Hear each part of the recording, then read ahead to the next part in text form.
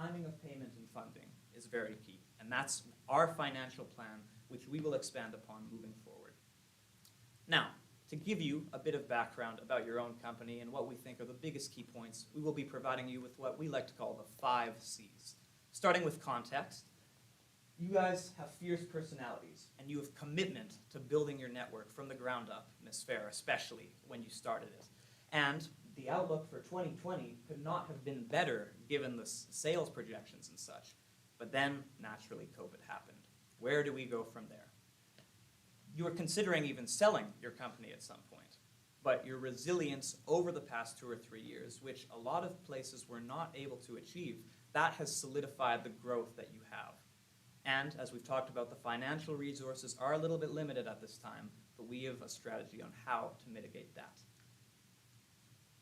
Here we have a Hofstede analysis to give you a bit of a comparison about different countries. You've provided some different alternatives with France and South Africa as potential different business ventures, but we think that there are a few too many differences culturally for these ventures exactly to work, especially when you look at uncertainty avoidance and indulgence, individualism. They all vary slightly, but when it comes to choosing a country that has a more secure fit, we believe culturally that will take the love that people have of music without it translating too differently moving forward. When we're talking about your company, you were founded in 2001 and started very small, but were able to grow and be determined to become one of the top Canadian entertainment companies. And you have opportunities for international expansion, so the only question is, where are you going to go next? Thirdly, when it comes to your customer, it's really those who are united by the love of music.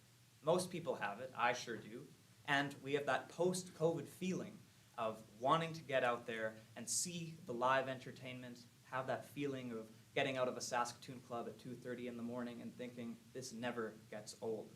So it can be international, but it has to relate to that culture, the different genres that people share of music, and even the languages as well.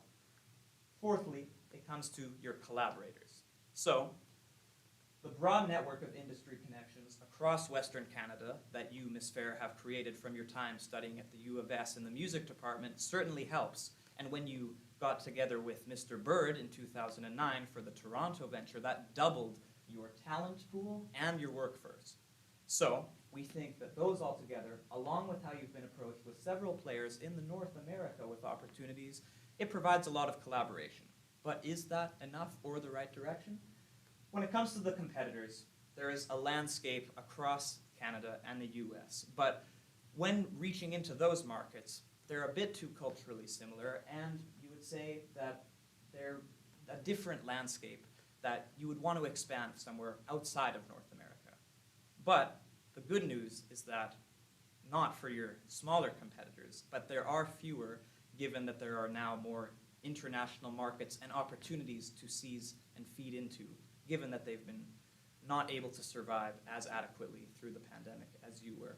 So there are some opportunities, and now I'm going to be passing it off to Hallie to give you a few more alternatives and exactly what our recommendation is. Thank you so much, Max. So we want to make sure that we can choose the best option for your company. So with that being said, we've created a rating scale to show you how some different options would actually work in the real environment. Now we have 3 different things with our selection criteria. So the first looks at growth. This is, does the plan bolster future expansion opportunities, and does it create relationships with artists and other venues in that new region? Now our second one looks at the brand.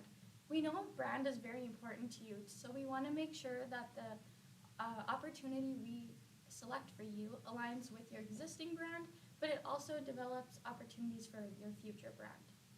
Now our last one is feasibility. Now this one's very important. As a business, you want to make sure the plan you choose is profitable and it minimizes the risk. Now you can see the colors at the bottom of the screen. So they go from a red scale where it doesn't quite meet the criteria of the plan all the way up to a green, with that being the highest part on the scale.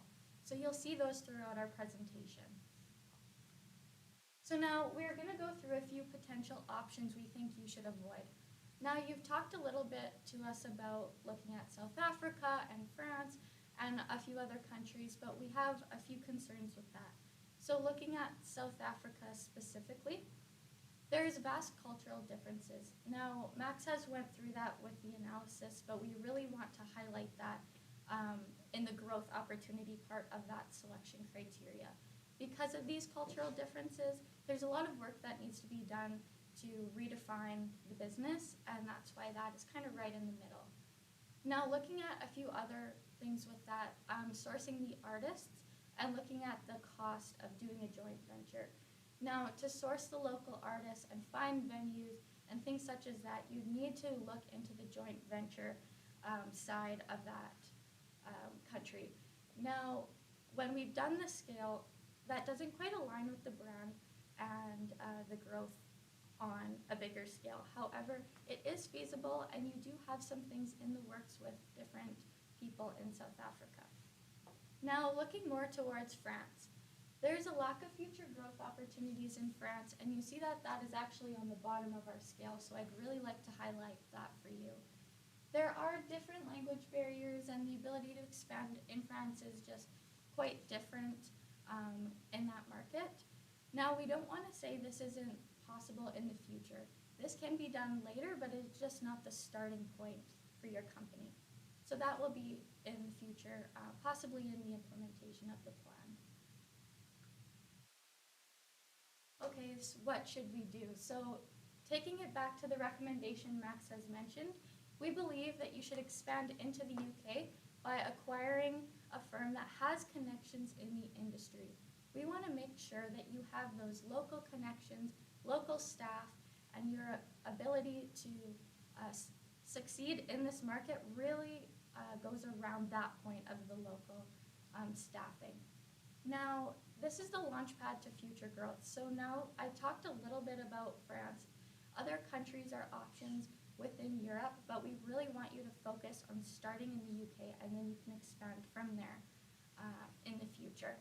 Now, another important thing to highlight is that West Europe has an 8.9% growth rate in this industry. We think that is amazing for you, and we really want to highlight that.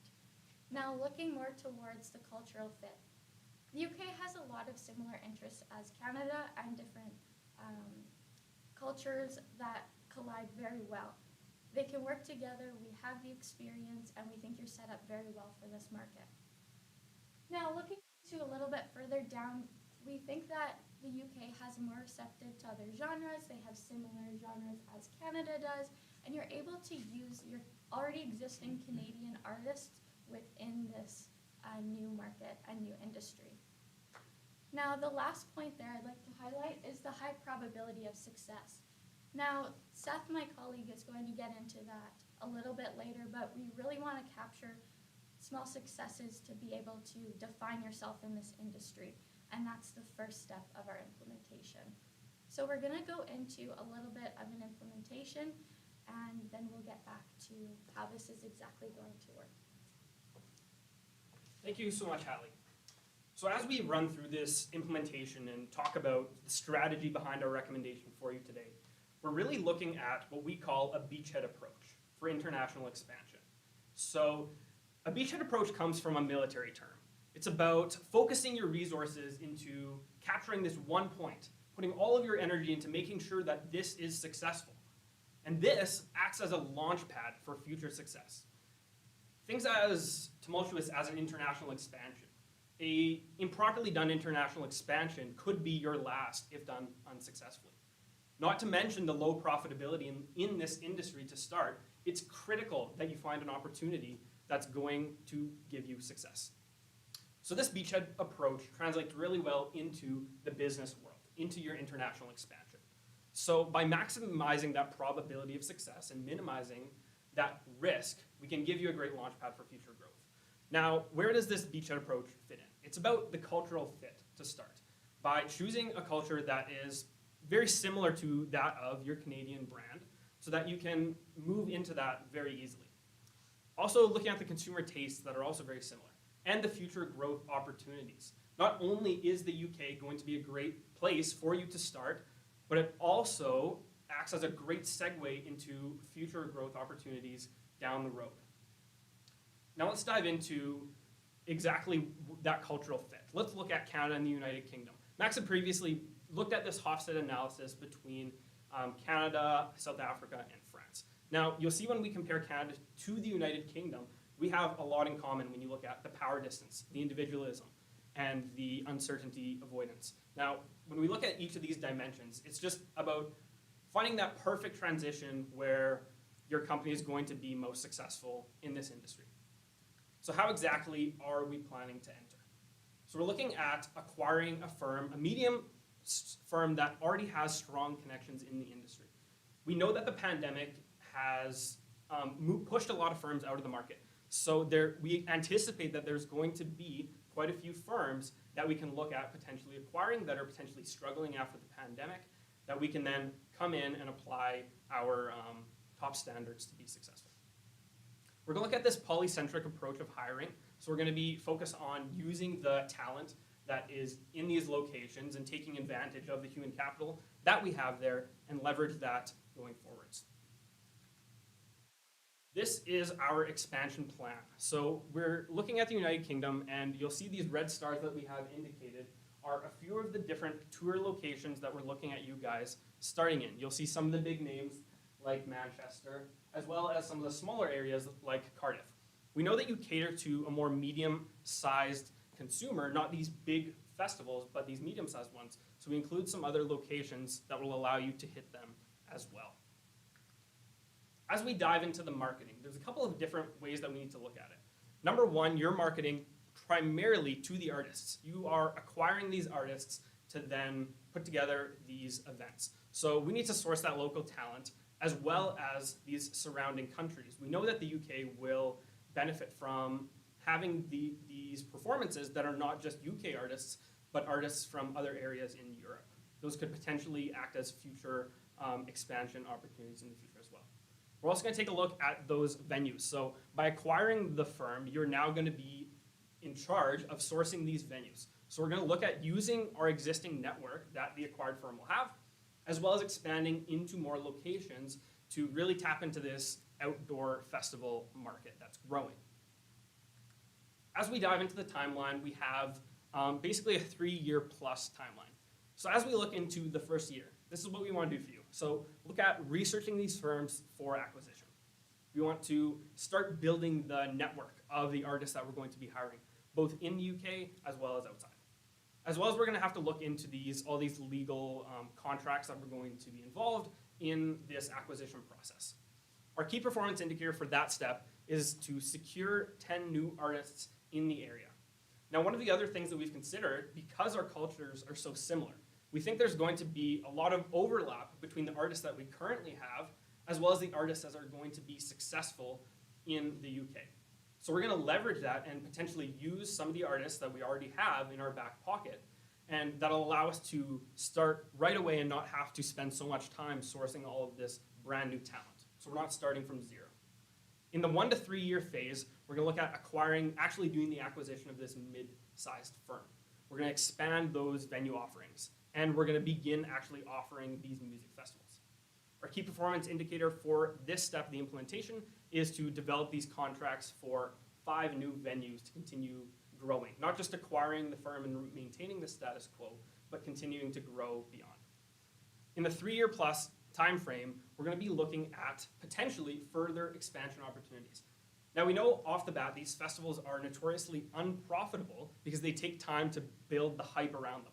So we're expecting that in this 3-year plus time frame, we're going to be able to become profitable in these areas. Now, you might think that this is, quite a while. Like you want to invest now, but 3 years down the line is when you're going to be realizing these profits. But that goes back to the beachhead approach and why it's so important that you're choosing the perfect location, because you just time frame wise don't have the luxury of making a mistake here. So it's important that you choose the perfect location, being the UK. Diving into the financials and what this is going to cost. So we're going to look at the firm acquisition around the $3 million mark. This is similar to what you're going to be spending on your joint venture. And we thought that this would help us to find around a mid-sized firm that you could acquire. We're going to spend some money on legal aid, as well as that artist acquisition and those additional expenses. Now you're probably wondering, we have these cash problems, where are we getting the money from? So we're going to use that private investment loan, that $5 million. So we're going to take advantage of that because the interest rates are so dramatically low. That 2.5% interest rate is so low that it's worth capturing. Especially with the rising interest rates, it's not worth exposing yourself to more debt risk. I'm now going to pass it off to Hallie to quickly run us through a couple of risks and what we're going to do to mitigate them. Thank you, Seth. All right, so I'm going to go through the two main risks we identified with the plan. With any plan, there's always going to be risks. However, we've prepared a few different mitigations with those. So the first one is difficulty in finding an acquisition. Now we know that this may be difficult. They're already very much prominent in the market, so they may not want to sell. However, the mitigation is looking toward a joint venture approach, so a little bit different approach, and we can easily adapt to that. Now the second one is that worldwide changes occur. We've all lived through the pandemic. We understand this is very much a prominent thing in our economy right now. The mitigation for that looks at capitalizing on the strengths that you have, boosting the future growth from this point. Things like the high vaccination rates in the UK and all of this. Now that can really work to your benefit. Now I'm going to hand it off to Max, and he'll quickly summary of what we have talked about today. In summary, everyone, every big business decision comes down to triumph through perseverance. The HR wins, the marketing insights, and finally, getting an international love to be united through everyone across a venture. We think that this is the strategy for you guys in the future. We will now take any questions.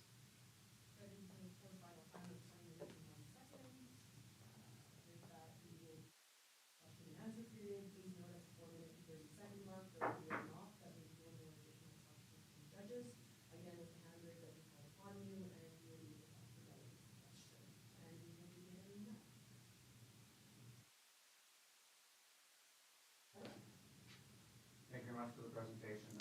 I'm wondering if you can expand on any other alternatives that you considered during your analysis, other markets, other strategies involved with the country.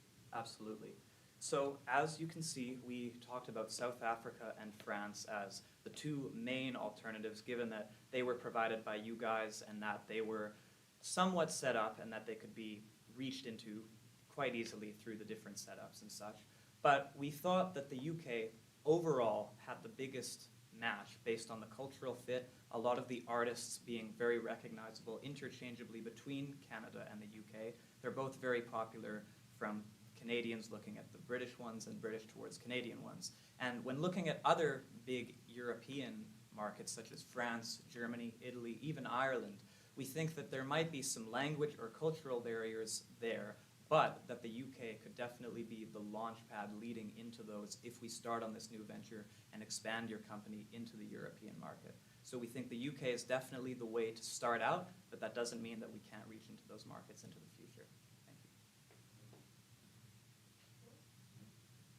you. Did you look at, or did you look at a member of your business hiring a local person? Definitely. One of the key considerations we had, and the reason that we went towards that acquisition, besides just hiring local and starting off, is because that when we hire out and have other companies, number one, we don't have the connections. But number two, the commissions that these firms charge us to book these venues is up to 50 and 60% of the commission that we get. So by acquiring that firm and vertically integrating, we'll have the opportunity to save money on our bookings, as well as simply acquire a firm that's going to help us grow in the future. Can you talk me through a little bit which revenue model you would prefer? Would you prefer the festival side, or would you prefer the agency side in looking for a partner? Definitely. So we know that the trend of these festivals is growing quite a bit. So we really want to focus on that for sure. That's why we're looking at 5 new festival venues to try and really focus on that revenue stream. But by actually acquiring this other firm gives us a whole new exposure to the clientele that they're already booking for. So by making this acquisition, it not only diversifies us, but it gives us access to those key locations.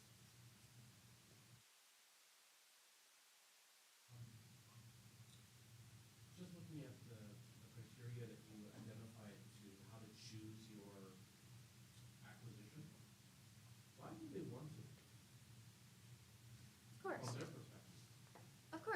we want to make sure that we have all of the key components of your company identified with that selection criteria.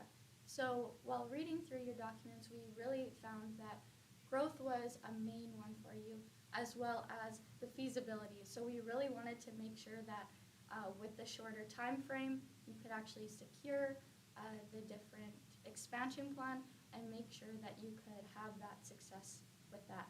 So growth and feasibility, I would say, would be the most prominent and most important criteria within the whole plan. So thank you. Still another quick question. Do you have any questions did you do any analysis in terms of the payback period?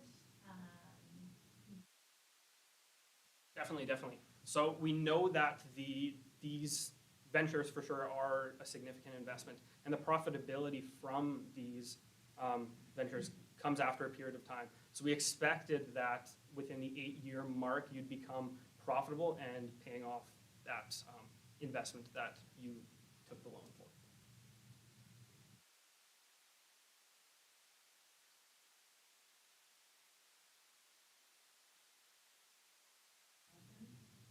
Delegates, thank you very much for the presentation. The exit through the room exit on the left-hand side of the room. Presentation viewers, you will also be allowed to leave once the delegates have exited the room.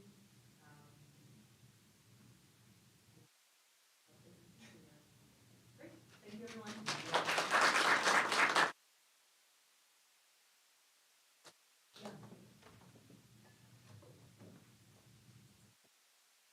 You'll have the 5 minutes to fill out your scorecards now. Again, because the live stream is on, you'll also get the presentation, but if you have questions about how to fill out a scorecard or anything like that, that's not specific to the presentation, by all means, go ahead.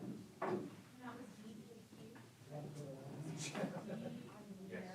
me double check. I don't know if that's on the.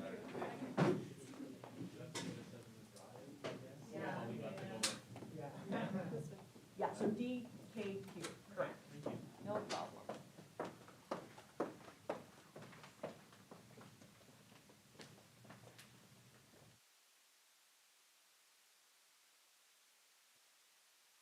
Of all the presentations. Let's take a picture of this. Oh, is the poster over there? Oh, amazing. Okay, I'm gonna do that then.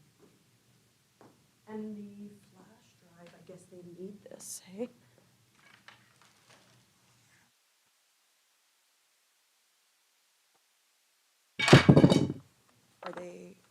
Are they getting this as well? Like, I'm not sure. That stuff is there, yeah, and then I don't know what Amisha wants to do with the. I'll put the flash drive in. Perfect. Okay, that sounds good. Thank you.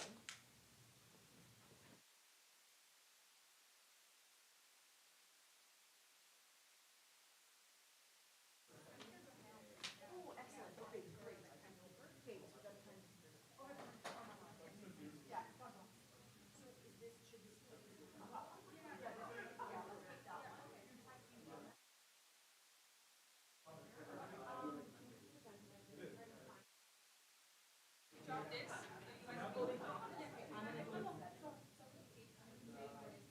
So I have to set it up. Correct. Yeah, that's no problem, so I will set that up.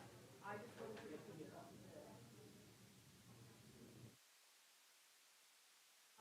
Not yet, just give me.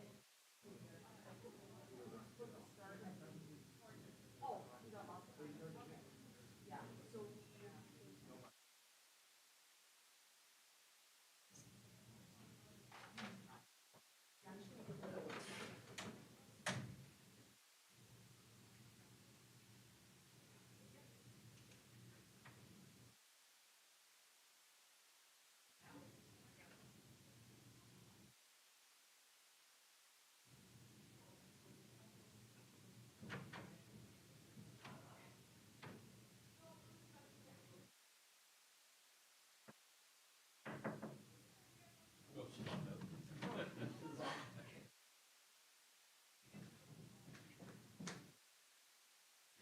Sorry. Cool. Do not all leave the room. The box is behind you. One person always behind. Thank you so much. Thank you. And all of our photos. Yeah, No, not yet, I'll give you guys a couple minutes here. Thank you for letting us know. I'm just gonna do that.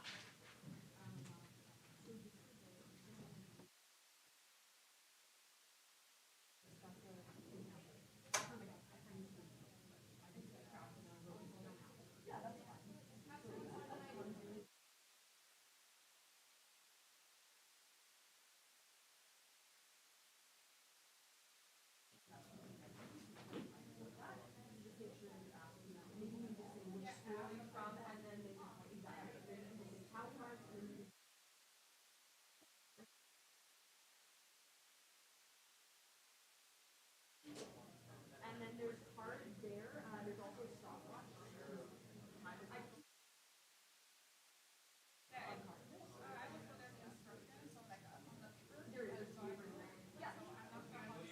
Yeah, that's no problem. So I'd say, we're generally letting people in the construction 10 minutes before the start time, and then come in, and then we close it at 2 minutes till the end.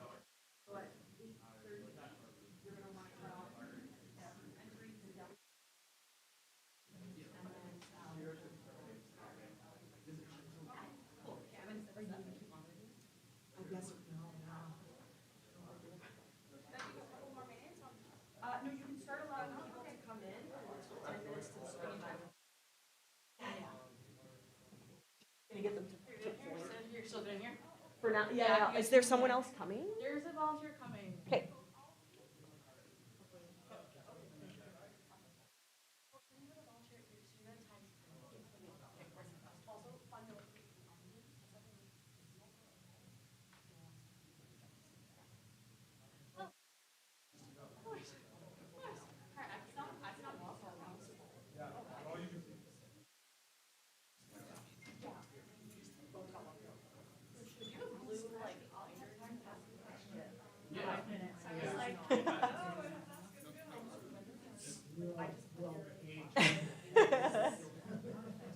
So the next team presenting is SNP, just for your reference.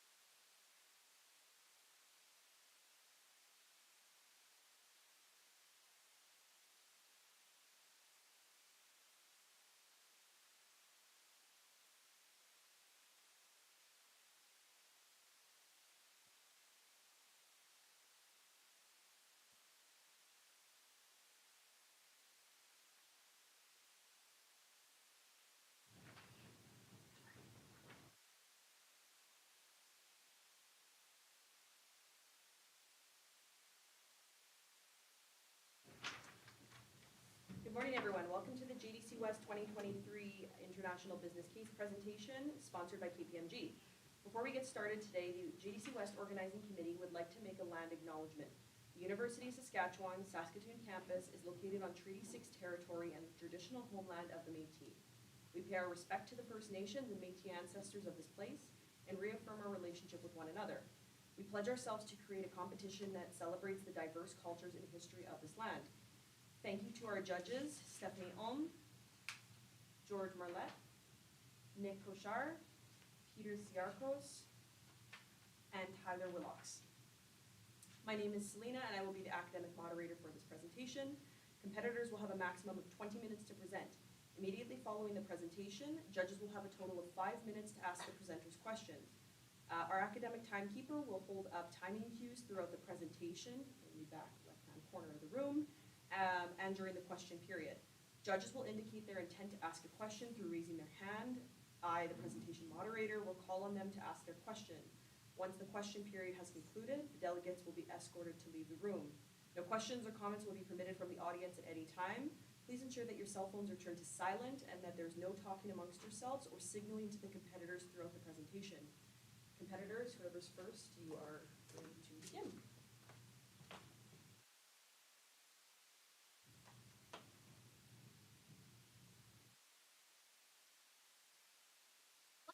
First thing you do when you get onto an airplane? For me, it would be probably going on my phone and listening to Spotify, the way that the melody plays in my ear as the plane is taking off. However, nothing really compares to the feeling of listening to the music live. TFA, today you have asked us that key question on how you can transcend the melody that you have brought to your Western Canada consumers into an international market. Good evening, judges. I am May, and today I'm joined with my teammates Angela and Yasmin. Together, we are YAM Consulting, and we are so excited to present to you how TFA can approach your expansion strategy into international markets and outside of Canada. Looking at our overview today, we will dive into some analysis where we'll see that TFA should expand to France through acquiring Agence Lions in France. We also will look into some key issues that comes with this acquisition. On first, how your company can actually manage financially to acquire the company, how to culturally align with that new acquisition, as well as how you can leverage your expertise in the French market. We'll then go into our strategy of pause, play, and fast forward. Lastly, by the end of this presentation, your company will be seeing the impact of expanding to international waters while increasing your firm valuation by $4.75 million. So let's dive into the situational analysis. What is your company doing now? We know that the FAIR agency, also known as TFA, is quickly reaching a saturation point within the Canadian market of live music. You specialize in a booking industry and have been the bridge to close the gap between an artist and their live performances. We also know that due to the pandemic, your company actually has quite limited cash flow. So whatever expansion project we are looking into, we really want to consider the two financial options that your company has presented to us. Lastly, we know that the management team that you have been working on has presented us opportunities to either expand to South Africa or Western Europe, mainly in France. But where we really want to drive your company by the end of this presentation is to really expand your revenue streams outside of Canada while mitigating any uncertainty that comes with COVID barriers. We also want to ensure a successful finance expansion plan to ensure that your company has the resources to pay, whether it be financing year by year or whatever the option is for this successful plan. Lastly, we want to ensure that you are expanding into a suitable country, not only in your corporate cultures, but also consumer taste with music. To do all of this, we really want to take a look at what your company specializes in and what are your key strengths that have drove you to success in Canada. We know that you are one of Canada's most prolific boutique entertainment industries, again, as a booking agent to help artists, whether it be smaller scale or larger scale, to enter into the live performance industry. You have also been specialized with a lot of festivals and venues, so you're very well-rounded with your networks in Canada, and we're looking to expand this outside of Canada as well. Lastly, we know that your current portfolio holds 200 active artists and strong networks across Canada. And this is definitely something you can leverage and bring across the globe to share your melody of your company everywhere else, wherever you expand to. Now let's take a look at the opportunity analysis that your team has presented to us. The two regions that you have presented was South Africa and France. Let's take a look at South Africa first. Your company has proposed to us a joint venture proposal with Zulu Entertainment Inc. We know that the Zulu Entertainment mainly operates in a festival style, and you're looking to collaborate with them to host a festival in February. However, as we continue to research this option that you have presented to us, we really saw that TFA, you'll have to contribute to A-list South African artists, as well as many other acts. However, you are not very familiar with the South African market, so for you to spit out a bunch of artists as well as emerging acts might be a bit difficult in terms of the timeline to have this done by February, since we are standing in January. We also know that the investment cost that we have evaluated is around 2.96 million Canadian dollars, and because South Africa has a CPI of lower than 50, which is the requirement for your first financing option, we know that this limits you to only doing your second financing option. And now let's take a look at France, which is the second option that you presented to us. France, you would be acquiring Agents Lions, which is based in Paris. We also know that this is a company that is very similar in size and operations that you have currently in your operations. We also know that you have experience with working with them in the first place, since your management team, Bird, actually has an existing network with them and have partnered with them a few times to work with some French artists. So this is actually a very good benefit that you've had, since you already have some insights on how their operations work and how that lines up with your company. Lastly, we have evaluated this acquisition at around $2.57 to $3.14 million in cost, and there's more options for financing this option than it did with South Africa. I'll pass it off to Angela to go through the alternative matrix. So now that we have a strong understanding of what exactly is going on with your company and the current opportunities that are presented for you, let's take a look at how we can exactly narrow down our options. And we kind of already have a sense of where we're going here. But specifically, we wanted to take a look at 4 key elements that really are going to help you drive this decision-making process. Firstly, understanding the profitability of what this is going to look like for your agency. Secondly, getting a better understanding of the music market, both in South Africa and within France and the Western European environment. Thirdly, taking a look at the impacts of COVID-19 and how those might impact things. And then fourthly, looking at what this actually proposes as a growth opportunity. In particular, we wanted to take a look at these different elements because it really drives for whether you're able to have a stable and secure option moving forwards, especially given all of the uncertainty that's occurred over the last couple of years. And so firstly, taking a look at the idea of profitability. Within South Africa, if you're going to enter into the festival market, the festival space is an area that is very unstable, and it presents a lot of opportunities for not necessarily making a lot of profit. For example, if we take a look at 2024, because of all of the investments that we're going to have to make, that your agency is going to have to make, it looks to be negative 4.89 million, and even by the time we reach 2027, where you'll have hit the max capacity of 200,000 individuals attending this festival, you will still be in the negatives. Whereas if your agency chooses to go into France, you're going to see a lot more opportunities here to actually redevelop that out. Although it says that, in the 2024, there would be negative profit of 2.16 million. By the time we reach 2027, we're actually going to hit around 2.27 million. Furthermore, a lot of this can be actually subsidized by the loan that you're taking on, and so you're not actually necessarily going to be in the reds within 2024.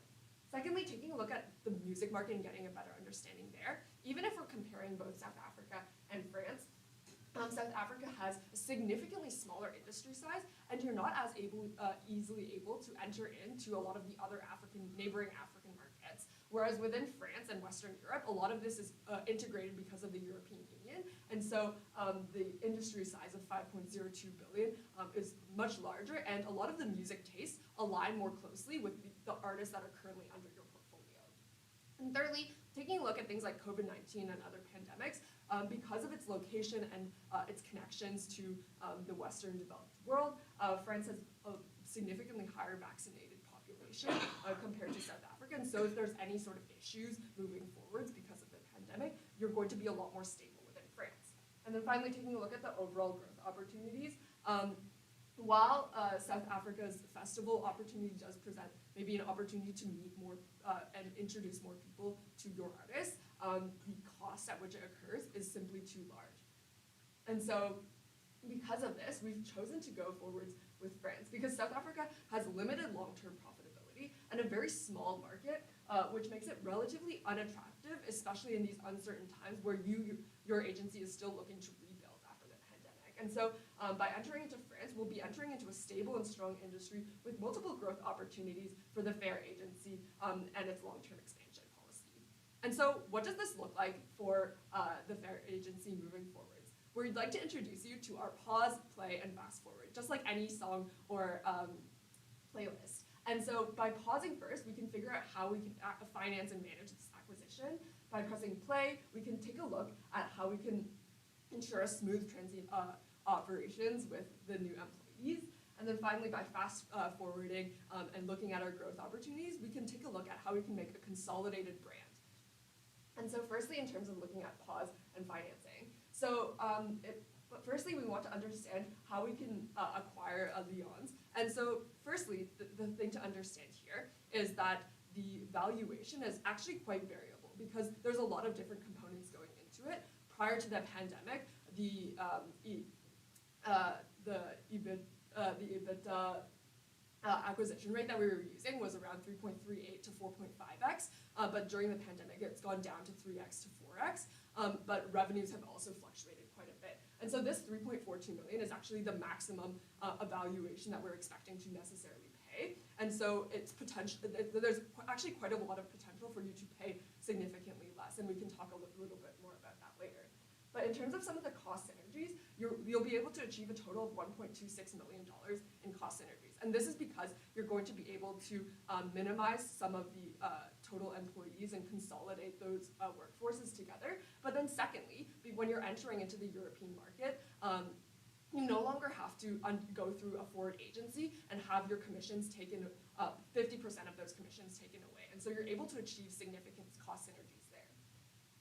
Secondly, we want to take a look at renegotiating the terms for our loan. So the initial loan proposals were for $5 million, but obviously kind of the amount that we're actually going to need for this acquisition is going to be slightly less. And so we should be able to renegotiate some of the terms to maybe get less money and potentially more favorable terms.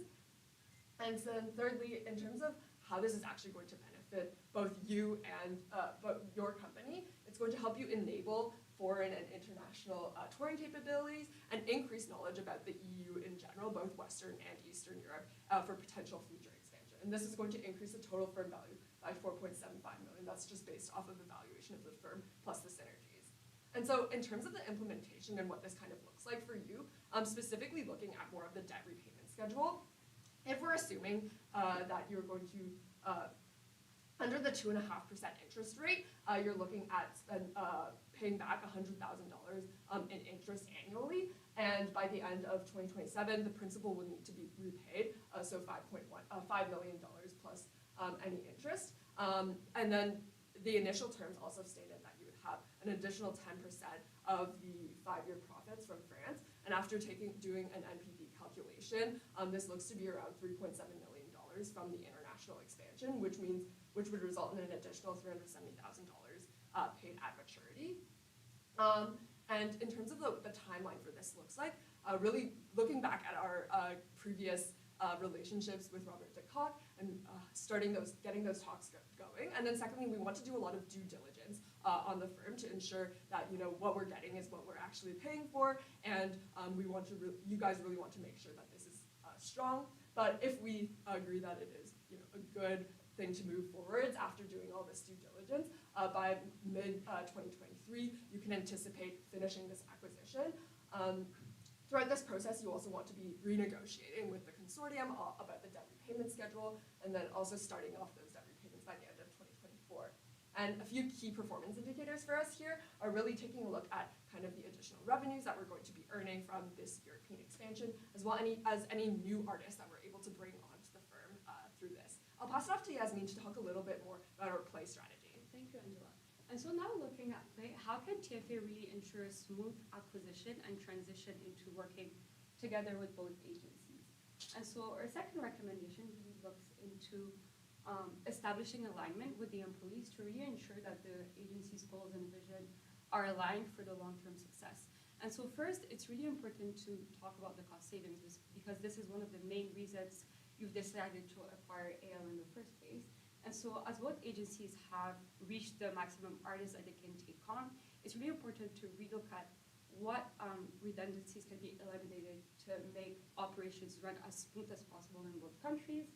And then secondly, it's really important to look at the cultural alignment between both firms and really ensure that both employees are really aligned in both offices to ensure that long-term goals are met.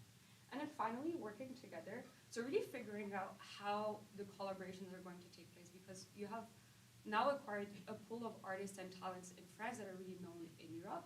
And so how can collaborations such as shows with both artists from Canada and France can look like in Europe to really gain traction and successfully move forward? And in terms of the impact, first, this really looks like the cost savings that Angela touched on earlier, while really maintaining the high levels of employee satisfaction both in France and Canada to ensure smooth operations.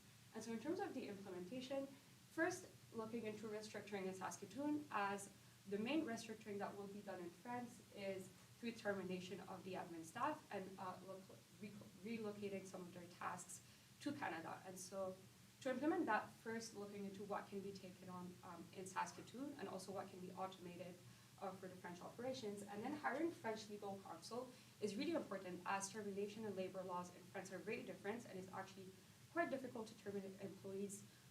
But for an acquisition, it's a little bit more simple and that's really something that we want to highlight here.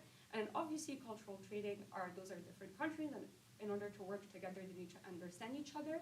Finally, building that roadmap of collaboration. So moving forward, what for the next year is looking like in terms of collaboration between artists and agencies need to meet to really start thinking and planning those collaborations. And in terms of the timelines, really important things are once the acquisition is done, really looking at the restructuring to start operations as one firm, and then really thinking of the roadmap creation as this is really the key to move forward with the long-term goals.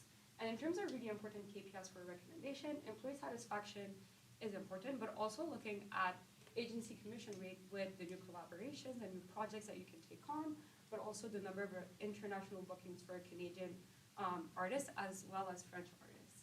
And now looking at the fast forward, long-term, what can you do to really leverage this acquisition to the next level? And so this really looks like taking on La Fête de la Musique, which is one of the biggest French festivals that is around music and takes place on June 21st every year in Paris. And so really, this is a great way to utilize the agency's current capabilities in terms of festival planning and event management with both artists and enabling the show to bring talents together from both big firms. And we know that Garou is a talent that you have already that's really famous in France. He actually is one of the judges for The Voice in France. So really leveraging that to gain more attention on your show, but also on both artists to really ensure that those roadmaps can really be successful in the future. And so gaining media exposure for artists and presence of the company as a whole. In terms of implementation, this really looks like artist logistics. So who can attend, who is free, and how can we make them fly out? Utilizing the French network to book a venue that will be best for the show as you're looking at 20,000 employees for that, 20,000 attendees for that day at the festival, and then marketing, hiring a French marketing agencies and communicating that creative brief in order to really leverage the success up front of the show, and then figuring out the logistics of the show and its launch. And in terms of implementation, so this is a simplified timeline in terms of the logistics to be figured out in early 2024, with the marketing being launched again in early 2024 into Q2, and then the show again taking place in June 21st of 2024. With some important KPIs being ticket sales, artist satisfaction and the number of new bookings post the show now that you've really gained a lot of traction. And I'll now pass it on to Angela to walk us through risks and mitigations. Now that we have a really good understanding of our pause, play, fast forward strategy, any great strategy is always going to have some risks that might occur and crop up. And so firstly, one of the main risks that we're taking a look into is the right to disconnect rules in Europe. And so this would result in employees maybe not being able to work as late hours as they currently do. However, by expanding internationally, you're actually gaining an advantage here because you're able to utilize kind of the difference in time zones to maybe manage things that might otherwise be in the middle of the night. And so this is going to be quite helpful here. Then secondly, another key risk for us is really just the COVID-19 and other illness resulting in more cancellations. However, now that you've actually moved into the French market and you have more leverage there, you're going to be able to move things around in those cases. Next, I'll move on to some of the financials. In terms of this is going to increase the total firm value by 4.75 million. And while the initial ROI on the festival is going to be low, what we're trying to build for your agency is an overall consolidated brand. So TFA, today you have asked us that key question on how you can approach your expansion strategy. We have led you into the French market, where we will implement our strategy of pause, play, and fast forward. We hope by at the end of this presentation, your company has fully transcended the melody into the French market as well. Thank you so much for listening, and we open the floor to any questions. Judges, you first on the time of the 2 minutes and 51 seconds. Again, with that, there will be a 5-minute Q&A period at which the 4-minute and 30-second mark, the timekeeper will come off on the table. No more questions will be asked from the judges. Delegates will have 30 seconds to complete. 5-minute mark. I will be the one to moderate the judges as you ask questions, call upon your name, and we will start the question and answer period now. Sure.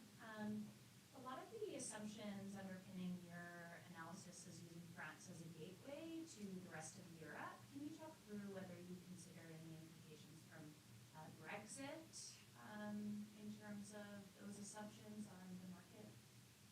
Yeah. Yeah, for sure.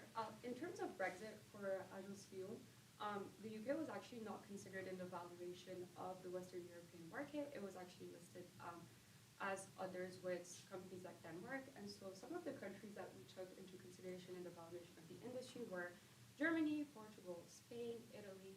And so, for example, Brexit, in the sense of right now moving forward the strategy, would not be taken into consideration when thinking of the valuation strategy. First of all, thank you very much. It's really good. You talked a lot about redundancies. There's $1.2 million you expected, I think, or around that range. But in the implementation, could you talk a little bit more about how you were going to do that and the risk you talked about in doing that? It's a big number. Yeah, for sure. So that's definitely a large number. And so there's a few different things that we want to take into consideration here. So firstly, in terms of consolidating the two firms, in order to minimize some of those impacts, we're looking at reducing 75% of the administrative staff within France. And the reason that we think that you guys will be able to do this is because you already have a lot of that expertise in terms of some of those just HR functions, which is primarily what is comprised of within the administrative abilities. And so by cutting out that 75%, you're looking at around a savings of around $633,000. And then furthermore, by looking at whenever you enter into Europe now, you no longer have to go through a foreign agency. And typically foreign agencies take a 50% or to 65% commission off of your profits. And so you no longer have those anymore. And so in 2022, you did around 753,000 sales in international waters. And so that was kind of what was used in that valuation, but we're expecting that to increase in the future. And so you're actually getting increased cost savings as time goes on. So you've talked about a lot of different potential cultural considerations as part of your expansion into France, but I'm wondering how you intend to address the language barrier. Yeah, for sure. So we were definitely looking at maybe hiring translators as well. However, the reason why it's not directly on the implementation is because we know that your management management team has already interacted with them and have actually built a lot of contracts with smaller French artists. So with your expertise and your experience in the French market already, we believe that either retraining some of the French staff because you already know the head of the French office, and having that hierarchical almost power distance, because we know the French have a 68% index for power distance, really allowing the top managements to pass the message down. So having your experience in the French market already and talking with the head already will allow you to kind of transcend the cultural alignment downwards to the French offices. Yeah, thanks. Excellent presentation. Just going back to your slide, you mentioned about, actually I really like that you investigated the labor legislation in France with respect to termination. Just a request for some clarity on that timeline. Were you factoring in, okay, so Q2 to start training Saskatoon admin before receiving termination of admin in France, is that correct? Yes, for sure. So in terms of the restructuring, what it happens before is because we really wanted you to be able to look into what was possible in terms of who can take what workload, but also what can be automated to really ensure that the staff in Canada is not overwhelmed with the France workload as well. And so this is why it happens a little bit earlier and starts early. And then the termination and restructuring happens in Q3 once Canada logistics have been figured out. Perfect, thank you so much. And that's all the time that we're going to have for questions. Thank you very much, delegates. Congratulations.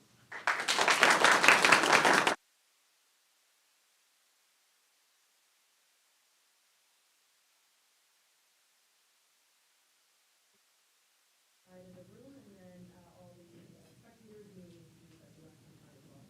Thank you so much. Thank you. Have a great day. Thank you. Have a great day. Thanks so much. Oh, you guys can see me.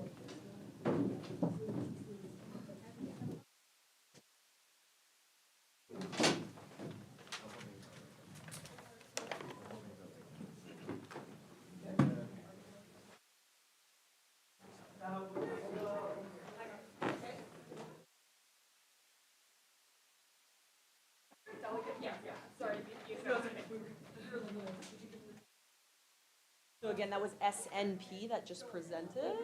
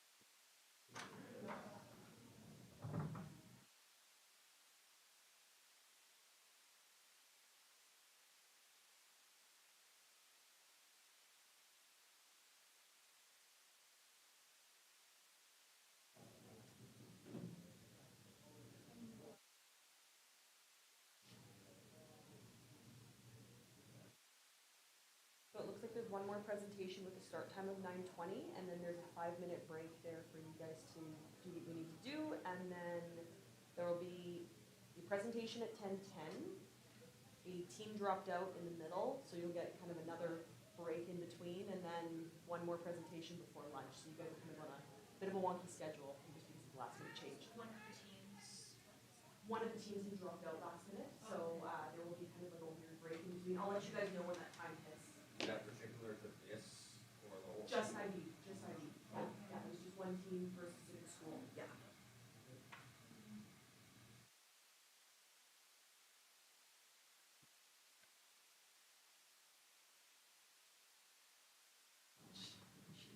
Do they have a bag there of personal items as well? No?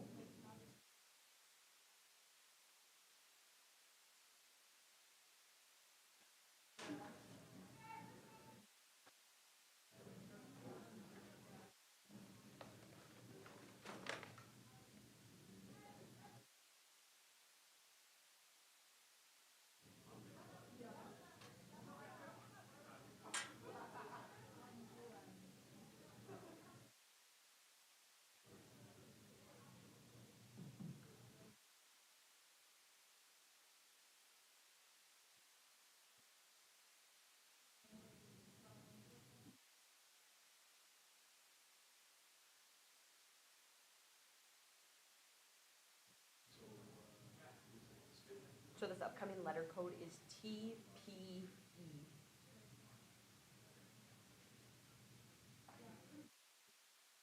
PE.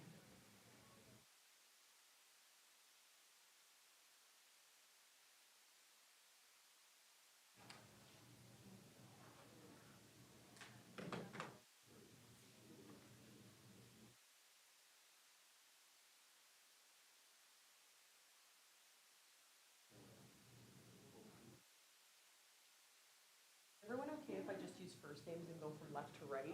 Yeah. Okay, just wanted to double check. Thank you.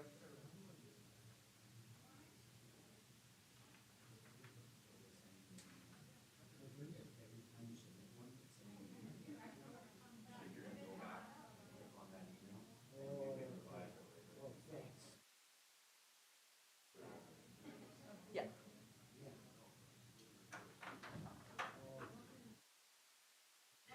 I have a minute just to step out and get some water. Oh, yeah, yeah, yeah, yep.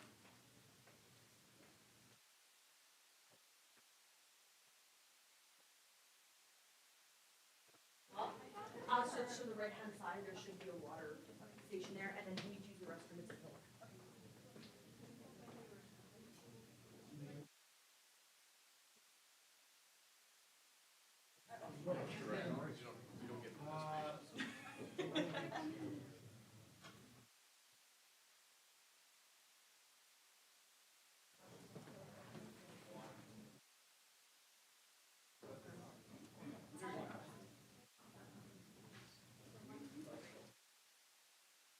No, as long as you're not in a reserved spot, you're good to sit wherever. Perfect, thank you.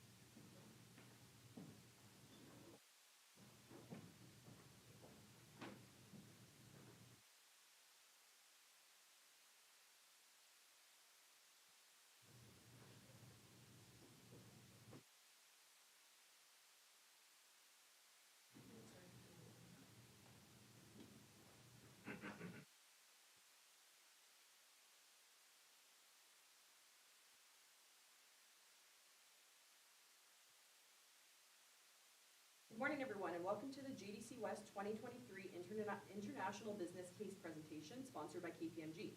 Before starting today, the JDC West organizing committee would like to make a land acknowledgement.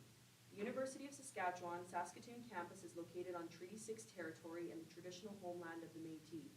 We pay our respect to the First Nations and Métis ancestors of this place and reaffirm our relationship with one another. We pledge ourselves to create a competition that celebrates the diverse cultures and histories of the land. Thank you to our judges from left to right, Peter, Nick, George, Stephanie, and Tyler. My name is Selena, and I will be the academic moderator for this presentation. Competitors have a maximum of 20 minutes to present. Immediately following the presentation, judges will have a total of 5 minutes to ask the presenters questions. Our timekeeper, Kathy, on the left-hand side, will hold up timing cues throughout the presentation and the question period. Judges will indicate their intent to ask a question through raising their hand. I, the presentation moderator, will call on them to ask their question. Once the question period has concluded, the delegates will be escorted to leave the room. No questions or comments will be permitted from the audience at any time. Please ensure that your cell phones are turned to silent and that there's no talking amongst yourselves or signaling to the competitors throughout their presentation. Competitors, you are free to begin. In my basement, my family has the most beautiful baby grand piano. I hope I have some music lovers in here to follow along. However, that piano went widely unused. Tragically, both my parents are very tone deaf. So I took upon myself the task of learning how to play this beautiful instrument. It was scary, and at the beginning, I often played very quietly. I was scared to make noise, I was scared to make mistakes, but as I got better, I grew, and I got to play to the volume that I can today. I can play confidently, and I can play loudly, and take up the space that I do. Today, we're here to talk about that. It's time to get loud and be heard. Today, we've seen your company make a lot of noise in Canada. You've done very well, and we're super excited that you've asked us to work with you. We're going to be talking about how your company can start to be loud in other places in and around the world. My name's Amy. I'm here with my colleagues Briar and Nee, and we are Mrs. Worldwide. Today, we're going to talk to you about how your company should proceed in your operations in a sustainable way that produces growth. And so first, we're going to be talking about where you are right now. We see your company as an established company looking to crescendo. To make a music reference, right now we see you as loud in the international space, or loud in the Canadian space, and we'd like to see you loud all over the world. So we're going to start small, and we're going to work our way up to the future state of being an established international company at full fortissimo, which also is full volume. So today we're going to talk to you about where. Where would we like you to focus your efforts to get to where we want you to be? How are you going to be entering this international market? And lastly, what? What are you doing to differentiate yourselves as a company? I'm now going to discuss this primary problem in depth. So how should TFA proceed in your operations in order to sustainably grow as a company? Right now, we've seen stagnant revenue growth. It hasn't increased a lot in the next couple of years. So we want to grow your opportunities in and around the market, but we also want to consider that risk factor. How are we making sure that we're not expending resources, and how are we allocating them properly? Now I'm going to invite my colleague Briar to look at a situational analysis of your company and its position. Thank you, Amy. So today, our company size is about medium. We have 12 agents, 20 event managers, and 10 admin staff. And right now, we're potentially looking to reallocate some responsibility and expand our company. So right now, we're having stagnant revenue, which is not the best, but we plan on helping you guys become less stagnant and more consistent with revenue growth. So expansion is needed for TFA, but we have to keep in mind that our resources are limited when we're moving forward. The pandemic has affected your agency, and the pandemic hit the music industry really hard. So how could we establish, we have established our position in the market, but we also have lots of competition. How can we differentiate, stand above, be loud, and be heard? Our international contacts are France and South Africa, and these options may have been easier due to be established due to contacts, but we will evaluate that later. Now I'll hand it over to Amy to talk about where we are going. Thank you so much, Briar. So we've talked to your company a little bit about this pre-aspect. where is your company, what are your options. Now we're gonna look at the where do we want you to focus your efforts as you're proceeding forwards. Well, first, let's look at the alternatives. You've outlined two really solid options of France and South Africa, and we're also going to talk a little bit about Sweden and the opportunities that may lie there, because you've outlined heavy data and numbers relating to Eastern Europe, which we'd also like to consider. So first, let's look at France. It has an ease of doing business rated at 32, and a lot of the pros are accessible market expansion. As Europe is relatively close, you would have good market expansion options there, and you already have connections with a pre-existing company for an acquisition. Some of the risks are also that acquisition. Culture is a large thing when looking at acquisitions and how you're going to transition that culture, and as well as the finances. What is the financial position of this acquisition company? What do their finances look like in the future? So these will all be things that we evaluate.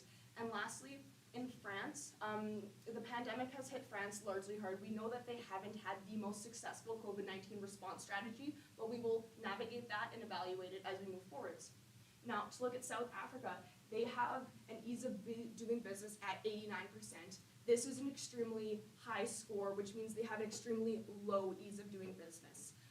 This would not be extremely helpful to your company, and especially as a third party coming in to book venues. That would be something important to consider as you'd be moving through a lot of those steps.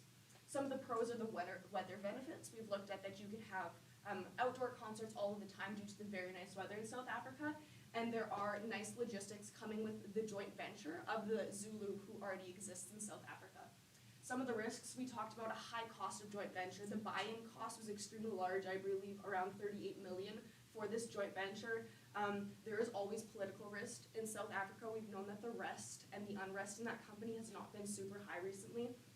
COVID-19 response has also been struggling, much like France, due to low infrastructure. And the expansion risk also, there aren't as many places to expand from South Africa due to a lot of the infrastructure and the political risk around other African countries. Now, we're going to look at Sweden. The ease of doing business in Sweden is 10, which is a very remarkable score. They're one of the top 10 all around the world for ease of doing business. This would make it very easy for your company to be planning events. A lot of the pros is Sweden's also had an incredible pandemic response.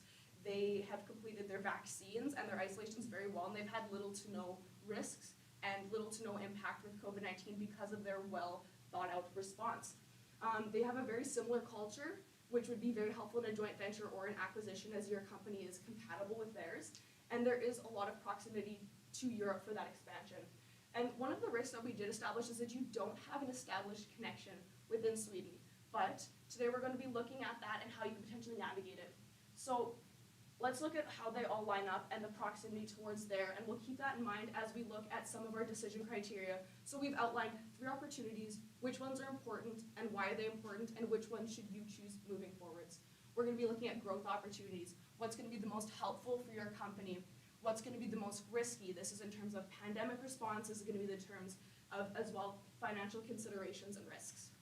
So when you're looking at France, it does consider those growth opportunities, but there is high pandemic risk in a very volatile market, and it is not as financially considerate because you're moving forward with that acquisition in a company you don't know the finances to. In South Africa, there's not as much growth opportunity because I said you can't expand to as many of those African countries, and there is high risk with the government and COVID impacts, and not as financially considerate because of that large buy-in with the joint venture. However, Sweden offers a lot of growth opportunities with little risk and gives you the most financially considerate plan moving forwards. So that's what we're here to talk to you about today. We believe that TFA should expand into Sweden to provide a lower risk option and sustainable growth for the future.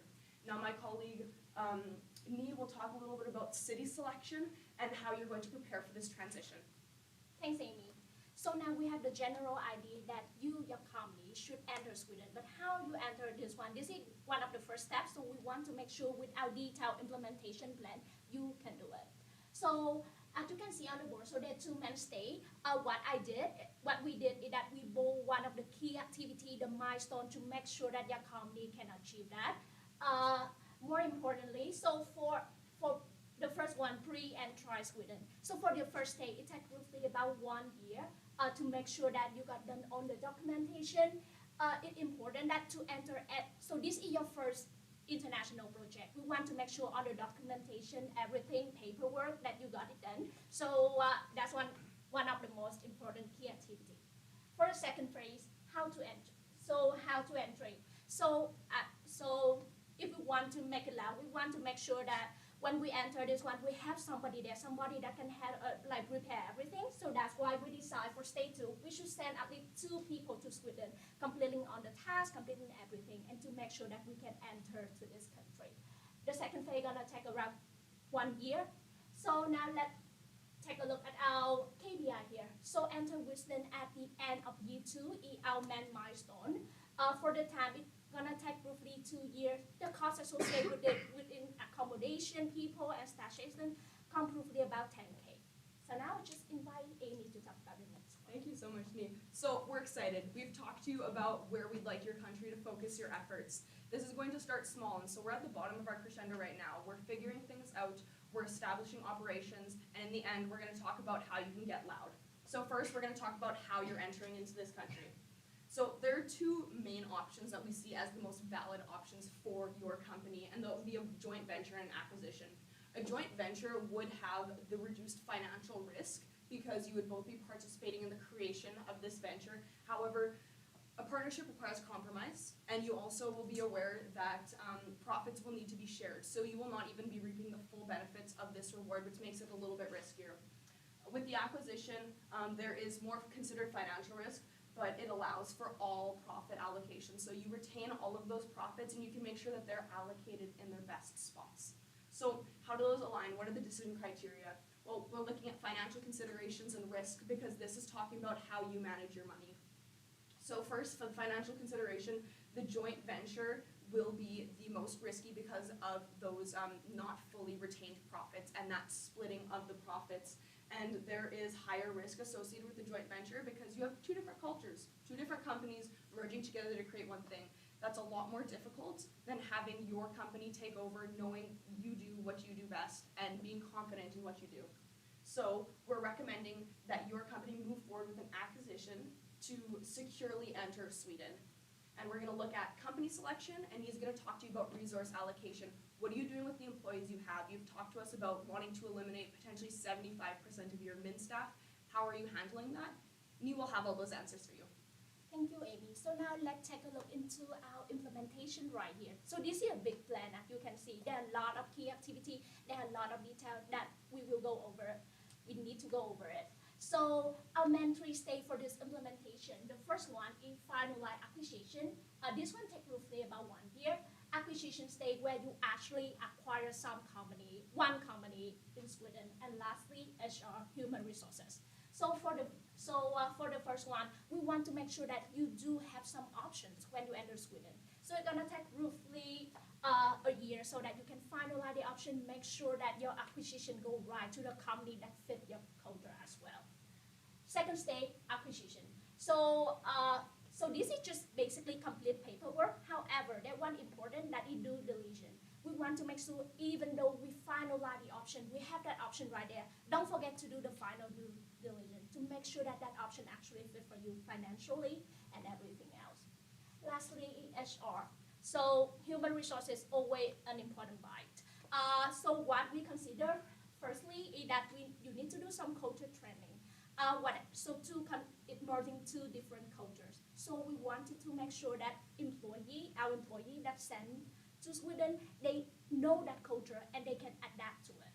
So for the product, Amy just discussed quickly. So about your human resources. So you're talking about layoff 75%.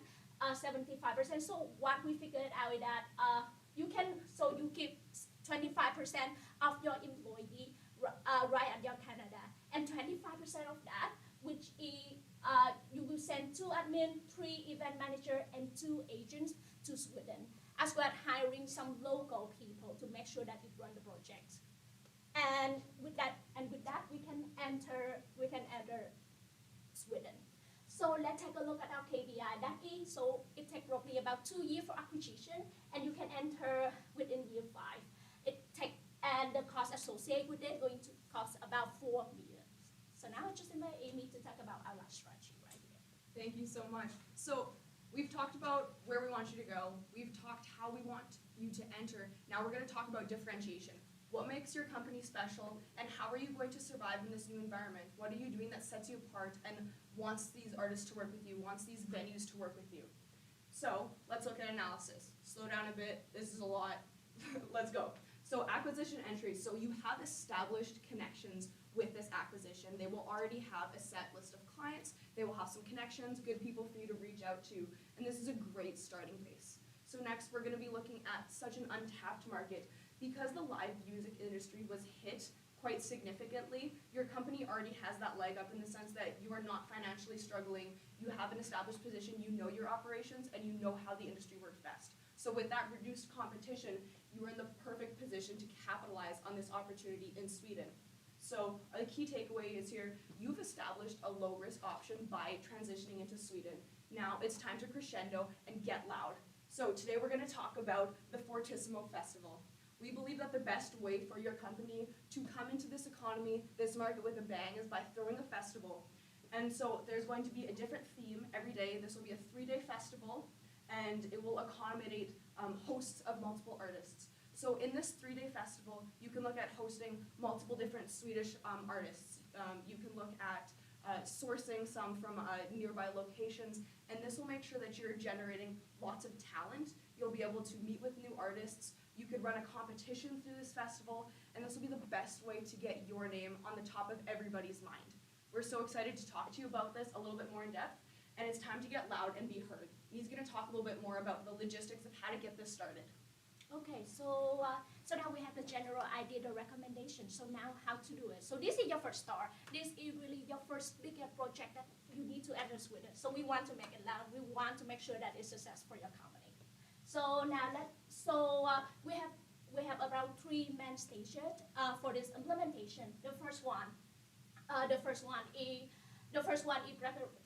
preparation. So first one that we're gonna finalize the venue that you want to this one. So there are a lot of locations in Sweden that we need to take consideration of, and we need to make sure that it's large enough for our event, for the first biggest event.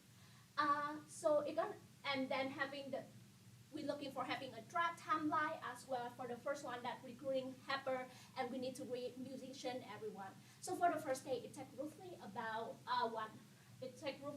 just like 1 quarter of year 5. So marketing promotion. So Amy touched a bit about it. So this is going to be 3 days event. Therefore, we're gonna have like lots and 3 different days with 3 different themes. So therefore, our target market need to be specified. It's a large target market though, but then we have like small buy of the target market to make sure that every day we have exactly the people that we want to visit, and we got the first success.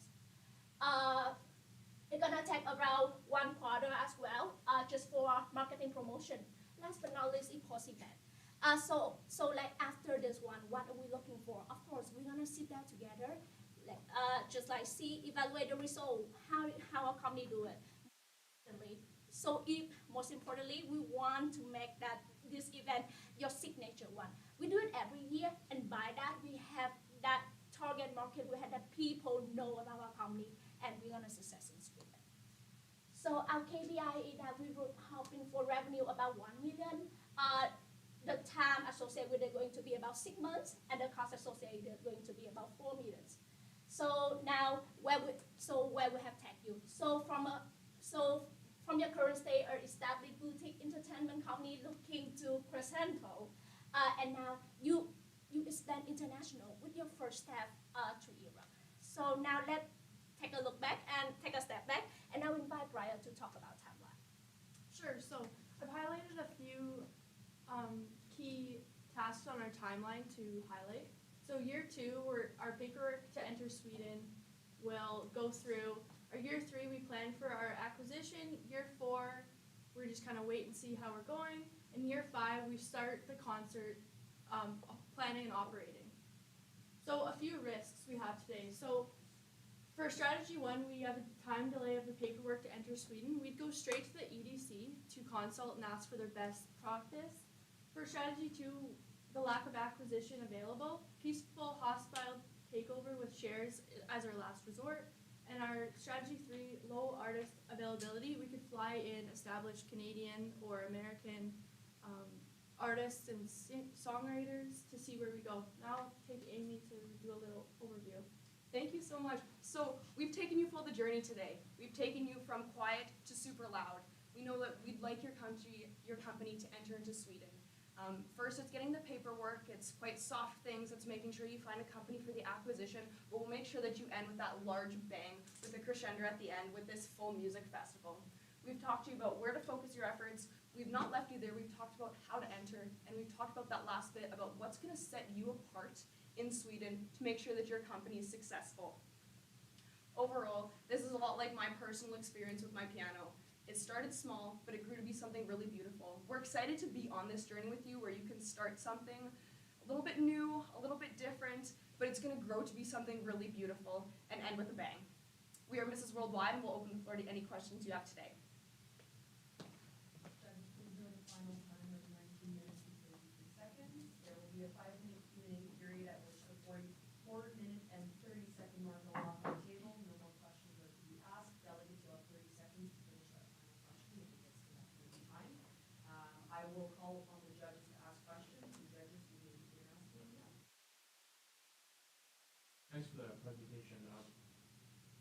Yesterday, I didn't know we were going to Sweden, and now we're going to Sweden, and it sounds like I heard about the paperwork, and it sounds like we're going to arrive, we're going to do paper, we're going to find an existing company, and we're going to acquire them, and if they don't like it, we're bringing a hammer, and we are taking them.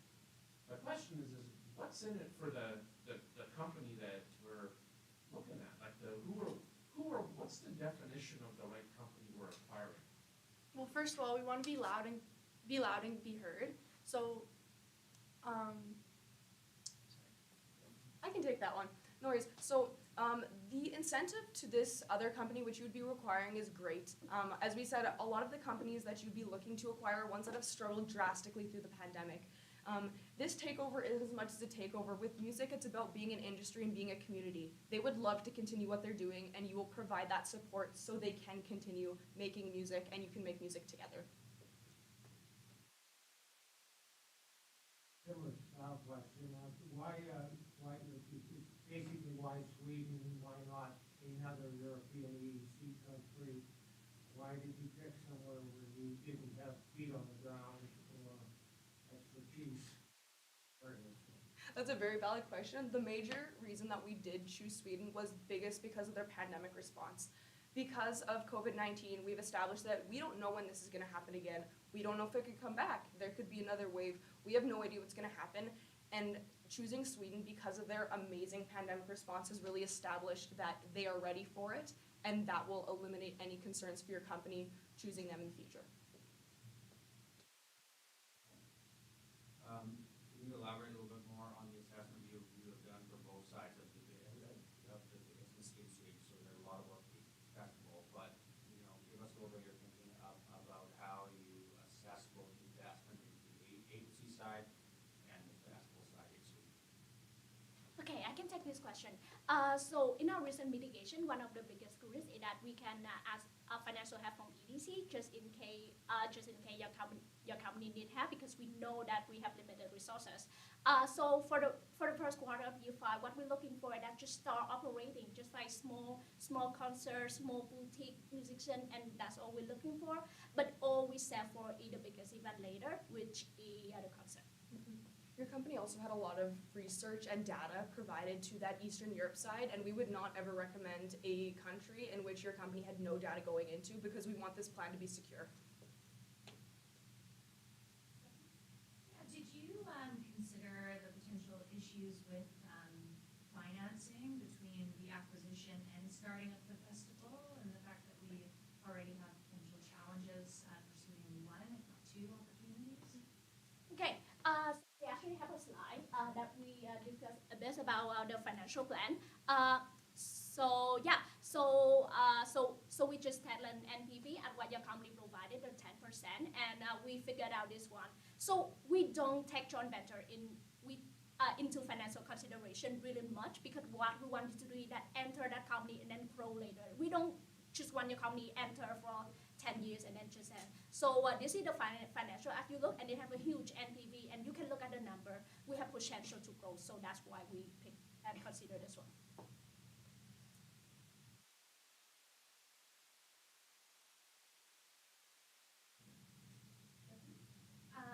In terms of the acquisition, what are some of the, did you discuss any potential measures you could put in to prevent cannibalization? So what I mean by that is loss of relationships, of existing people working in the company you acquire?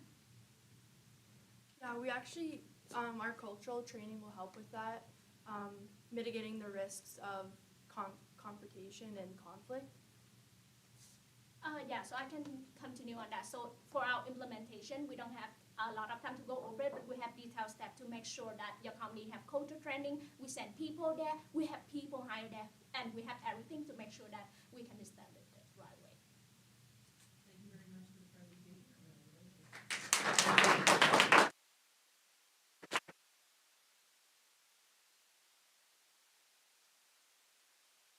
Delegates to leave the room first on the left-hand side, and then spectate on the left-hand side, and then, the spectators may exit as well, and I will bring you your envelope with your delegate tags.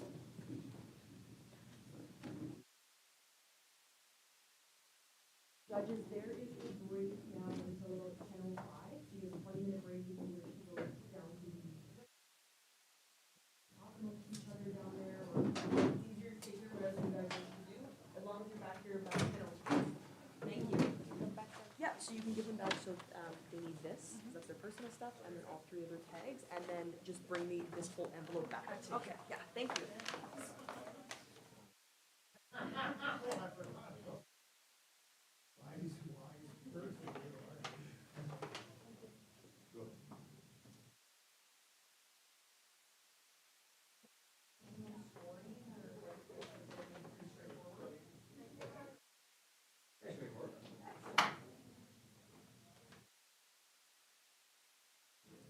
Appreciate you guys spending the day here.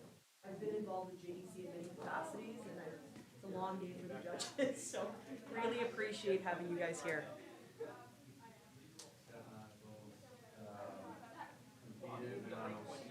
Yeah, I was reading your judge files, I'm like, okay, we got these seasoned professionals in here.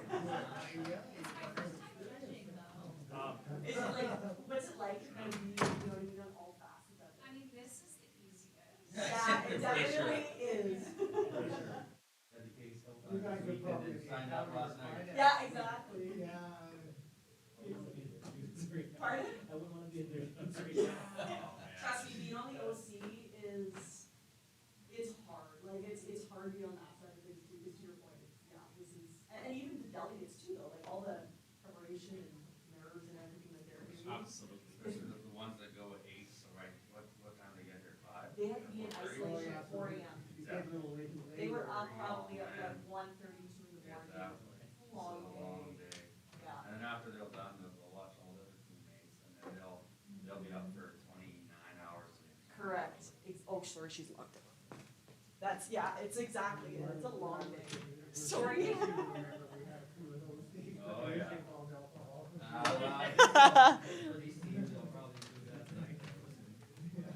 That was TPE again, just in case you guys.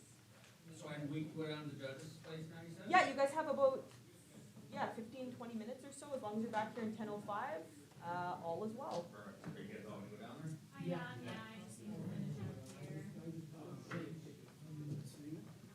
Yep.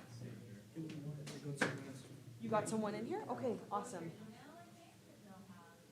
Maybe what I'll do then is I'll stick around here to help you guys with some training stuff, and then, just for one, and then once you guys get through this one presentation. I was doing both, I can help with both for explanation, so Kathy's been timekeeping, and then, sorry, what's your name from audit? This one. Sorry? This one. Jess? You can this Okay. one, Jazz. Jazz? Okay, sounds good. And then,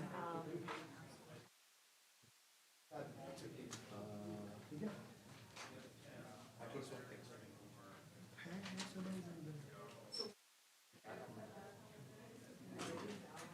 just your final line, and then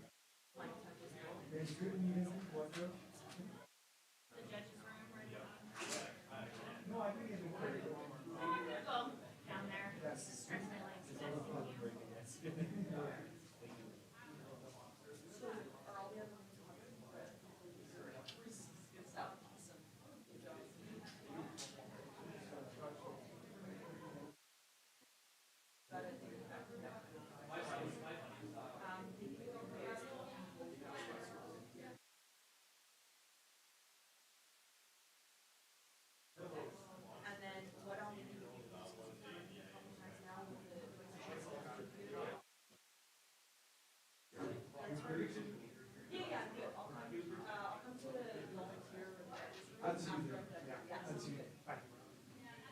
So, we'll have timekeeper just because there's Jazzy isn't here.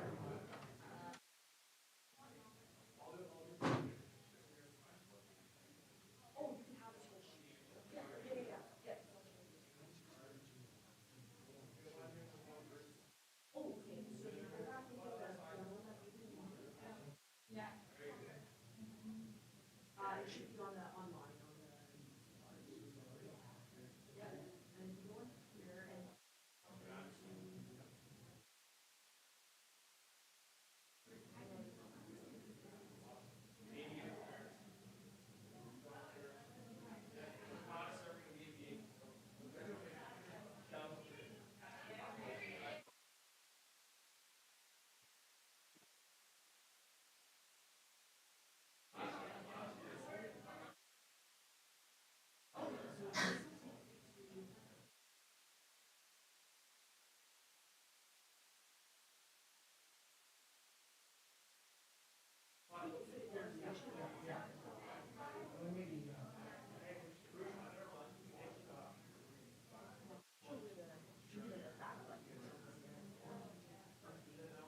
oh, sure, yeah, sure, thank you. Oh, no worries.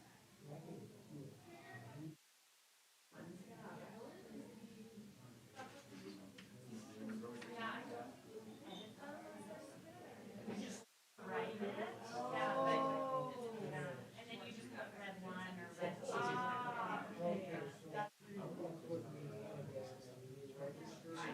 Yeah, that makes sense. Oh, you're not ready yet, that's fine. Oh, there we go.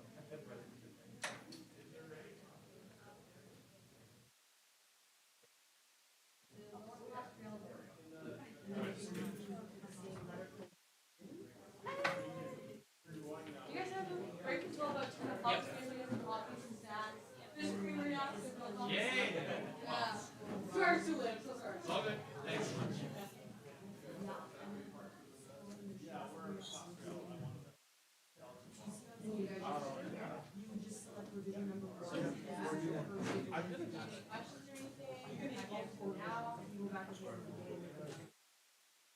Yeah, sure.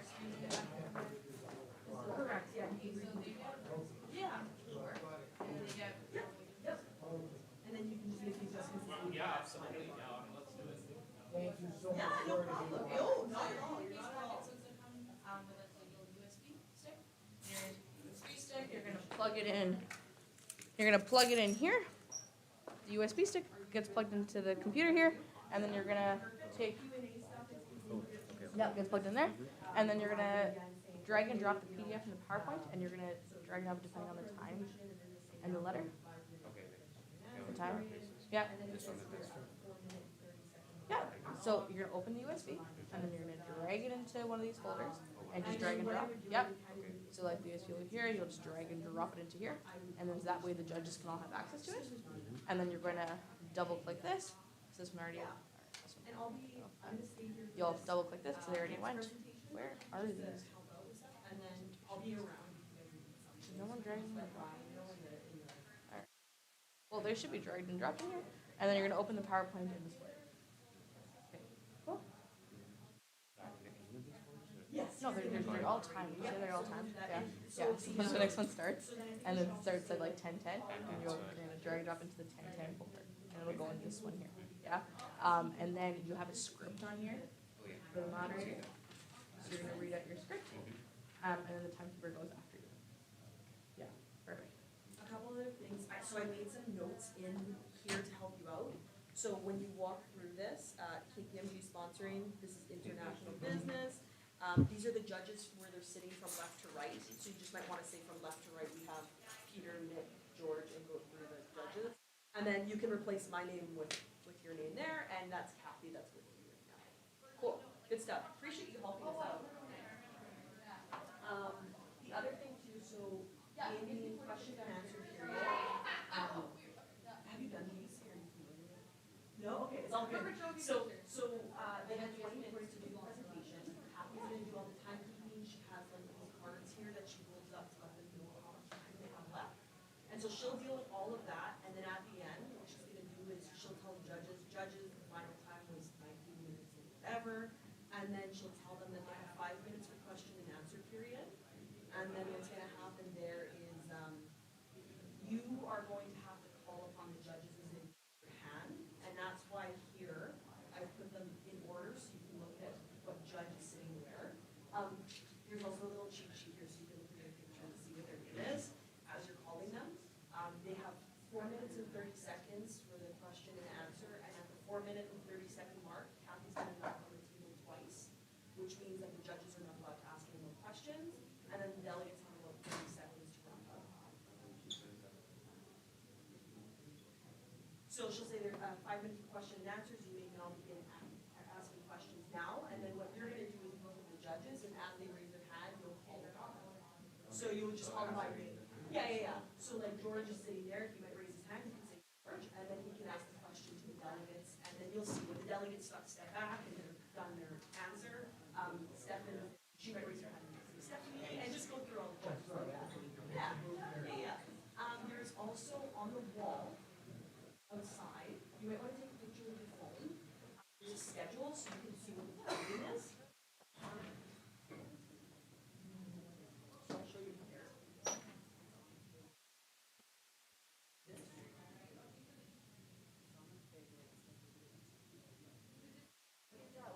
So this is the one, so we're I'm in this room. So those are the letter codes, because the judges might say, what letter code? Like, so you just want to tell them, oh yeah, it's team TCZ. It just depends, and then it'll tell you too, right? So something funny's happening here. So the presentation after this one, they dropped out. So it'll just tell the judges one of the, one of the schools. I already told them, but just a reminder, hey, you guys have another break now. The next presentation starts at 11:30, but I would ask them to end.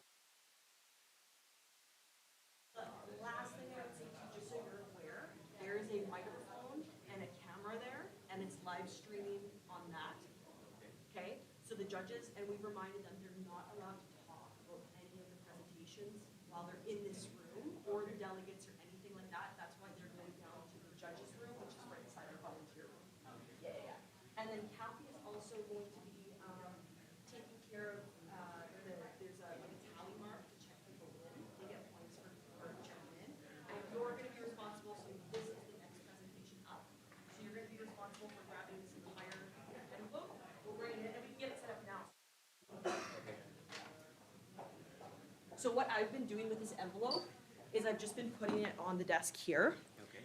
Something to just be careful of, make sure that, they're gonna need these back. They're the delegate tags, but you Okay. have to see, I'm only doing this now because no judges are in here. But it says who they are. Okay. And I it don't could, mind do this, Sabina, but yeah, like I will just do a couple times. you'll take care of that, Kathy? Yeah, Okay, I can do perfect, that. that's great. Yeah, cause you see here, like, there's a license here, and if they see what it is, they might be like, oh, that's from whatever school. And we wanna keep it like Okay, yeah. unbiased, right? So what you'll do, so Kathy's got it, but in case Kathy has to step out or something, the whole envelope goes outside the room. The Okay. delegates are allowed to take their personal belongings, and then the envelope comes back in the room, so that you can take the USB out, pop it in here, close this up, and put it at the back. Okay, so I bring the package in. Yep. And plug the USB in. Yep, so let's do that. I'll get you to plug that in.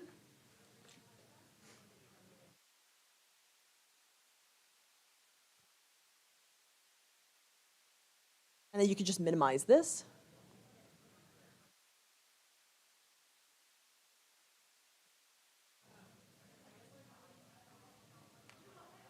So what might happen too is the judges might ask you, hey, what team is this? When they say that, all you need to tell them is, oh, you can minimize this. I would just like minimize it right down. Yeah. They're gonna ask what team is this? That 3-letter code, that's what they want. So TCZ is what you would tell them. Make sure when you open up this, don't open anything in the drive. You can just minimize. This is like a backup emergency. You wanna use whatever's on the USB. Okay, so And don't open the PDF, open the PowerPoint first.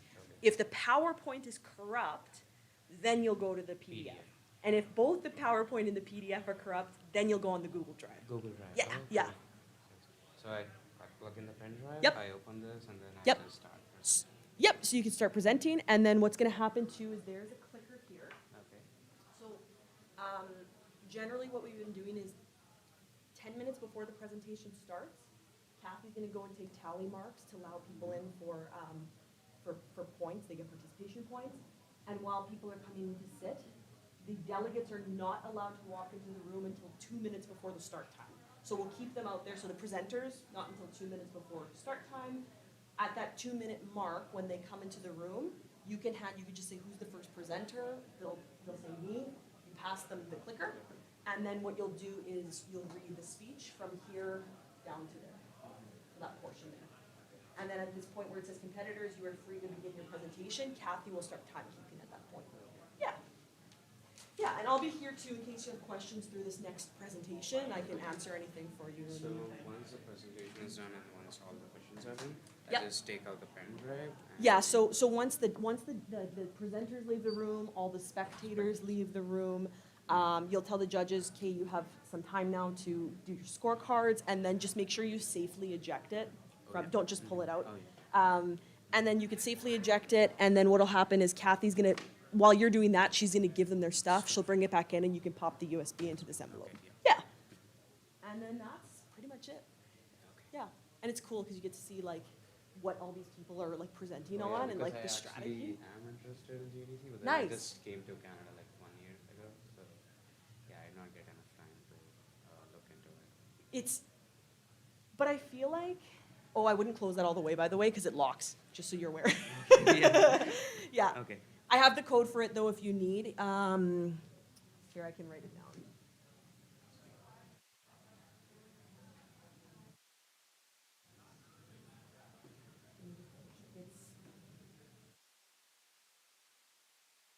It's a 9012 and a star. Yeah, the asterisk. Yeah. No, you'd be totally fine. You'd be totally fine presenting it like here. Like you'd have no issue in JDC. But and honestly, like, so I'm not from Saskatchewan. I'm from Manitoba. But I'm a hiring manager at I'm in a senior management position. I hire people and stuff, and I always say, and I've said this to my colleagues, if you see anyone that's done JDC West, their resume, top of the pile. Because the amount of work that goes into doing all of the preparation to come to this competition, the fact that they only have 3 hours to like read the case, come up with a presentation, do all this stuff, like it's so good from like just a strategic perspective and practice for like real world, because this stuff happens in the real world, right? And all of these judges, you have, while Kathy's timekeeping, you should read their bios. They have extensive experience in like C-suite, like senior executives, executive level positions, worked for multiple big companies. Like, so to present to like real people who are doing this all the time, it's such good experience. So I encourage you to take that leap and try out for JDC if it's something you're interested in. Yeah.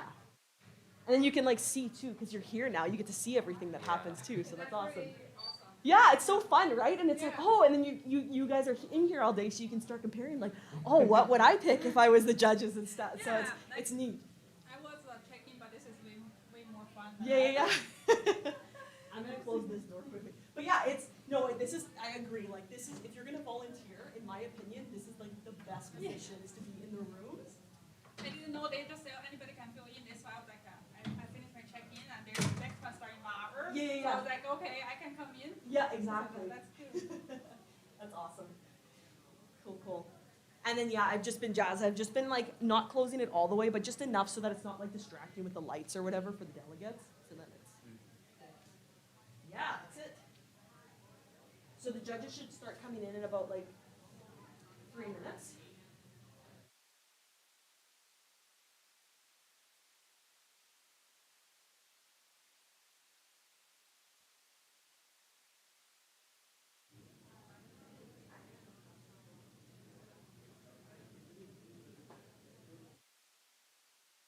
We're doing in here. We need anything? Good? Yeah. Good? Awesome. Thank you so much.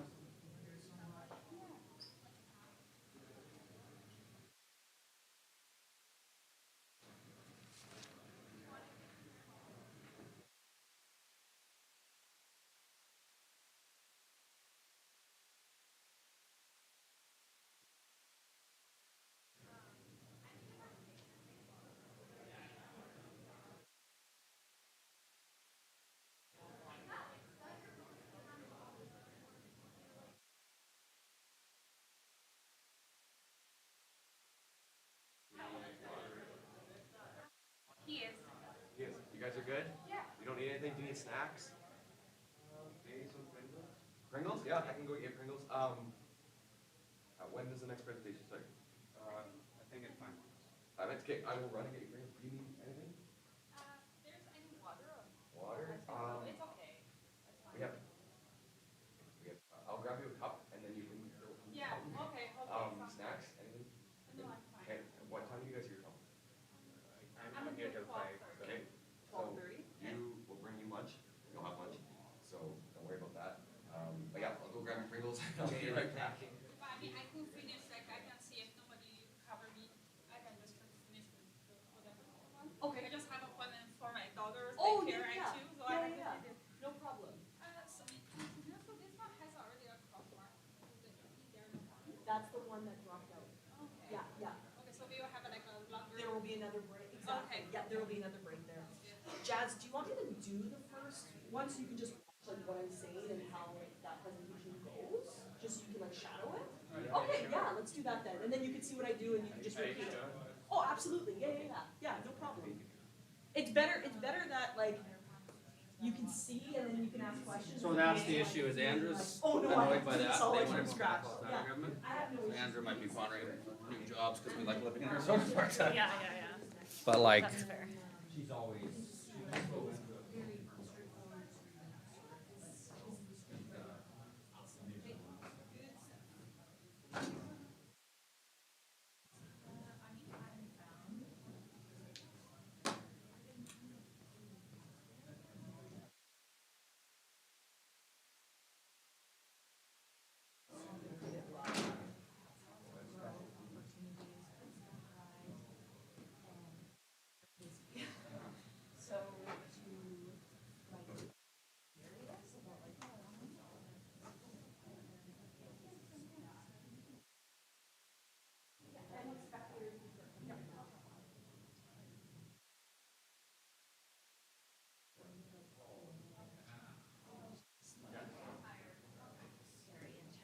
Were the other judges kind of heading back over?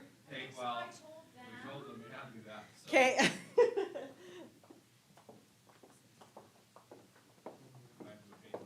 Okay, I might insert. We did see them in 45. Yeah, I gave you guys a early. Yeah, okay, I will shoot you a message.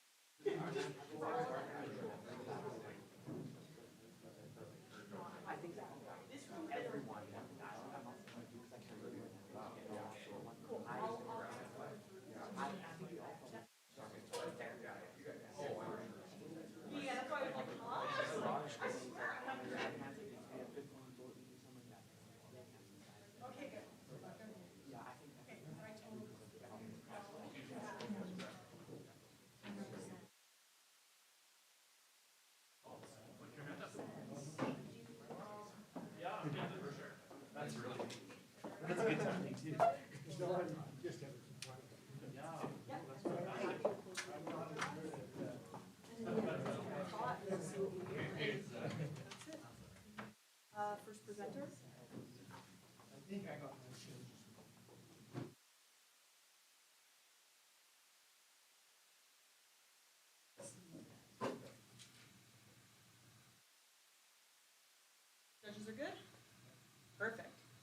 morning, everyone, and welcome to the JDC West 2023 International Business Presentation sponsored by KPMG.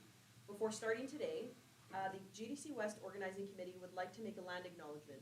The University of Saskatchewan Saskatoon campus is located on Treaty 6 territory and the traditional homeland of the Métis. We pay our respects to the First Nations and Métis ancestors of this place and reaffirm our relationships with one another. We pledge ourselves to create a competition that celebrates the diverse cultures and history of our land. Thank you to our judges from left to right, Peter, Nick, George, Stephanie, and Tyler. My name is Selena, and I will be the academic moderator for this presentation. Competitors will have a maximum of 20 minutes to present. Immediately following the presentation, judges will have a total of 5 minutes to ask the presenters questions.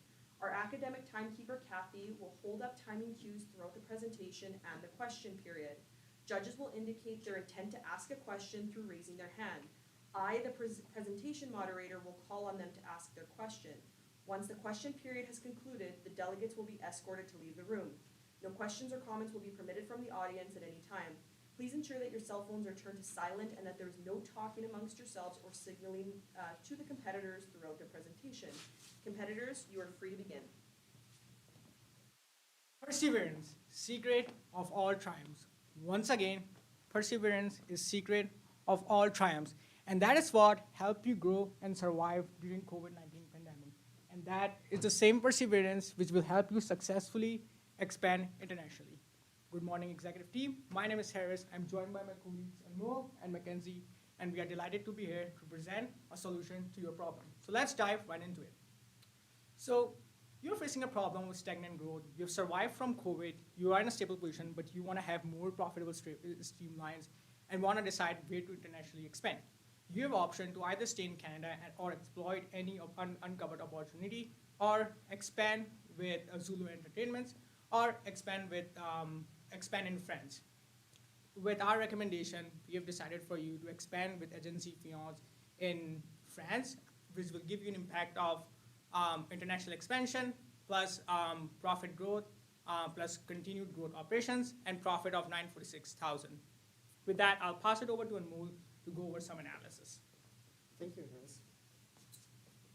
Before we actually begin, let's get into an insight into your company. Your company has survived and thrived through COVID-19 pandemic, while other companies in your industry have not. So what makes you so different are your industry networks and the connections you have made across the industry and your clients. And changing market. Internet usage have really disrupted the music industry a lot because people are able to stream online, illegally stream online, and illegally listen to music that have not even been released yet. So your company was able to adapt to that change of the internet usage and was able to change from helping clients personally to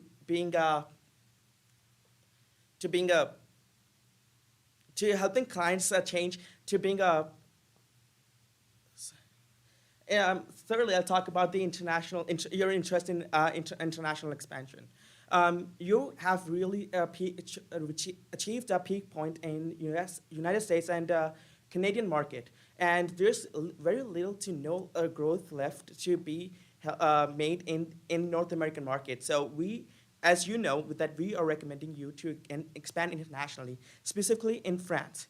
Let's look at France culture in our cultural analysis. French culture is already established within Canada. If you look at Quebec, it is really culturally similar to France. We're not saying that it is 100% culturally similar to actually being as France, but we're saying that Canadian people do have a gist of knowledge about what French culture is all about. And secondly, regional artists in Europe. Europe has been known to promote regional artists, which are, for example, in France, only French people would want to hear a French artist being performed in their live events.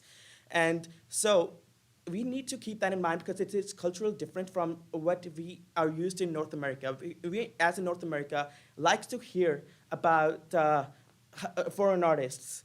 And this is what Europe culture has in different. And thirdly, Europe on white to disconnect movement. European culture has been really tight on promoting the right on disconnect movement. Even employers and employees have been involved in it. This means that employers do not want to contact their employees outside of their work hours. And neither employees don't want their employers to, well, email them basically regarding their work. Thirdly, let's look at the market analysis between Canada, US, Africa, and France. In Canada, US, as I mentioned before, we have reached a saturation point. We have reached a peak point in these markets. There's very little growth left to do in these markets. So, and Africa has the lowest spending per capita for live events. This shows that people in Africa do not generally like to go to live events. And thirdly, France. France has one of the largest markets in Europe with the second largest revenue growth. So this shows that France in particular have a really high level of growth opportunities. Let's look at your financials now. Firstly, ability to acquire debt capital. Previously, you have been able to acquire loans and debts in order to finance your investments. And this shows that you have really good credit score. And you are able to really easily be able to get loans for your future investments. Secondly, sharing commissions with partner agency. Currently, the agency that you have partnered up with in France, you're sharing your 50% to 65% profits with them. This is really not in your benefits. And as you know that you are currently financially struggling, and we want to ensure that you are able to make profits in the longer term. And thirdly, $6.1 million projected market size just in France. This shows that France do have really high market. Let's look at critical factors behind our decision. Firstly, market saturation. The market that we want you to expand to, we want to ensure that the market is already not saturated. Your current markets, such as United States and Canada, they're already saturated. This is why it is hard for you to actually grow in these markets. So, secondly, profitability. We want to ensure that whatever decision we recommend you to make, we want to ensure that it benefits you financially. Thirdly, culturally compatible. This is going to be first international expansion, actually right outside of North America. So we want to expand. We want to suggest you to expand into a country that is culturally compatible. And if you look at Canada's and France's culture, Canada is quite compatible with France's culture because we do have. If you look at Quebec, for example, and fourthly, feasibility. Whatever decision we make for you, we want to ensure that it is feasible or possible for you. We want to both financially and economically. Now, options to consider before we actually came to our final recommendation. Our first option was expand to France. Secondly, expand to South Africa. Thirdly, expand to United States of America. We are already in the United States, but we want to ensure, grow in the United States more specifically, just to have more focus in it. Lastly, remain within Canada. Just try to grow as much as you can and exploit any opportunities that you can get within Canada. Now, if we take the decision criteria and the alternatives that we considered, put them into a matrix, we find out that, expanding to France is your best option. Market saturation. Well, there's only regional artists in France. And when we expand to France, we want to ensure that this stays the same. And we want to ensure that we get in deals with the French artists so that they are able to perform, because French people do not generally tend to listen to foreign artists. Secondly, profitability. There's a lot of space to grow in France and in South Africa, but South Africa is not culturally compatible with Canada. So as we suggested before, we wanted to make sure that you expand into a country that is already culturally compatible within Canada, as it is your first international expansion outside of North America. Lastly, feasibility. Expanding to France, it's both financially possible for you and expanding to US, it is not, because it is really competitive there. So the final decision that we came up with is, and the best decision for you to is expand to France. Now I'll pass it on to Harris. Thanks, Mo. So once again, based on our decision criteria, our recommendation for you to expand in France and make divestiture of with Agence Lyon. So how do we do that? Our implementation is based on 5 phases. Phase 1 is going to last for 1.5 months. Phase 2 is going to last for 2 months. Phase 3 is going to last for 1 month. Phase 4 is going to last for 3 months. And phase 4 will be continuation after 4 months as well. So let's dive into each phase. First phase is to present proposal to Agence Lyon. First thing you want to do is draft up a proposal with clear timeline, clear objectives, clear costs, so that you can have clear, transparent communication with board management. Second thing, we want Zach to lead this this deal just because he has experience in France and he has always been the one in touch with Robert. So you'll have clear understanding of culture and what the company requires. Second phase is to get assurance over the Agence Lyon.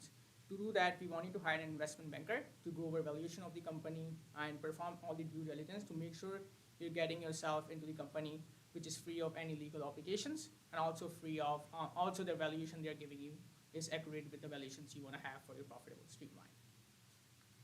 Third phase is to proceed with deal. To proceed with deal, you want to have, you want to send the proposal back final proposal back to Agence Lyon. And once you get the final contract with them, you want to have a lawyer.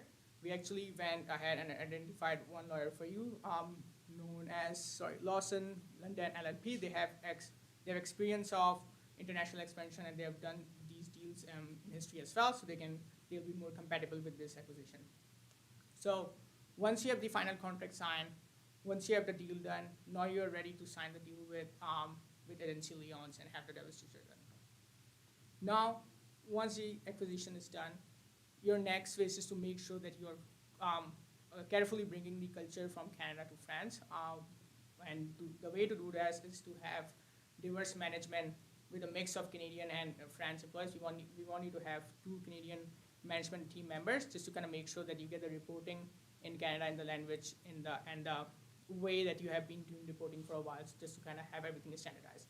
Second thing is to hire an executive assistant to make sure they can work overnight and give you reporting on the basis of Canadian timeline, which will help you meet with the new labor regulations that came. Phase 4, continuation of acquisition. Now that you have the management decided in France, you want to have the culture training done because there are some culture differences identified. Having 2 months of culture training with the management will provide comfortableness over employees, while at the same time will build trust with employees as well. Phase 5, what does future look like? So we want you to still maintain favorite relationship with South Africa, Zulu Entertainments, just because you will have opportunity to do acquisitions in the future. Do in kind of sponsor music festivals so that you can have brand awareness there as well. Second thing, we want you to develop a new app, which is Appteria. This app will have all the artist info, reviews, artist ratings, and artist availability. This will give you a new profit streamline and will give you new opportunity to expand further. Now I will pass over to Mackenzie to talk about numbers. Thank you, Harris. So as you can see here, excuse me, we have a preliminary cost analysis of everything that we've included within our implementation. So this includes acquiring Agence Lyon. This includes the employee acquisition that we discussed, the app development, any legal fees, the research and development, and finally the investment banker that we are acquiring to help you out. So with this, as you can see, the majority of this will be the acquiring Agence Lyon, which we have converted from euros into Canadian for you, just for simplicity, and just so we're all on the same page. So continuing on, I know it's really important that we discuss how exactly we'll be able to finance this recommendation. So based on your present market analysis of your company, we can see that you've received some government grants, most likely to help with the COVID situation within Canada, just to keep your business afloat. There are still those government grants that will be able to help your business, specifically because you did struggle with COVID-19. So this is definitely avenues that we can explore, as well as debt capital. As my colleague Anmol mentioned, you guys have received debt capital and loans in the past. this shows your ability to pay back those loans and that you have the means to pay back those loans. And so this is definitely something that we can explore as the cost isn't too great comparative to your net revenues of 2022. And the impact. So based on our expectations, we expect an increased revenue of $946,000. This is including the new market that you'll be entering into, France, that's without your partner. So based on what we previously discussed, you won't have to give that 50% to your partner. That'll be all yours past the acquisition cost. And also the as well as the investment banking, which will help you generate a couple more funds and really targeting that France market so that we'll able to capitalize on any investments or any opportunities that we haven't. So based on our expected revenue, we have an NPV of $503,000, which shows that this is a economically viable situation for you and is recommended by us. So I just want to quickly delve into the current risks that we've identified and any ways to overcome them. So first of all, there's the cultural and work ethic differences. While there may be some similarities between Canada and France, we do acknowledge that it is a completely different culture, and there's bound to be any issues that may transpire between employees. So our recommendation for that is the cultural training that we previously discussed, and specifically to target any Anglo or Francophone inclusion practices so that we can really target those differences and include those within the workplace and even have them be a part of it and celebrate those differences because there is a lot to gain from that. And then there's fluctuating exchange rates. So within that contract with Agence Lyon, you can develop a fixed FX rate that may come with a couple more that may be able to help you mitigate that risk of the euros to Canadian because it is not in your favor currently with the euro being 1.45 to the Canadian dollar, or 1 euro is worth 1.45 Canadian dollars. So that'll just be something that you can mitigate that risk with. And finally, we have diminishing revenues based on inflation. So as we all know, not just Canada, but also the world is dealing with high inflation. And this is definitely something that's really affecting everyone currently. So we have a customer benefit program based on attending shows. It's quite commonplace to have a customer benefit program, and so that can be included in the app that we would like you to develop, so that you can really not only show to your stakeholders and your customers that you're willing to give back, but also maybe increase the odds of them wanting to go to shows or show that it's more financially viable for them to attend these shows, and that'll be more revenue for you. So based on this, we found that the cultural and work ethic differences will have a medium probability but low impact. Fluctuating exchange rates will have a low probability and low impact. And diminishing revenues based on inflation will have a high probability but a medium impact. Finally, I'll pass it on to Harris to finish off our presentation. Thanks, Mackenzie. So once again, as you looked at the presentation, you had the problem of having stagnant growth after COVID-19 just because of the impacts that COVID-19 brought. But due to your perseverance, you were able to survive and still grow during COVID-19. And now you're looking for opportunity to have more profitable streamline and have more international expansion. You had the option to either expand with Zulu Entertainments or Agence Lyon in France. With our recommendations, we want you to expand in Agence Lyon just because it will provide you impact of international expansion, continued growth operations, and profit of over $946,000. This will also align with your company goals. And since France have a culture of more music festivals, you have more opportunities to do music festivals there. Even in terms of weather, France is very favorable to have more summer months in terms of timeline, so you can have more opportunity to do more music festivals and have more revenue out of them. Once again, I want to end on perseverance is secret of all triumphs, and that is what helped you survive during COVID-19, and that is the same perseverance we want you to include during a decision you take to internationally expand. Thank you.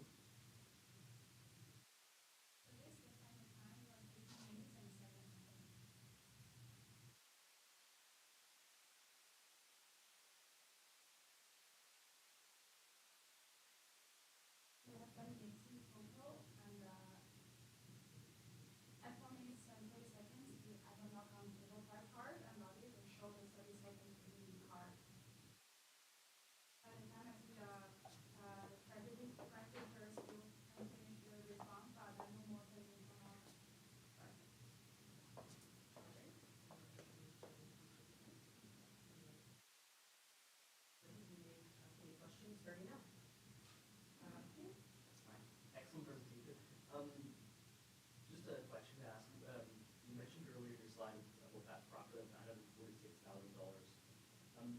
and when do you think that would be recognized? Yeah, so that is expected at the end of our implementation. We're giving a little bit of time with that. So that will be hopefully expected within the first couple of shows that you will be producing within France, and also mitigating those costs. So about half of that will be at the end of our implementation, just because of the costs that we're able to save you money on. Can you tell me a little bit more about the scope that you would like the investment banking firm and the lawyers to support? Yeah, absolutely. I can touch base on that. Thanks for the question. So you want investment banker to make sure that due diligence of the company are being met. Just because you're making deal with France, you have good relationships with the company, but you want to make sure in the history there has been no problems with the company, which investment banker would help you when doing due diligence to make sure the financial statement represented by company are actually the numbers that company is supporting, and also at the same time the valuations you are getting from Agence Alliance in France is actually meeting the valuations of the company. And now the purpose of having lawyer is just because you're making deal in France, there are always legal obligations that Canadian culture, Canadian contracts have differentiation over. So you want to make sure when you're signing the contract, you're aware of all the legal obligations and not getting yourself into any obligations that you do not want to have yourself get into. So you've recommended expanding into France, and you've identified that there's cultural similarities between Canada and France, which is important. But can you expand on another barrier in that there's a significant language barrier between our office and France, and how you might address that? Definitely, I can take on that.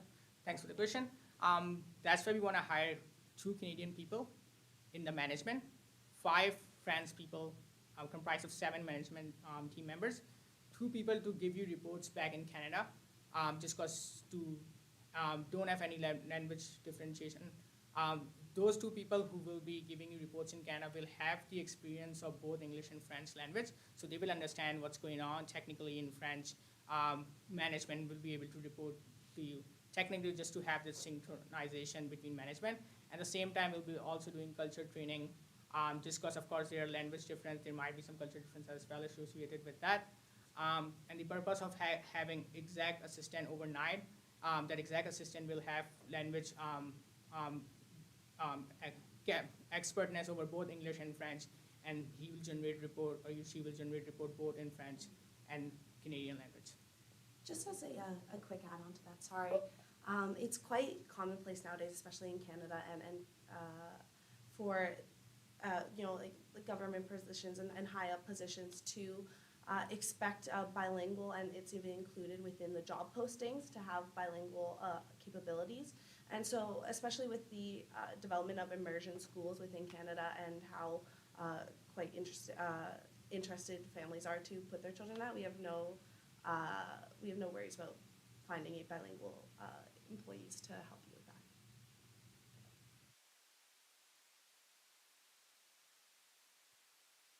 Yeah, there's a lot riding on this, on an acquisition to France, and so I heard you say that we're gonna rely on government. How do we know that we get the right talent? Because if this festival doesn't go well, our cash is gonna hurt.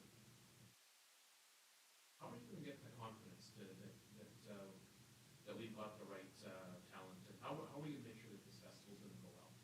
That's a great question. Can start us on. The purpose of having a mix of Canadian and France management is the reason we want to have all the diverse perspectives on the table. French management will have experience of how music festivals are successful in France. They can help bring that knowledge to Canadian management, and that knowledge can also fly in Canada and can fly back to France. That having that cross collaboration of knowledge will help you make sure that you're delivering a perfect music festival. At the same time, when we hire those Canadian management team or even France management team, it's not important that not that you've acquired a company, their employees who are already working there. By doing that culture training that we talked in our implementation plan, not that you've already gained trust of your employees.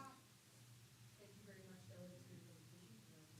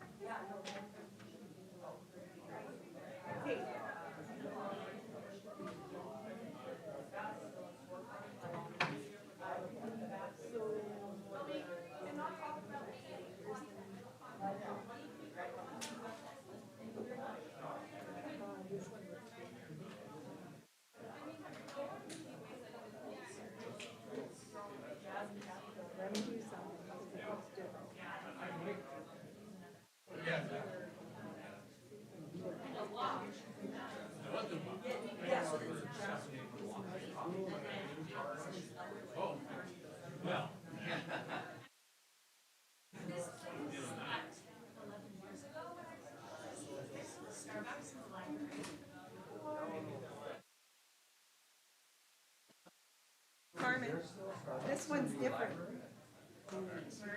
There is no mute button. I think it's closed. No, but this is this. So we can use the listen button. All right, we'll go for a water.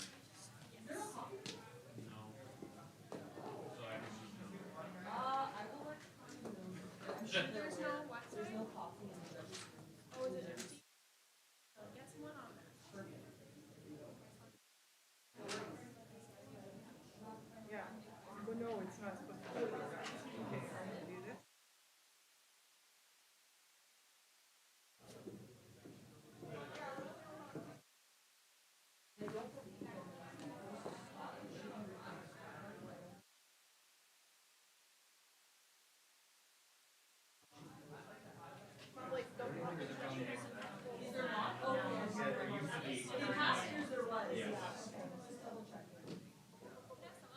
And so I'll be stepping out now, so Jackie, you can see your invite along with copies, and then I'll bring copies to anybody. Yeah, no worries, thank you.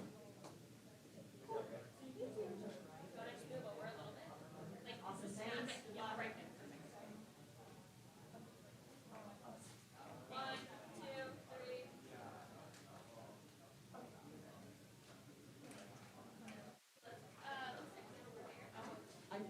Another so The machine's not working. But it wasn't just, oh, the machine. That was my experience. yeah, so what we've been doing is like, just kind of, like, while the judge is just not too loud, so kind of going into about like, I also noticed that when you put the water. just like that kind of thing, just The like a coffee little was bit falling. quieter. I think we need this host. Good stuff, cool. We killed it.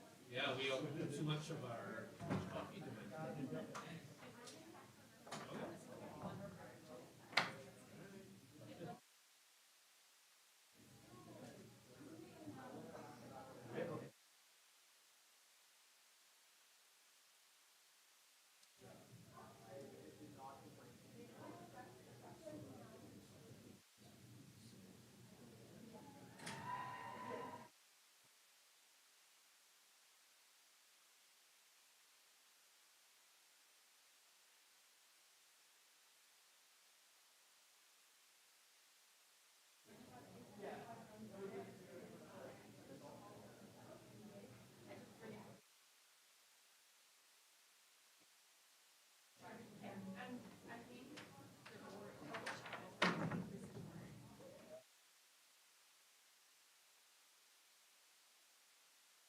Hey.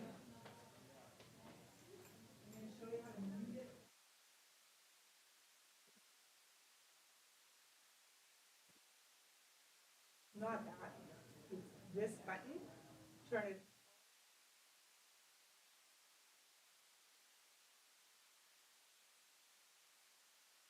Way back up. Okay?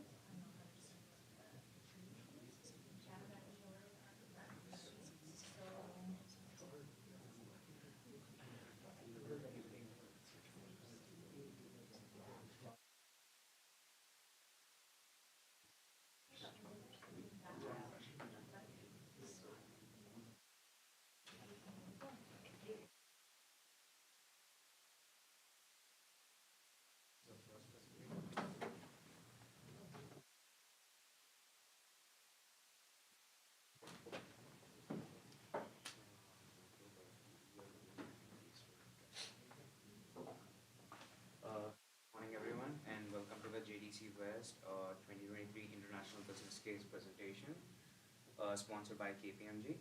Before starting today, the JDC West Organization Committee would like to make a land acknowledgement. The University of Saskatchewan, Saskatoon campus is located on 3D6 territory and the traditional homeland of the Métis. We pay our respect to the First Nations and Métis ancestors of this place and reaffirm our relationship with one another. We pledge ourselves to create a competition that celebrates the diverse cultures and history of the land. Thank you for our judges, left to right, Pete, Nick, George, Stephanie, and Tyler. My name is Jazz, and I'll be the academic moderator for the presentation. Competitors will have a maximum of 20 minutes to present. Immediately following the presentation, judges will have a total of 5 minutes to ask the presentators questions. Our academic timekeeper, Kathy, will hold up time cues throughout the presentation and the question period. Judges will indicate their intent to ask questions through raising their hand. I, the presentation moderator, will call on them to ask their questions. Once the question period has concluded, the delegates will be escorted to leave the room. No questions or comments will be permitted from the audience at any time. Please ensure that your cell phones are turned to silent and there are no talking amongst yourself or signalation to the competitors throughout the presentation. Competitors, you are free to begin. Morning, everybody. We are Universal Consultancy. My name is Josh. I'm Ashley. And I'm Jackie. And today, we're talking to you about a company called the Fair Agency. Today we're talking about an industry, the music industry more specifically. Every year, per capita in North America, $2,200 are shelved out for music events, whether it be concerts or festivals. And everyone in here would pay hard-earned money to see someone they love perform live. That's what we're going to be talking about today. So first on our agenda is problem identification. So, today we're choosing between South Africa and European expansion. And we have a funding proposal for options 1 and 2. Option 1 is less expensive, but there are more restrictions. Option 2 is more expensive in the long run, and we'll get to those next. And with that, I'll pass it on to Jackie. So for our internal analysis, we have chosen to do a SWOT analysis, so strength, weaknesses, opportunities, and threats. So for this, this company, the TFA, it is an agency which moderates between artists and venues. So they communicate between artists and venues to book shows. Mostly they are operating in Saskatoon, but they have received multiple offers to expand to North America, throughout North America, or South Africa, and as well as Western Europe. We will get to each option, but for now, our SWOT analysis. Strengths, we have a strong CEO involvement. So for this company culture, the CEO is very prominent in her, her involvement with the company. She's very hands-on, and that's what makes the company persevere through the COVID pandemic very well, unlike some competitors which completely tanked. And that is what we're going to be talking today about our option number 1. Our competitor in Europe, in France specifically, they tanked during the pandemic, and they have offered our company, or the TFA, to acquire them for a reasonable amount. And another strength is we have a really, really strong relationship with clients. So every client we have, it's very, very unlikely that they are going to switch to someone else, to another communicator with venues and such. And Ashley will take over from weaknesses. Another thing I'd like to add on for strengths, thank you Jackie for explaining that. I'd like to talk about how our CEO, Fair, she basically founded the company from scratch. Strong CEO involvement also indicates how high the employee motivation in our company is going to be. And since we have a strong foundation already, it's the best thing for the company to build stronger upon. some weaknesses of our company are that it is a little smaller than other agencies that we compete with. And there's also a negative net profit during COVID, but the smartest decision that our company made was to not sell during COVID, even though we were offered super low EBIT multiples for selling, because that would have made us lose a lot of money, and also it would have made us lose a lot of future potential that we can build up upon. Another weakness of our company is that right now we have a lack of international connections. We do have a strong and broad area of connections in Western Canada and all over North America, the area we predominantly do business in right now. And due to our lack of international connections, we lose about 50 to 60% of our commissions while we tour internationally for our artists, and we plan to work on that while international expansion. Some opportunities for our company is, like Josh mentioned, the South Africa and the Western Europe expansion, these options that we're looking at. Then we also have 2 or 3 financing opportunities that we're going to explain further on in the presentation. And we're also looking for more active artists to sign onto our company. We're basically looking to sign more artists that are not super popular and basically build their careers and help them build from scratch. Some threats that we face is definitely uncertainty regarding COVID, just because of how the health landscape is changing every month, and there's just so much uncertainty about what's going to happen in the future.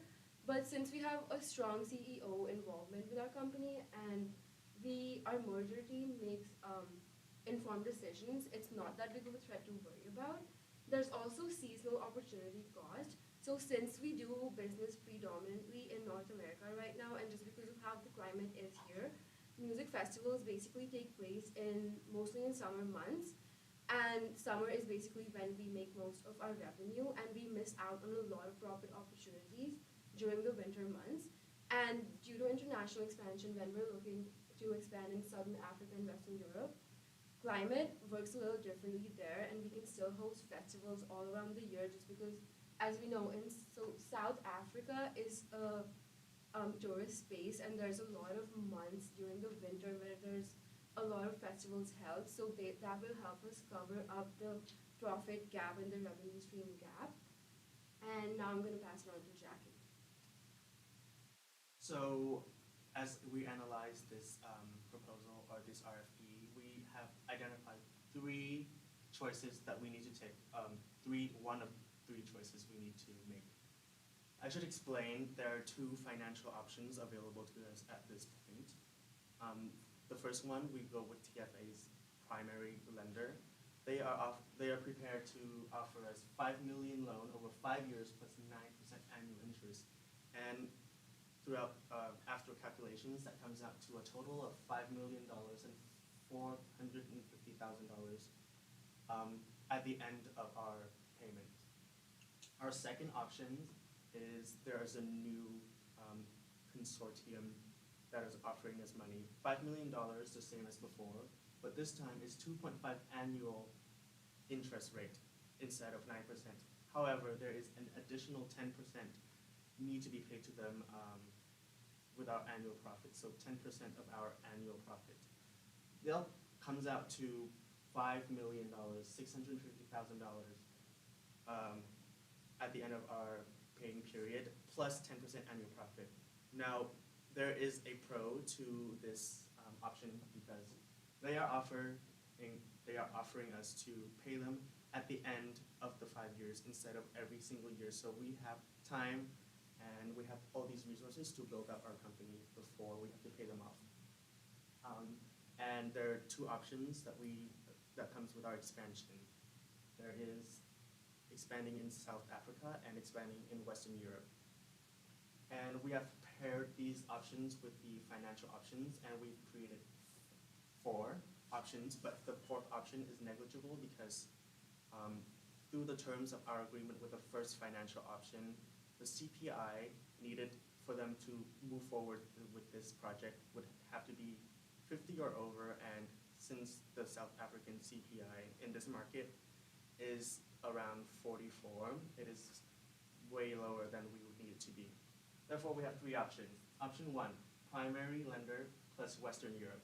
So we are taking the money, acquisition of this failing company in France, this agency that connecting French artists and everywhere in Europe to venues, and their profit is quite large. However, they went down during the pandemic, and their asking price was around $260,000 for their acquisition.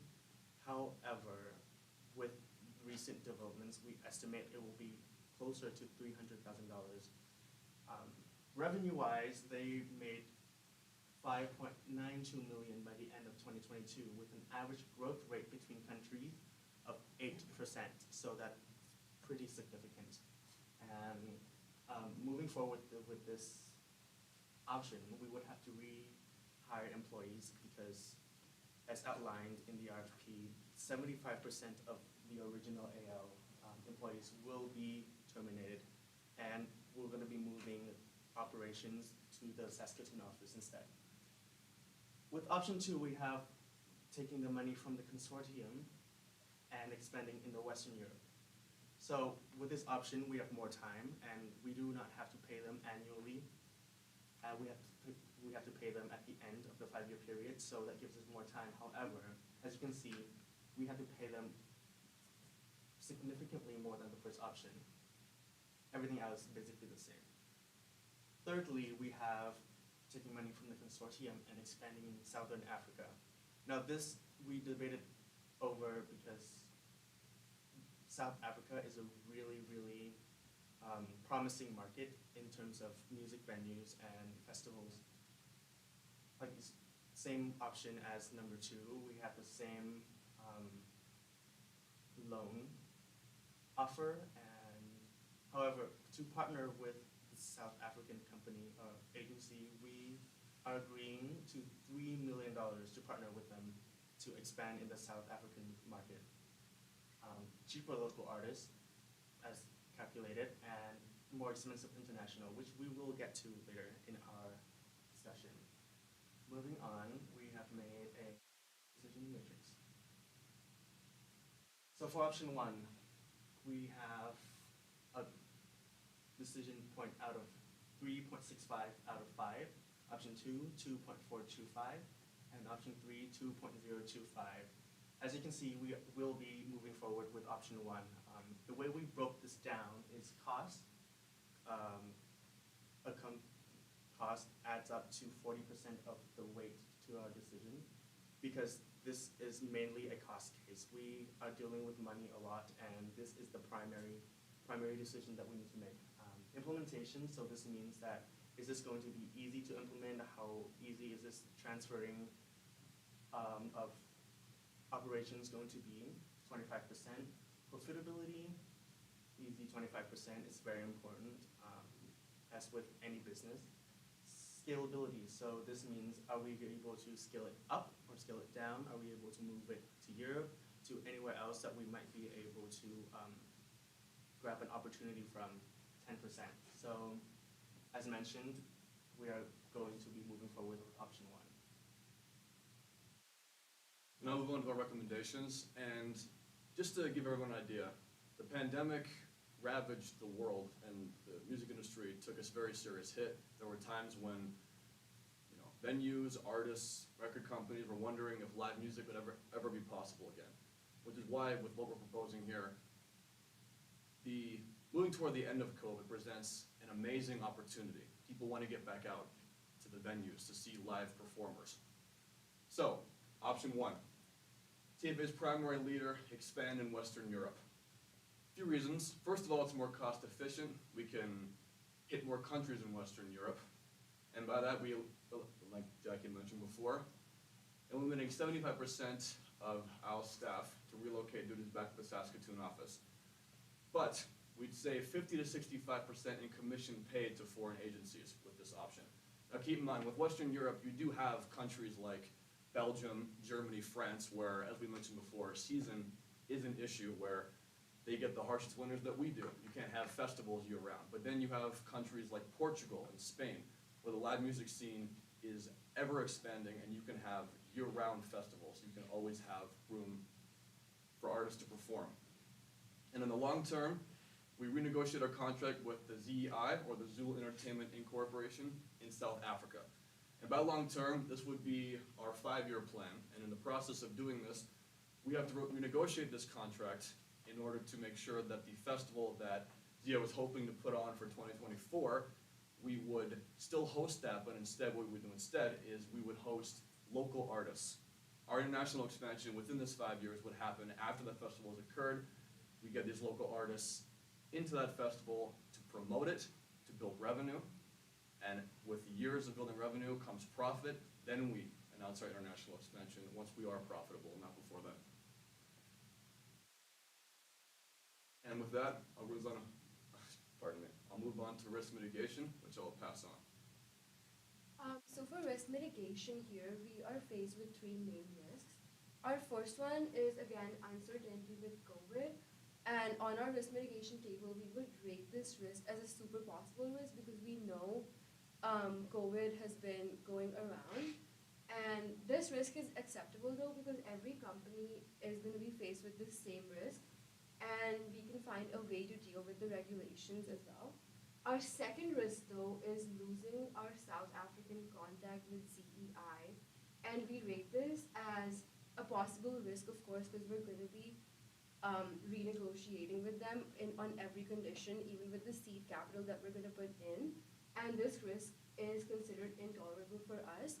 So for this risk, what we do have to recognize is that in this contract with the ZEI, we're the ones that are in power since we are the ones who are offering them international artists for their music festival.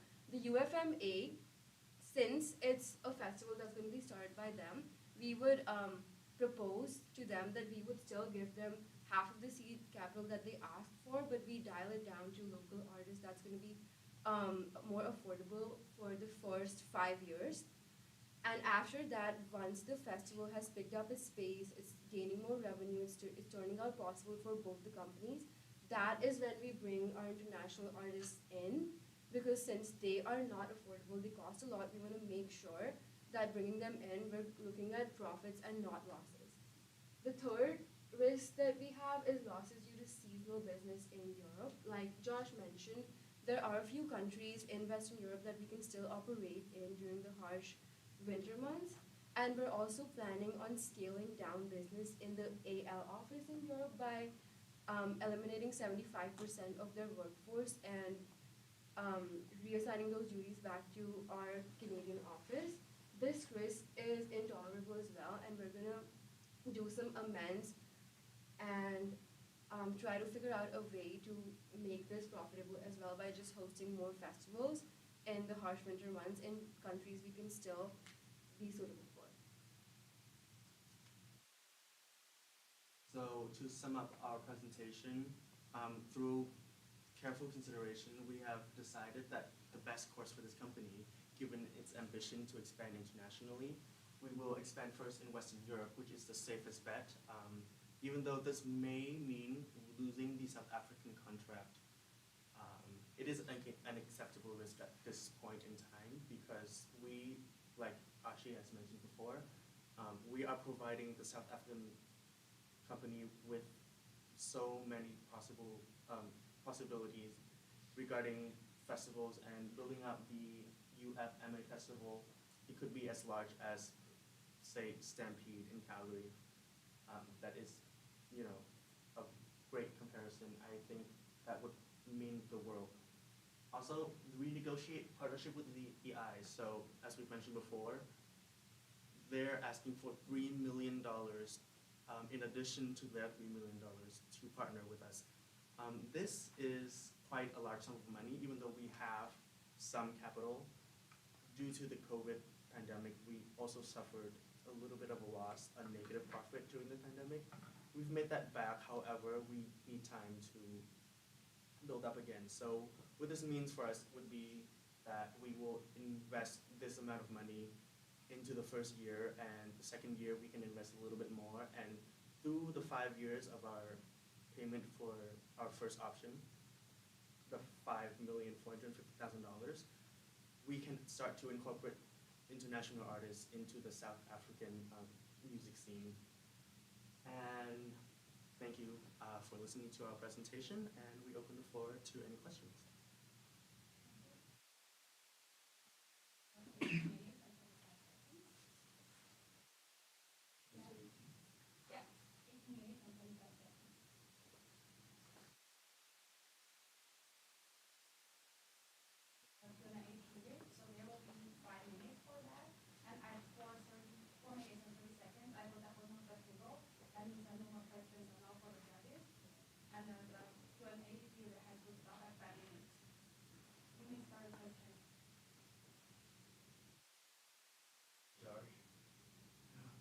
Yeah. How much of your discussion was around cultural risk in what you're doing? The case specifically asked for a financial analysis instead, and they've outlined very, very specifically that expanding would be beneficial culturally, bringing more profits to the South African market as well as our company, and that is what we focus on the most. And like we've said before, incorporating local artists and international artists will be very culturally enriching for everyone involved.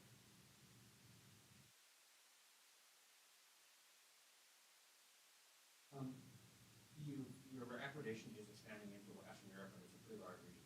So can you dive into a little more detail of sort of what areas of Western Europe your plan focuses on?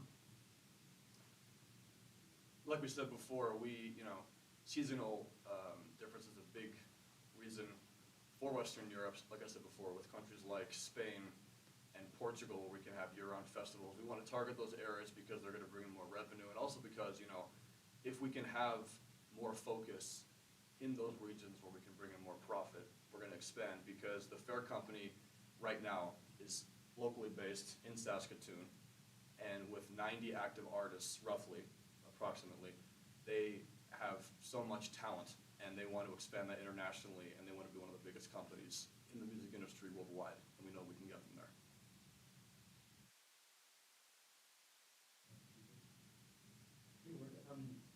Great presentation. How many artists would you sign at the NDS, and how would you arrive at that quantity of artists? Outlined in the RFP, approximately there are 200 artists in consideration. We arrived in this conclusion because of what the information base in what we've read, and as outlined before, the countries that we're going in, let me restart.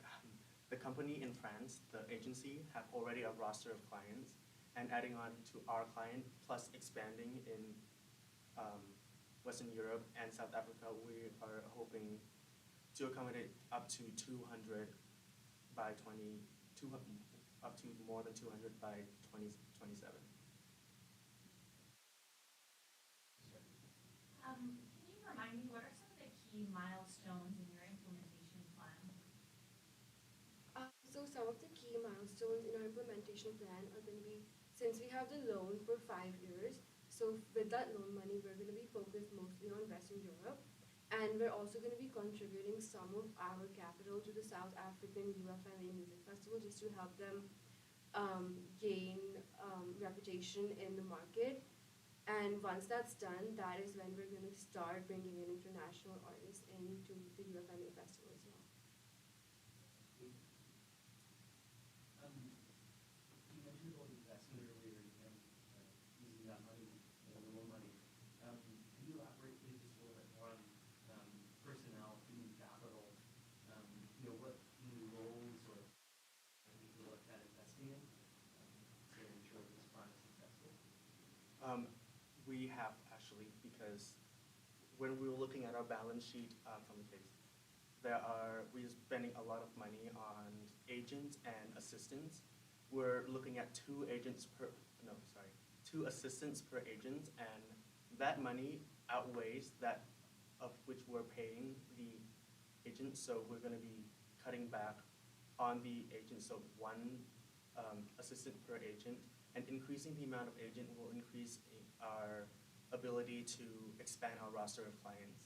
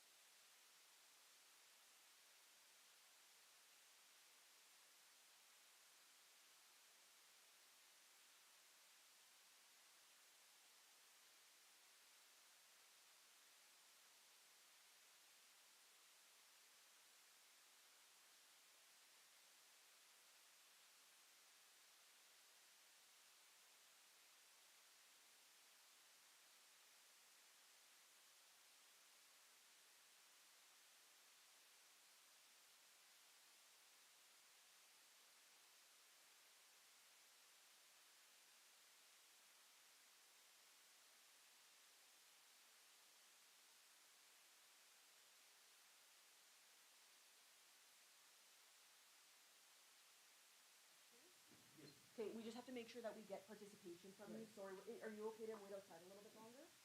Sorry, thank you. Oh, not yet. No, they can't come, the delegates can't come in for another 10 minutes, and then the spectators will come in about 2 more minutes. So in here, what I just want to show you, because again, judges can't be biased or anything, so there's husband here. So basically what we're doing at the end is, when Jazz says, yeah, and now competitors, you may leave the room, and then the spectators walk out, just grab this whole envelope, go out there. You can give them their delegate tags, and if they have any personal belongings that are shoved in here, they can also take those out. And then you're gonna bring the whole envelope back in here. Jazz is gonna take that USB stick and pop it in here. You guys are just gonna rip this off, seal it, and then at the bottom, just say final time was 19 minutes and 50 seconds, or whatever time it is. Sorry. No worries. That's it. Yeah, so I'll show you, we'll do a whole run through on this next one, so you can see, what has to be done, and then we can go from there.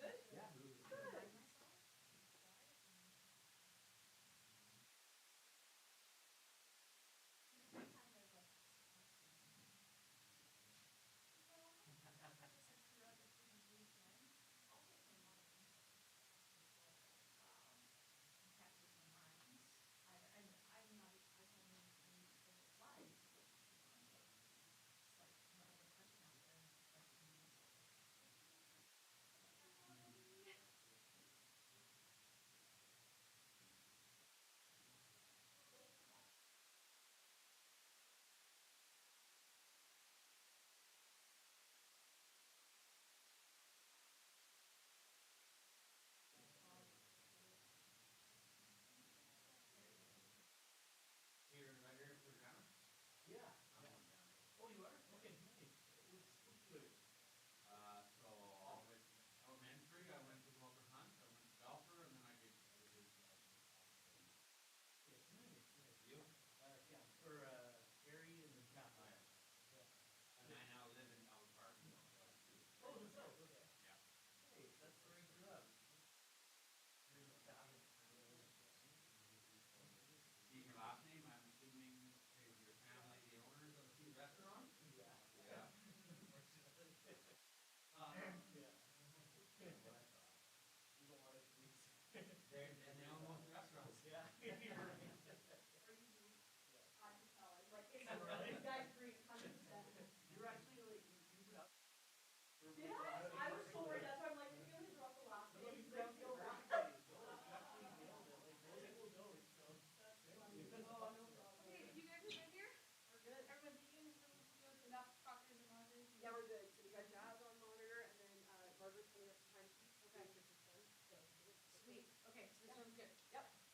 No worries. And then. Sweet, thank you. Sorry, I meant here. Are you, whether you are US? US.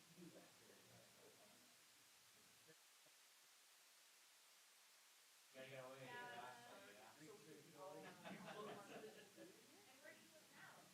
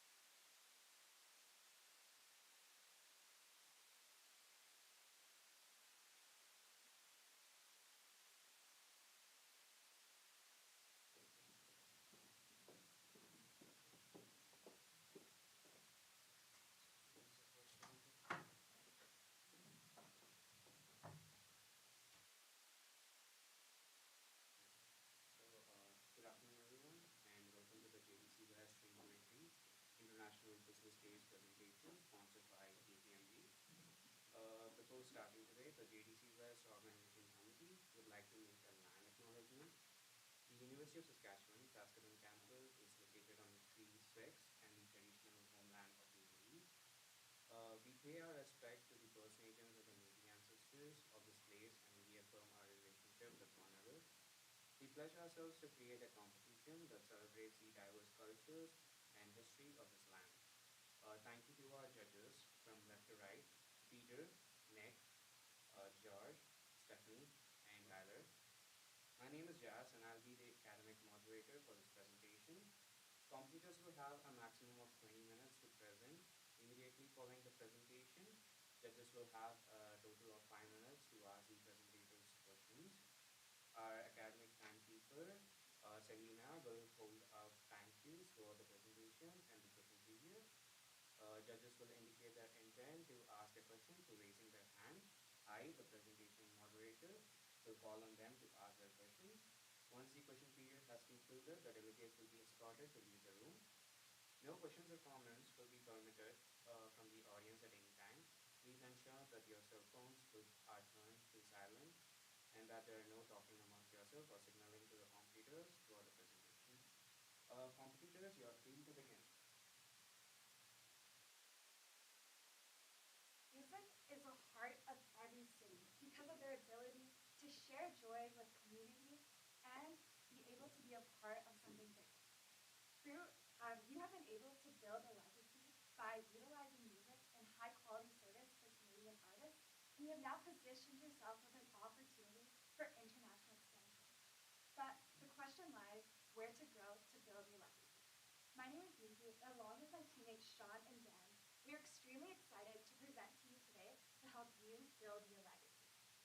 The question we're addressing today is how should the FAIR agency approach international expansion to position themselves as a leader among the American boutique entertainment industry. We'll be going over some considerations such as an expansion into the United States, utilizing growth strategies in a new region, and finally some trends in the music industry. This leads us to our OR strategy, leading with where to score, such as the M&A in the Midwest, maintaining your core with some change management, and finally, playing for more by initiating an artist supporting program. The impact of this is a $1 million USD in additional growth and a 5% increase in operating margin, and also becoming a market leader in the boutique entertainment industry.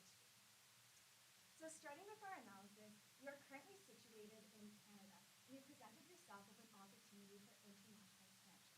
But starting with the expansion, where should TFA go next? We have created a decision criteria to analyze where is the best region to go to.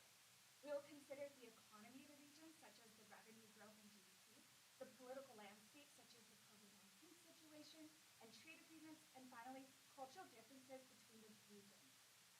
You have identified some regions to consider, such as Southern Africa, Western Europe, specifically France, as you have a relationship there already, as well as Northern America, such as the United States, as they have a high growth for this region for you to grow in.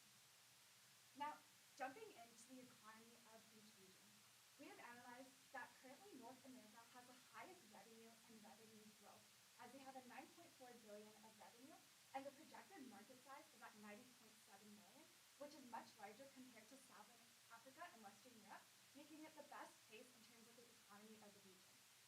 Moving on to the political landscape, currently Western Europe has the highest COVID-19 vaccination, but both Southern Africa and Western Europe have high degrees of caution when traveling into these regions compared to North America, where they have normal security precautions. On top of this, some current events in each region is that in Southern Africa, there's a current high unemployment rate of 35%, which could affect the customer's disposable income. Western Europe is also facing an energy crisis, which could affect your ability to host special events. And finally, in North America, they are currently facing high inflation rates, which could also affect disposable income. With all this into consideration, North America has still the best political landscape, taking into these three factors. And finally, moving on to our cultural differences. We have done a Hofstede analysis to compare the four regions. When looking at this, we can see that Canada and the United States has high individualism, meaning that they think of themselves as I instead of we compared to France and South Africa. Canada which could affect the type of music that they listen to. And finally, Canada has low uncertainty avoidance, which is the ability to accommodate change. Knowing this, Canada and the United States have the closest crossbed for culture, meaning that the taste of music in these two regions could be very similar and make it easier for your international expansion for the music industry. So at this point, we have seen that North America is the best place for TFA to expand to next because they have the best economy of the region, they have the best political landscape, and finally, they are most similar to Canada in terms of the political landscape, which could affect the way that you succeed in this region. Therefore, TFA must expand internationally to the United States to capitalize and become an established market leader with high growth potential in the United States. Now that we have established that you'll be growing into the United States, we want to look into what are some ways that you can grow. There's organic growth and inorganic growth. With organic growth, there's things such as new market, expansion within the market, improvement of product, or new product. However, inorganic growth is one of the quickest ways to grow, such as joint ventures, partnerships, and M&A. Therefore, it would be best to look into inorganic growth so that you can secure the best amount of growth into a new region. However, when expanding into a new region, especially with inorganic growth, your employees that you are acquiring could be affected. So we would like to introduce you to Tyler. He's 30 years old and he lives in urban areas in the United States. Some behaviors of Tyler is that he currently is interested in a variety of music and loves to explore, and he enjoys playing video games in his free time. In terms of his motivation, he wants to connect with artists, which is why he's working at a company that works in the music industry. And he wants the support of a company to foster his career growth. So knowing this, to facilitate inorganic growth, TFA must implement a change management plan to bridge the gap of employees from the company that would be acquired. Now moving on to pay for more. Why should a buyer in the United States pick TFA?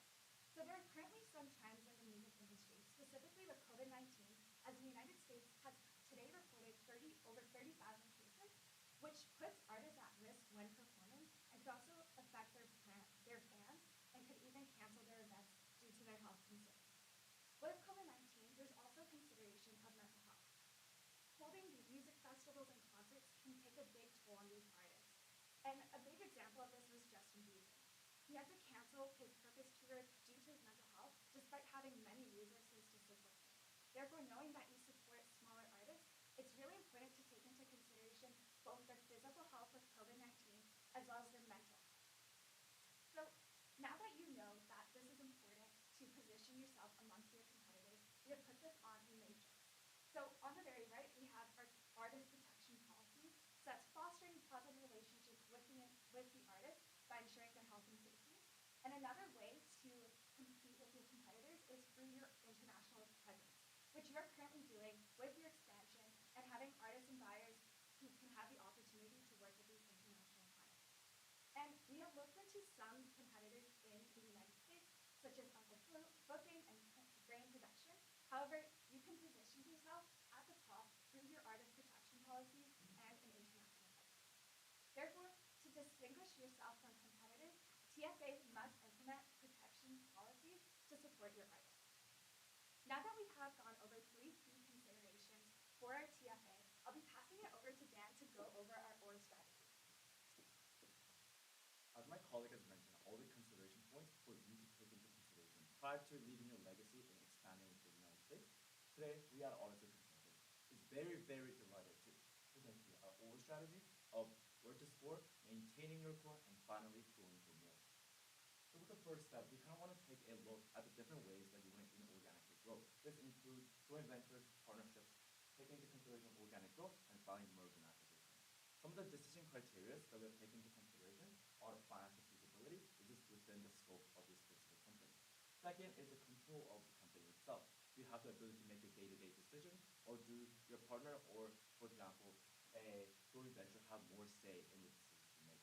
And finally is the control of the brand image as well. This includes the artists you partner with, the type of events you host as well.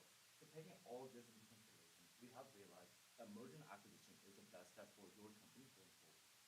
So once again, due to the financial feasibility, the ability to control the company as well as the ability to control the artists and the type of decisions you make, we have decided that M&A is the most optimal and organic method and strategy for your growth within the United States.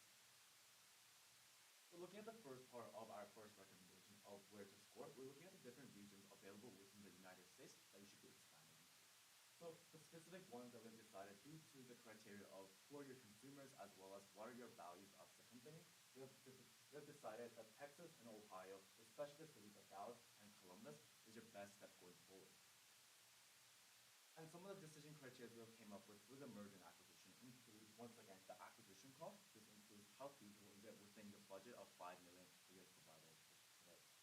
As well as the number of artists and agencies available. This includes the diverse talent that's available within these partnerships and merger and acquisitions to ensure that you're able to capture more customers in the growing future.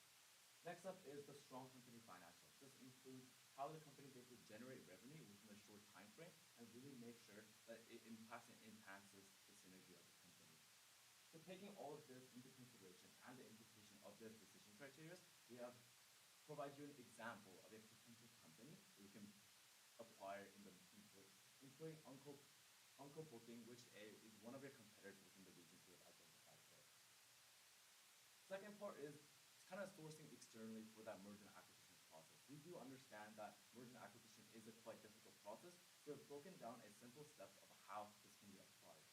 So number one is kind of formalize the vision of your specific company. What are you expecting out of this merger and acquisition? Next up is kind of sending out a letter of interest for the merger and acquisition as a whole to these different corporate financial institutions, for example, as we provided on the right, KPMG, which has services that can really help you kind of enhance this merger and acquisition process.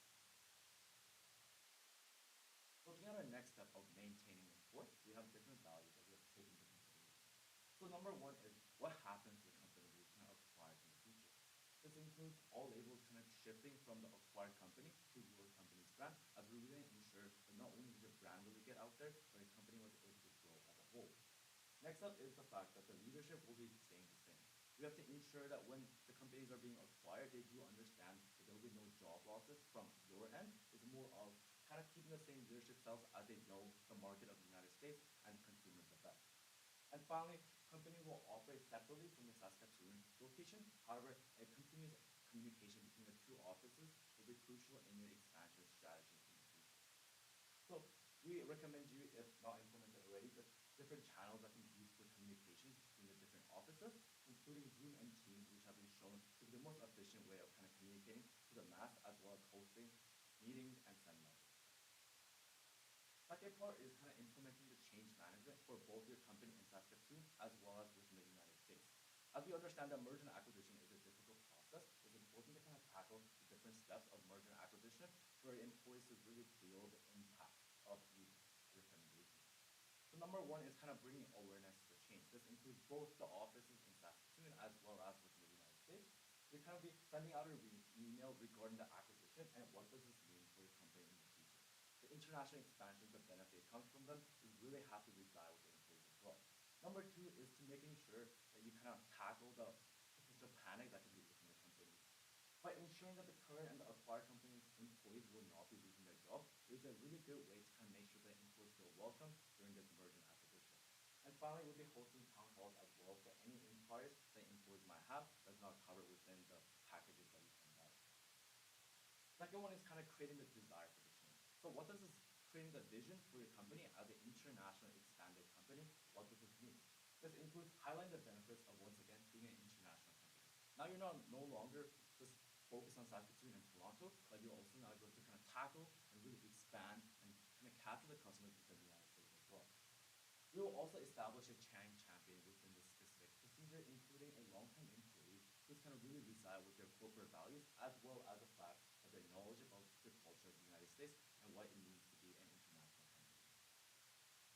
Third part is the knowledge part of the employees. This kind of indicates that the employees are retaining the information about the expansion, as well as kind of creating that educational model in order to really ensure that new changes within the United States and in Canada is really residing with the employees.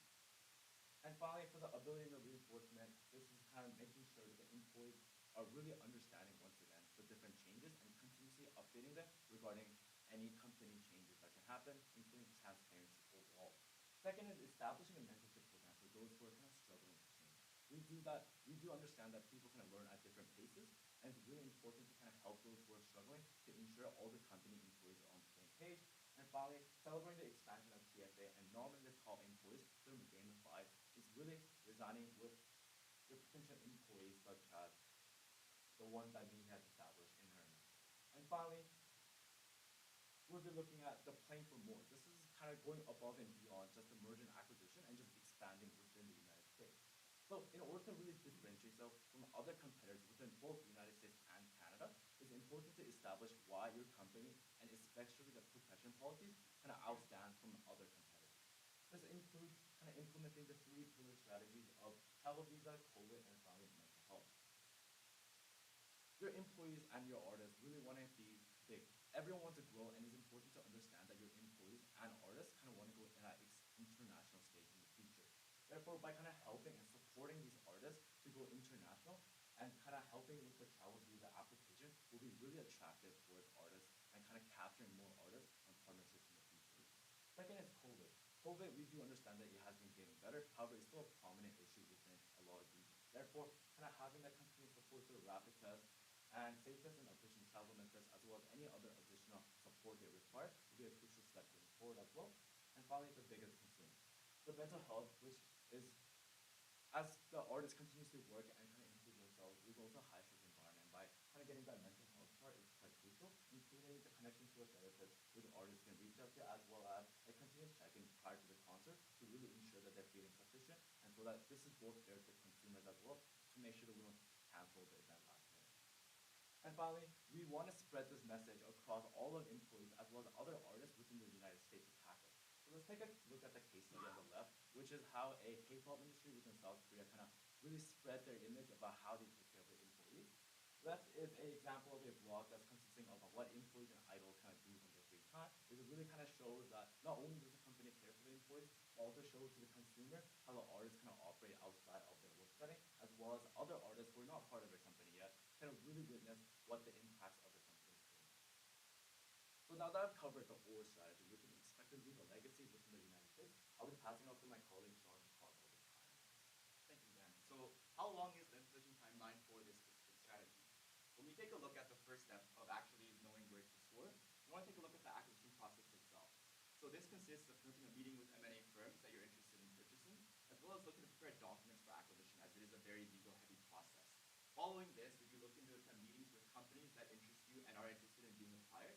We expect this process to take the next 6 months of your 2023 fiscal year. Following this, we'd like to negotiate the contracts and have final signing completed by end of 2023. Some milestones that we look forward to make sure you're on track for success is the fact that you want to have the signed purchase contract at the end of Q3, as well as having the firm take over at the end of Q4. With KPIs, we want to take a look at increasing your operating margins from 20% to 25% to account for synergies, as well as ensuring that your acquisition cost remains under $3 million USD. When we take a look at our second recommendation here, we can take a look and see that in the involvement of change management, we want to ensure that employees are comfortable with all the changes that are happening. To do this, we want to begin by sending an email to all employees at the time closest to the takeover itself. Following this, we'd actually be having a celebration party to ensure that employees are comfortable and are celebratory of the new acquisition and change that's happening. While this is happening, you also want to make sure that you're able to have R&D for a training program to ensure that all employees are able to understand what the process for your specific company is.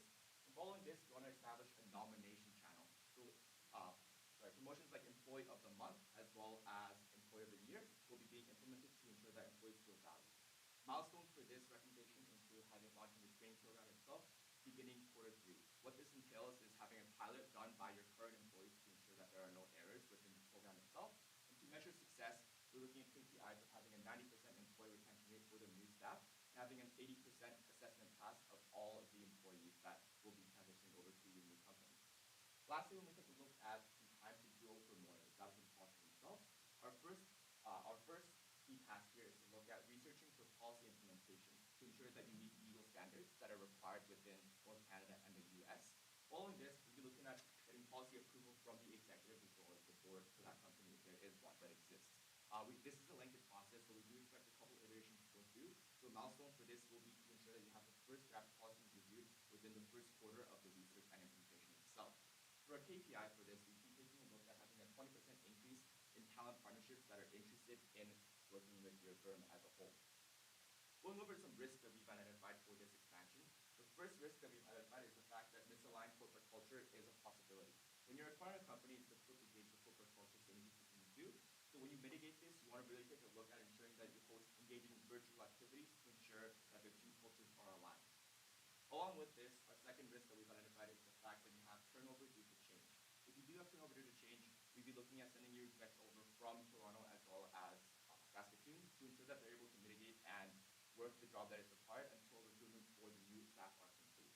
Lastly, when we take our third risk, it's the fact that clients are resistant to the change in testing policies, and this may limit our revenue. And we want to decrease this by first having a survey of both our clientele as well as our acquiring company's clientele to ensure that we meet the demand that they're looking for. In the interest of time, I'll be skipping over financials, which we can cover later in the Q&A. Going back to our key question today of how should the Fair Agency approach international expansion to position yourself as a leader among the new American industry, we took a look at our strategy of the OR strategy. Where to score, maintain your core, search more. With our strategy, you'll be able to see a $1 million USD additional revenue as well as 5% increase in your operating margin. You will be able to become a leader, market leader in the boutique consumer industry. Thank you for listening.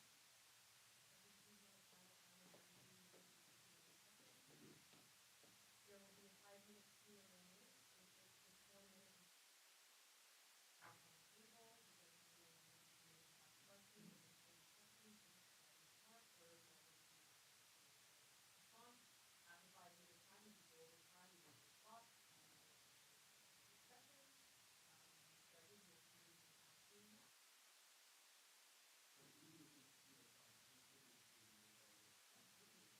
Would it be a good bet to send for this team?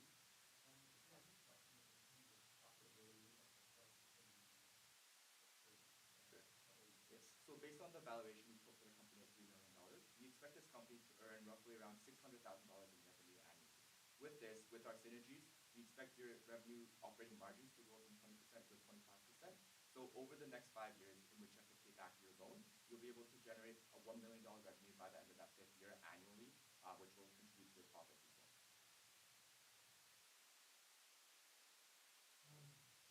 Great presentation. Thank you very much. I'm concerned about the redundancy part. You're having no redundancies and down to 90%, I think you said here. And you're going to run it at a few operations. You're making an acquisition. One of the you're not going to do that.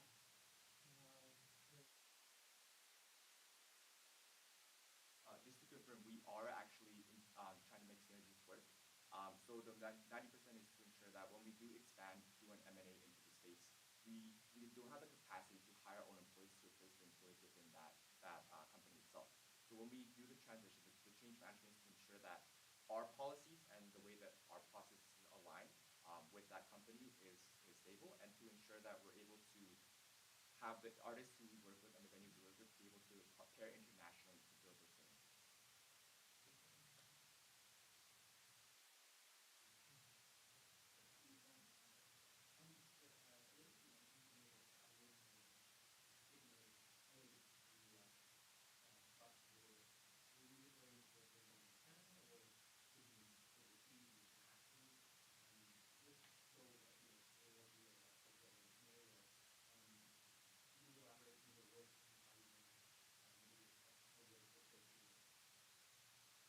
So the way we recommend that strategy is actually a way for both artists within Canada and US kind of interchangeably kind of travel.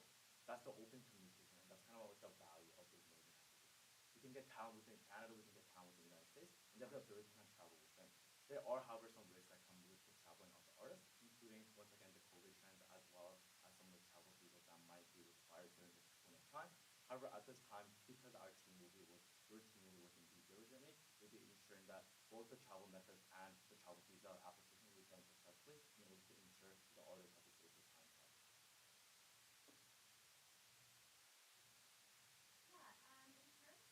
Yeah, in terms of the opportunities that were presented, while Gabrielle and her team reviewed it, do you foresee not pursuing those presenting risks? Did you take that at all? Yes, we did that. We did take that into consideration.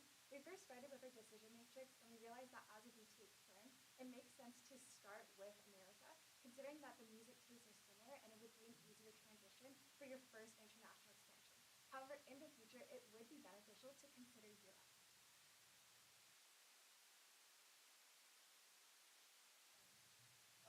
So I just asking around, you were given a lot of detail about some of the European expansion, including financial strategies. How do you foresee acquiring a company from the US affecting some of the investors of the region?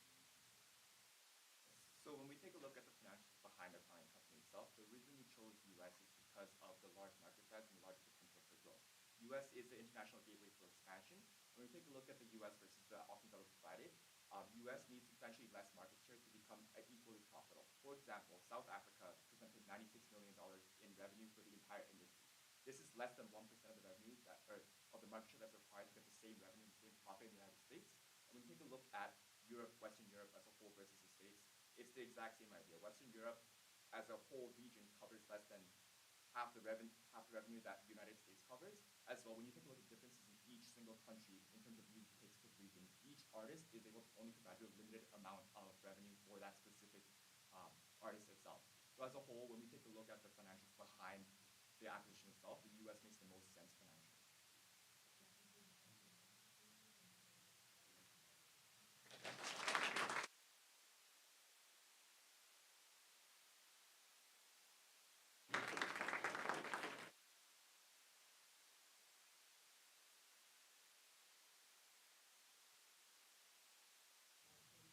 I'm Roger from the Audit Consulting. I'd like to thank all the judges that came in today and had an amazing time.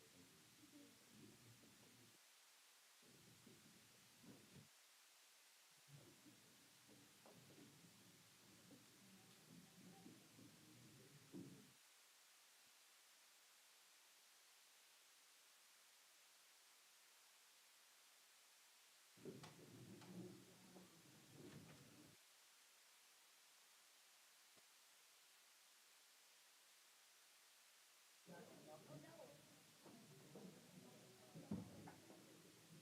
Sorry, are there any like tissues nearby?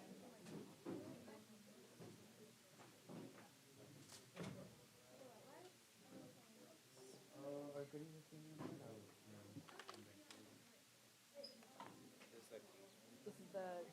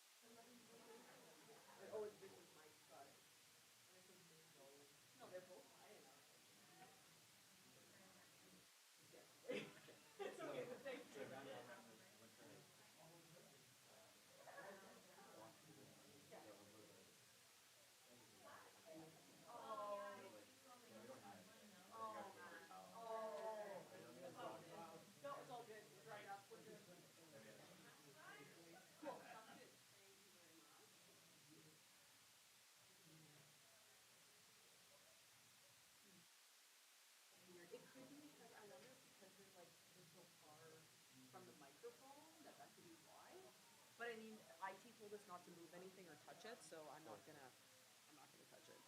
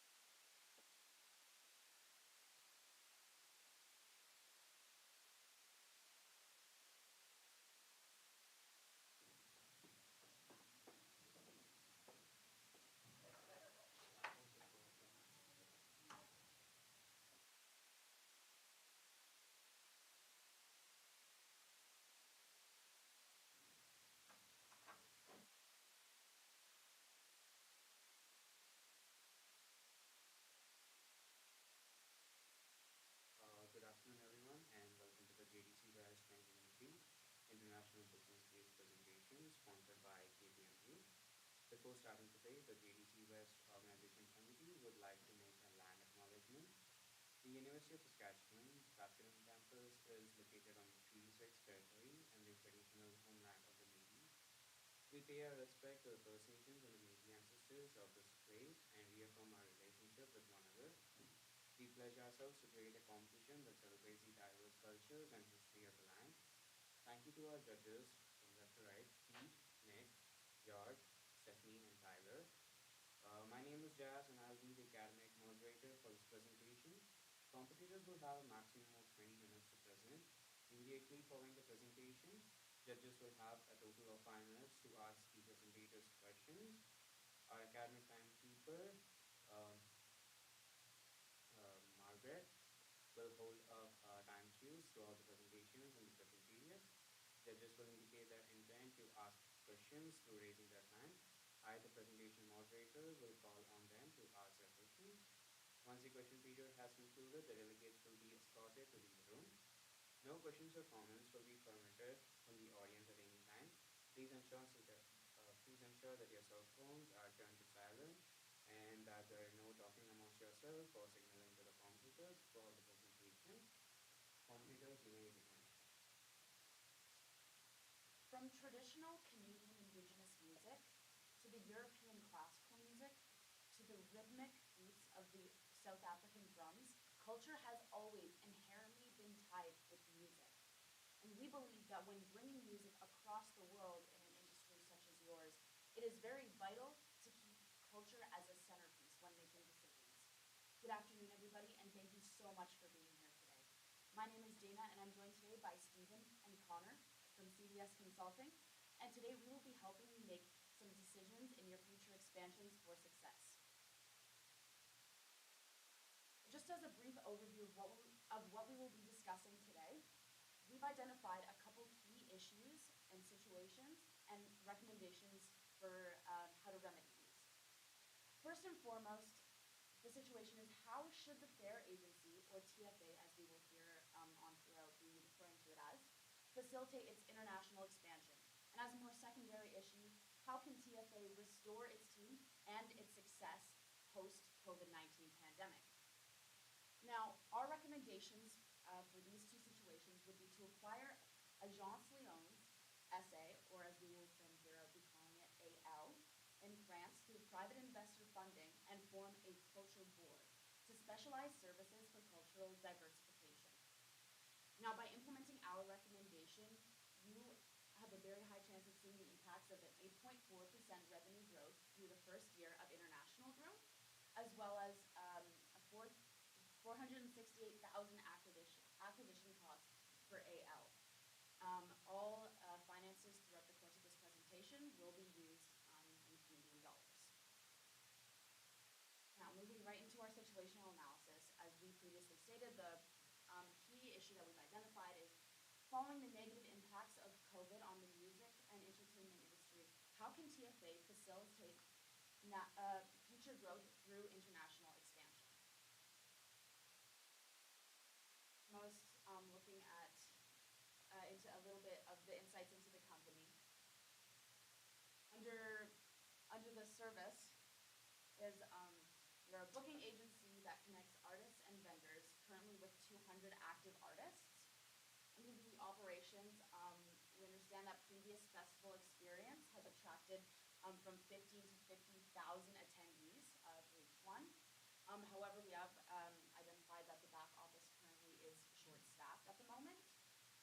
Now, some firm-specific advantages, or FSAs as we have here, is your broad network of connections, as well as that revenues that have grown $3 million in the past 3 years. We understand that during COVID, there was a downtick, but the growth has been extremely impressive. Now, what is important about all this information? Essentially, these are some key takeaways to consider. Through TFA's personal connections, this can translate into future expansion and be used when moving internationally. Furthermore, restoring the team in any ways that means would be ideal for future festivals as well as through its expansion. And finally, the rapid growth in revenues over the past 3 years really exemplifies the resilience of TFA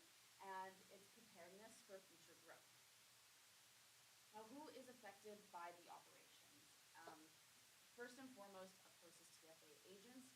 Their main concerns are their job security as well as meaningful connections, creating these meaningful connections between artists and venues.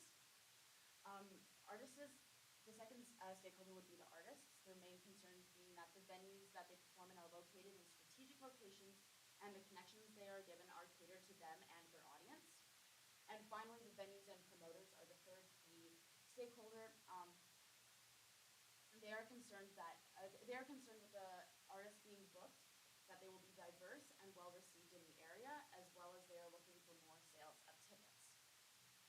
As a brief outlook of the industry, there are three key external factors that need to be considered when making decisions. First and foremost would be the internet. Now, the rise of the internet and streaming services has resulted in lots of physical sales for artists, such as in CDs or even vinyl records. And streaming and live performances are currently the primary sources of revenue. However, these live performances are offering some opportunities.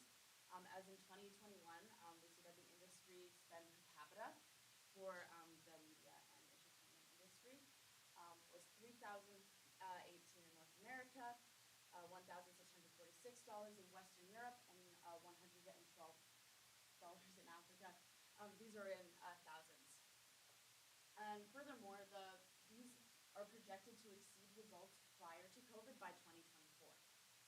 Now, COVID has been a key external factor in changing the industry. First and foremost, by temporarily putting the industry on a hiatus, and even now, we are still seeing some of these effects and bookings being canceled due to COVID contractions from members of the artists that will be performing. Now, what does this mean for your company? Of course, rising trends in live performances post-pandemic do hold opportunities for restoration of in-costs that have been lost over the course of the pandemic. Now, just a brief overview of where you are right now. You have seen great success in North America. There has been financial growth over the years from the live performances, and you have established yourself working with over 200 artists. And you are going to have international growth, you're going to broaden your revenue base through expansion, and finally, you are going to increase diversification of artists. This has been a brief look of where you are going, and now Stephen will guide you through how you're going to get there. Thank you, Dana, for looking into the situation. So now when looking into how you're going to make your decision, we laid out 3 criteria that you primarily need to focus on. You need to capitalize the high growth after the pandemic within the entertainment industry. You want to expand internationally, moving outside of that North America that you're currently in, as well as you need to maintain and utilize those human connections throughout the industry. It's continually changing, and the more you can connect with people, the better you can adapt. So once looking at those connections, we look at how can we continue to grow. We believe that acquiring Agence Lyon, or AL, will acquire their current roster of artists, which is going to greatly increase your instantaneously, as well as going to utilize their European-wide connections. As I said, utilizing those interpersonal relationships are very important within your industry. It does come with the con, as because you're not doing any joint ventures outside of the country, it comes with the liability that every event you throw is on yourself.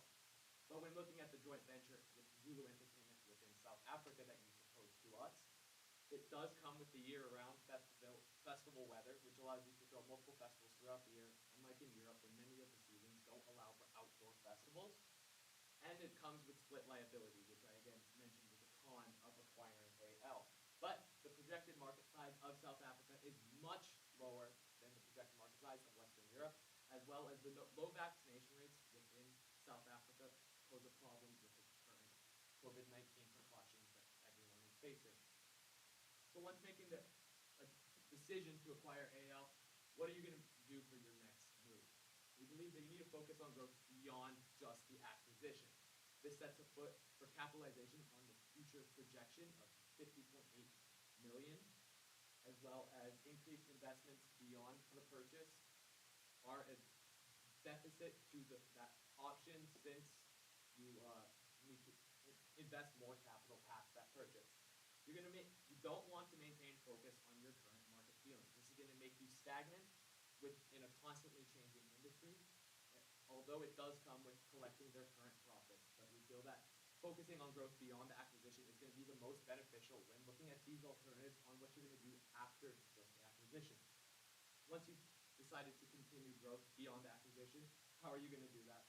We believe that appointing a cultural board allows for multiple perspectives throughout the region of Western Europe, since the region is greatly differs country to country based on the preferences of their locals. We believe that the cultural board will allow for implementation of all cultures when making your decisions for your festivals. That does come with the cultural board in Western Europe does have a lower corruption index when compared to North America, where you're currently working in, but we feel that the cultural board will mitigate that, as well as we did look at expanding through Eastern Europe. It does come with close proximity once you enter Eastern Europe, meaning that transportation of your knowledge from country to country becomes a lot easier, but the 6.8% revenue growth is lackluster compared to many of the other revenue growth, as well as the lower vaccination rates compared to Western Europe. So once you've decided to make the cultural board, that's your final step. So now when we're going to look at an overview of the recommendation we're proposing to you, it's going to come in 2 phases. Phase 1 is going to be to acquire AL, or Agence Lyon, and obtain financing. After that, you're going to move on to phase 2, where you're going to appoint that cultural board, develop events focused on the organizational views that you've bestowed, as well as the cultures that you want to implement within. Now breaking down phase 1, looking at acquiring AL, it's going to be a purchase of 390,000 Canadian dollars, as we mentioned previously, at a 4x EBITDA. This is going to come at a 20% premium on top of that 4x EBITDA, as well as maintaining, you're going to want to maintain their 7 current agents within the company. You're going to keep the key management, as well as you're going to reduce the redundancies when needed. You're not going to need all of their staff, so you want to minimize those costs too. Next, how are you going to do this? You're going to obtain financing. We decided that for you, a private investment is the best option, since it comes with that 2.5% interest rate over a 5-year term and a lump sum payment at the end over the other option of annual payments through conventional financing. Now breaking down phase 2, when you appoint that cultural board, you're going to appoint Sasha Rose as vice president. Zach Bird is going to move to France, allowing for your company to maintain its values in this new international market. You're going to focus on having the cultural board have all demographics spoken for. This is going to ensure that, again, when you're making these new events or signing these new artists, the culture that they're working in are going to be spoken for, and they're going to know how to capitalize on it the best. And then after you appoint that cultural board, you're going to need to move on to plan music festivals within France and Belgium primarily, or the countries we're looking at within Western Europe. Using the cultural board to plan these festivals, you're going to plan festivals in France initially. This is to develop the teamwork of the cultural board, ensuring that they work at maximum capacity. Once you've developed the French festival, you're going to move on to a Belgian festival. This is where the largest market projection size is at 11.8 million, as well as it has the second highest revenue growth over all the countries looked at within Western Europe. Now, how is this going to affect your stakeholders? Well, for your agents, they're going to expect new opportunities to expand their connections, and as well have a stable job to go to at the end of the day. Your artists, they're going to be booked continuously and strategically to reach those new audiences that your cultural board knows are best for them, as well as the venues and promotions are going to see a diverse booking to draw in new customers, as well as increase sales, again, capitalizing on that diverse culture within Western Europe.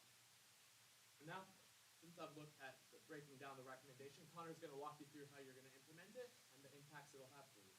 Perfect. Thank you, Stephen. Now, you might have a few questions. How long is this going to take, and how much is it going to cost? We're going to be looking at a 3-year implementation timeline covering both phases. Firstly, we want to start here with an executive meeting. We want you to communicate as senior leaders on what you want to do with this project, or if it's something you can consider moving forward.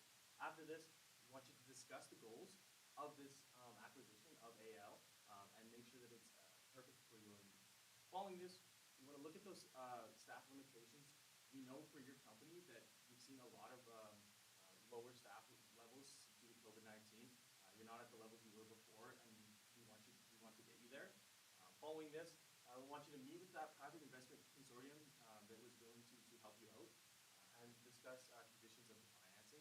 We believe a group that can really help your company will be that consortium. They'll be very well-knowledged and versed in that space and can really help a company like yours that might not have that knowledge yet. Then we want, with their help, for you to create a competitive bid using more of those relevant multiples. The COVID-19 numbers have gone down. Some of those values have come up. So we want to make sure that we're giving them a competitive offer that will help them go with that decision. Following that, I want you to meet with with AL to present that bid and then work with them on that part. And then over the coming months, work with them and any sort of conditions need to be met, we'd like you to move forward with them. On to phase 2 now. So that was all depending on the acquisition. Now phase 2 is more focused on that culture board and meeting these new areas that you're going to be working in. We know that Western Europe, the music situation there is almost very cultural.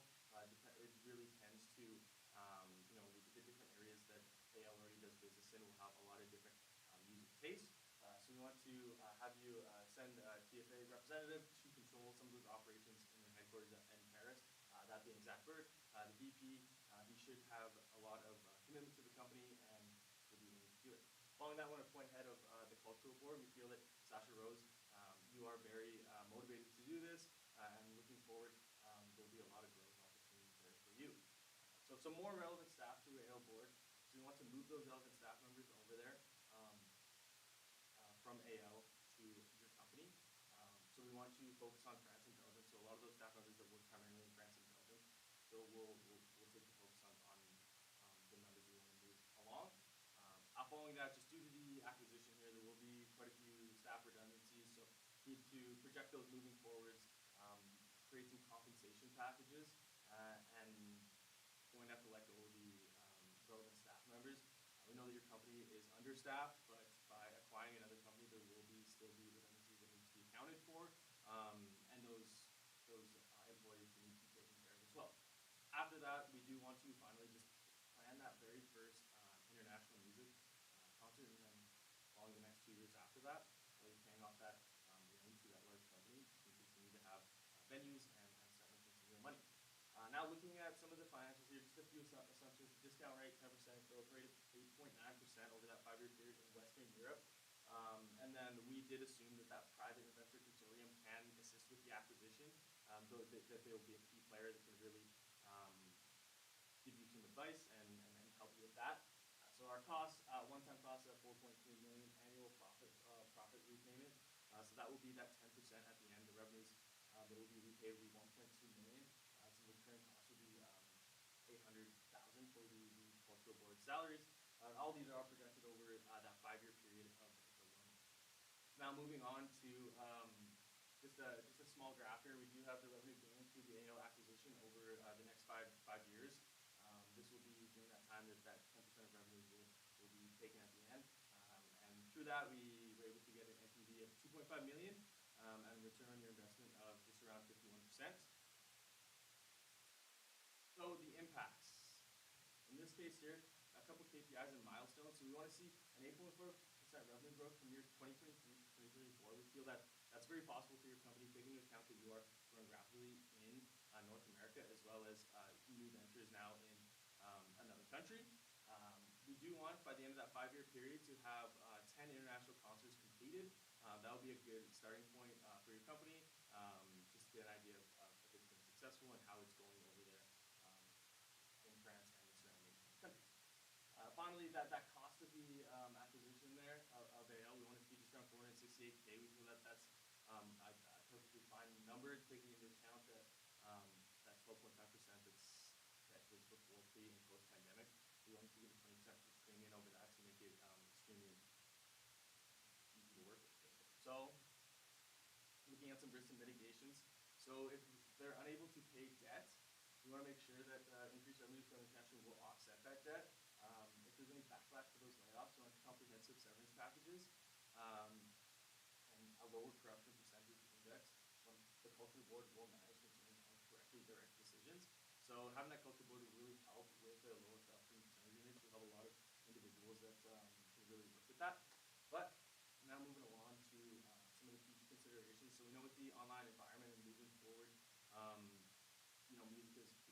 so focused on being, on your phones, on your computers. So we want to potentially offer in the future online code events to lower those cancellation losses. So in the event that this occurs, then we can go ahead and lower ticket prices and give them an online experience. And along with that, Italy was the #1 profit revenue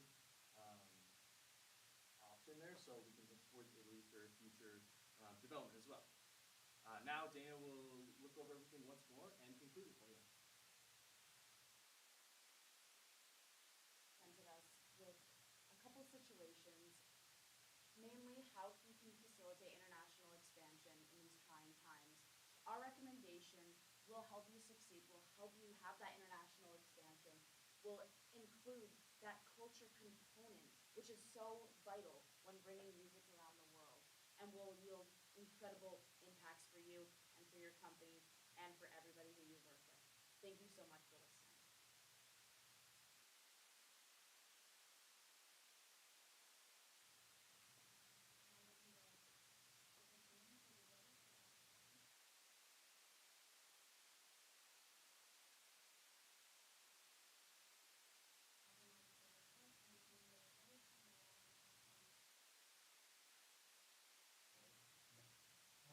Two more questions for you. Thanks very much. The cultural board recently just had a piece in your thing. Could you give me some more information on why someone would join your cultural board? What would attract them? Not really the sports and culture. Yeah, thank you, George. So for the most part, we want to have this as an internal hire process. We want to have Sasha being the head of that, but also taking into account all the diverse employees that the company has. So we want to make sure that as a company, there's so many different areas with acquiring AL. We want to make sure that we can cover all those areas with Belgium, Spain, as well as France, and so many others. So we want to make sure that we can hire some employees to be able to join that cultural board, and also that we'll be able to communicate their beliefs, their cultures, and make an impact on any places. So in your recommendation of expanding into France and getting a multicultural consideration, another major sort of barrier I perceive is the language. So how did you think about incorporating a language barrier into the discussion? Were there any other cultural barriers you again perceived? Yes. So thank you very much for the question, Tyler. So when looking at TFA's expansion within Western Europe, especially with France and buying the AL, since we are predominantly hiring from AL, we feel that the language barrier wouldn't be as drastic, since a lot of our employees would be coming from that AL, since they have those connections throughout all of Western Europe, since AL operates there. But nice to see you include the detail in the cost of each implementation phase. Now I see there's a lot of cash flow that you're spending pretty early off alone. Did you think about any risks related to that, and can you talk through that? Yes, we did see that the company itself had taken on debt before, so we could see some risk there. But for the company itself, we feel that a lot of these projections were projected a little bit higher than, especially the cost. We wanted to, if we go to like attendance A, for example, I used just a lot of broad numbers here that can kind of give a generalized salary for a lot of these executives. I wanted to make sure that we did project high and gave you a little bit of a higher number, but in the case that financing does become an issue, it is understood that they are quite high.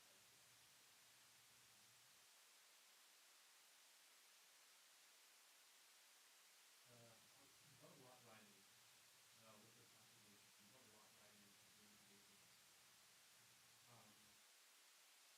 About the first event that you have, and like a flywheel, right?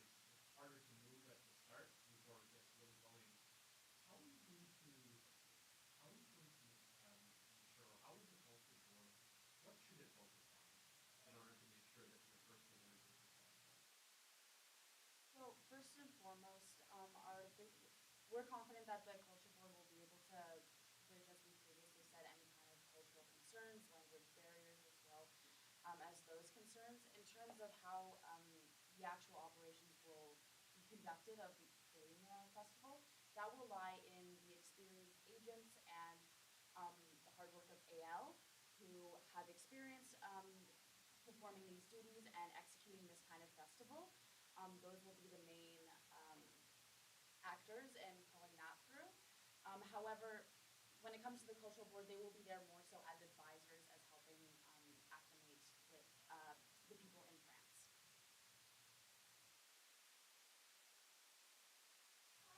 Kind of the opportunities presented, did you consider any other markets? We did actually.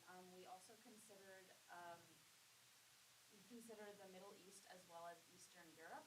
However, with ongoing conflicts and such as political, socioeconomical issues that have been ongoing in both of those regions, we considered them a little bit too high risk for you to move into at this current time. But those definitely down the road could be some future considerations as well.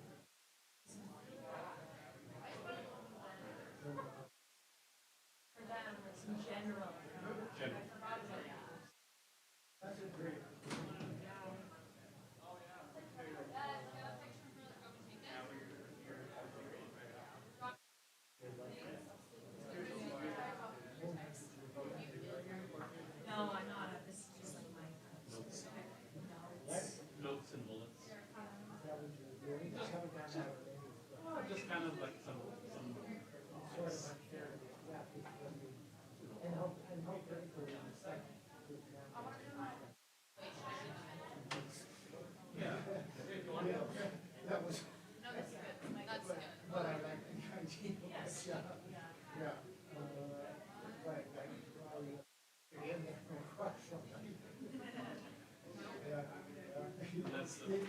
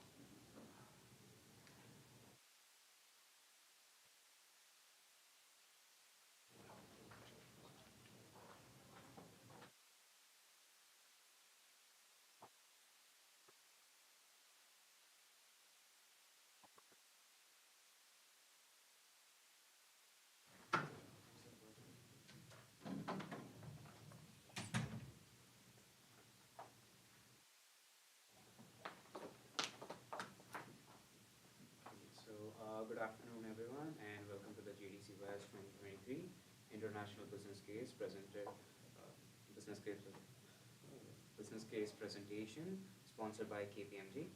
Before starting today, the JDC West Organization Committee would like to make a land acknowledgement. The University of Saskatchewan Saskatoon campus is located on the Treaty 6 and the traditional homeland of the Métis. We pay our respect to the First Nations and the Métis ancestors of this place and reaffirm our relationship with one another. We pledge ourselves to create a competition that celebrates the diverse cultures and history of the land. Thank you to our judges from left to right, Peter, Nick, George, Stephanie, and Tyler. My name is Jazz, and I will be the academic moderator for this presentation. Competitors will have a maximum of 20 minutes to present. Immediately following the presentation, judges will have a total of 5 minutes to ask the presentators questions. Our academic timekeeper, Margaret, will hold time cues throughout the presentation and the question period. Judges will indicate their interest to ask a question through raising their hand. I, the presentation moderator, will call on them to ask their questions. Once the question period has concluded, the delegates will be escorted to leave the room. No questions or comments will be permitted from the audience at any time. Please ensure that your cell phones are turned to silent and there is no talking amongst yourself or signalation to the competitors throughout the presentation. Competitors, you are free to begin. Hello, TFA. No one knows connecting people through music like you do. Drawing from a team of 40 individuals in 2008 to across Canada leading entertainment company within the Canadian entertainment industry. However, this growth has not came without its challenges. As many maturing companies do, your company began to experience stagnating growth. However, your company ultimately addressed this issue by creating a new division focused on leading a series of cross-Canada medium-scale outdoor entertainment venues and concerts. As Roy Ayers once said, the true beauty of music is that it connects people. Your company has embraced this value to its core. Connecting people through music is something your company has done for many years on years. However, the COVID 2020 year presented a new challenge for your company. With 2020, your company was no longer able to connect individuals to Canadian music artists through booking venues and roles for them, and also you were no longer able to hold your outdoor concert-like venues. So now, after coming out of the COVID pandemic, your company is in a prime position to take advantage of this opportunity. As one of the few surviving companies coming out of the COVID era, your company can now seek to expand and acquire some of the more failing smaller companies within this industry. So the problem your company is facing today is how can TFA successfully enter an international market with having limited resources? In a way to evaluate which countries were deemed acceptable, we formed a series of 3 different criteria points. The first being that TFA must enter a market with similar cultural business practices. While music can connect across cultural boundaries, at its core, music really speaks to the people that seek to find it out and seek to like it the most. In addition, TFA must avoid entering into a joint venture agreement. Having control over the music you produce and the music you showcase to others is essential for your company, and having a joint venture agreement doesn't allow your company to fully show the world what Canadian music is all about. And our last criteria point is that TFA must enter a market through eliminating a new competitor. With the COVID pandemic, there's multiple opportunities to conquer market share through acquiring failing competitors, and this is something your company should definitely consider. Our solution for you is that is to move to the United Kingdom. The United Kingdom offers a similar cultural business practice as Canada. Within the United Kingdom, you can avoid entering into joint venture agreements, and also entering the United Kingdom presents an opportunity to take over failing competitors. Through moving to the United Kingdom, your company has a series of different impacts it can create. Through hiring 2 employees focused on commuting with foreign businesses, your company can really ensure that it continues to connect the world to Canadian music. Through acquiring a company, your company can create, a TFA can reach a return on investment of over 15%. And then through this creation of acquiring a company, TFA is expected to generate $1.8 million in profit post the acquisition phase. Okay, now that we've digested your company a little bit, I'd like to go through a Hofstede analysis, looking at the difference between Canada, France, and South Africa, which your company is currently considering, as well as the United Kingdom.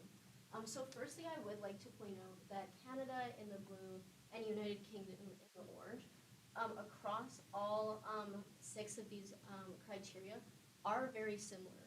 Moving forward, especially when we look at France, we can see that there's significant power differences, differences in culture, particularly power distance, uncertainty avoidance, and long-term orientation.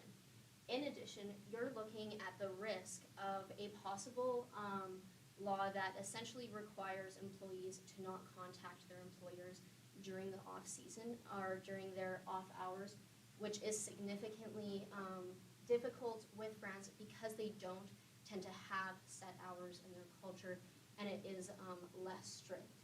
The key takeaway from this Hofstede analysis is that the cultural differences create significant difficulties when entering the French music market. Okay, so now moving on to looking at some of your company's strengths, opportunities, and your company's aspirations. On the strength side of things, your company has experienced strong historical growth. From growing from a team of 40 individuals to conquering the Canadian market, your company has been able to experience organizing medium-scale music festivals and landing leading roles for Canadian music artists. Looking at some of the opportunities that exist for your company, due to COVID, a lot of your competitors are struggling to perform post-COVID environment. And looking at specifically within the United Kingdom market, the United Kingdom market is the preeminent and prominent leading music environment for Europe. It offers an ability for your company to enter the European market and progress from there over the long term. And looking at some of your company's aspirations, your main aspiration is that you want to grow the company through expanding into new markets. So through expanding into new markets and working with other competitors, you can develop synergies through eliminating redundancies and also growing your company's revenue base. So the key takeaway from this is that TFA has the opportunity to develop synergies through acquiring some of its competitors. Moving on to a pestle analysis, looking specifically at the UK and South Africa. The UK, looking socially wise, the UK is a socially stable country that has a strong tourism base. This means that people from other countries across the globe will be able to experience Canadian music within the United Kingdom market. And whereas looking at the South Africa market, South Africa is politically unstable, and it presents many challenges for Canadian artists visiting and also for people experiencing Canadian music within the country. Looking at through the economic lens, Britain has been able to quickly recover from COVID. There's minimal restrictions within the country, which means that operating outdoor music venues is easily doable, and also that people have the disposable income to be able to attend such events. And then looking at the legality of moving to Britain, the legal barrier to acquisition within the Britain market does not exist for entertainment events. This is quite critical for being able to operate without forming a joint venture agreement.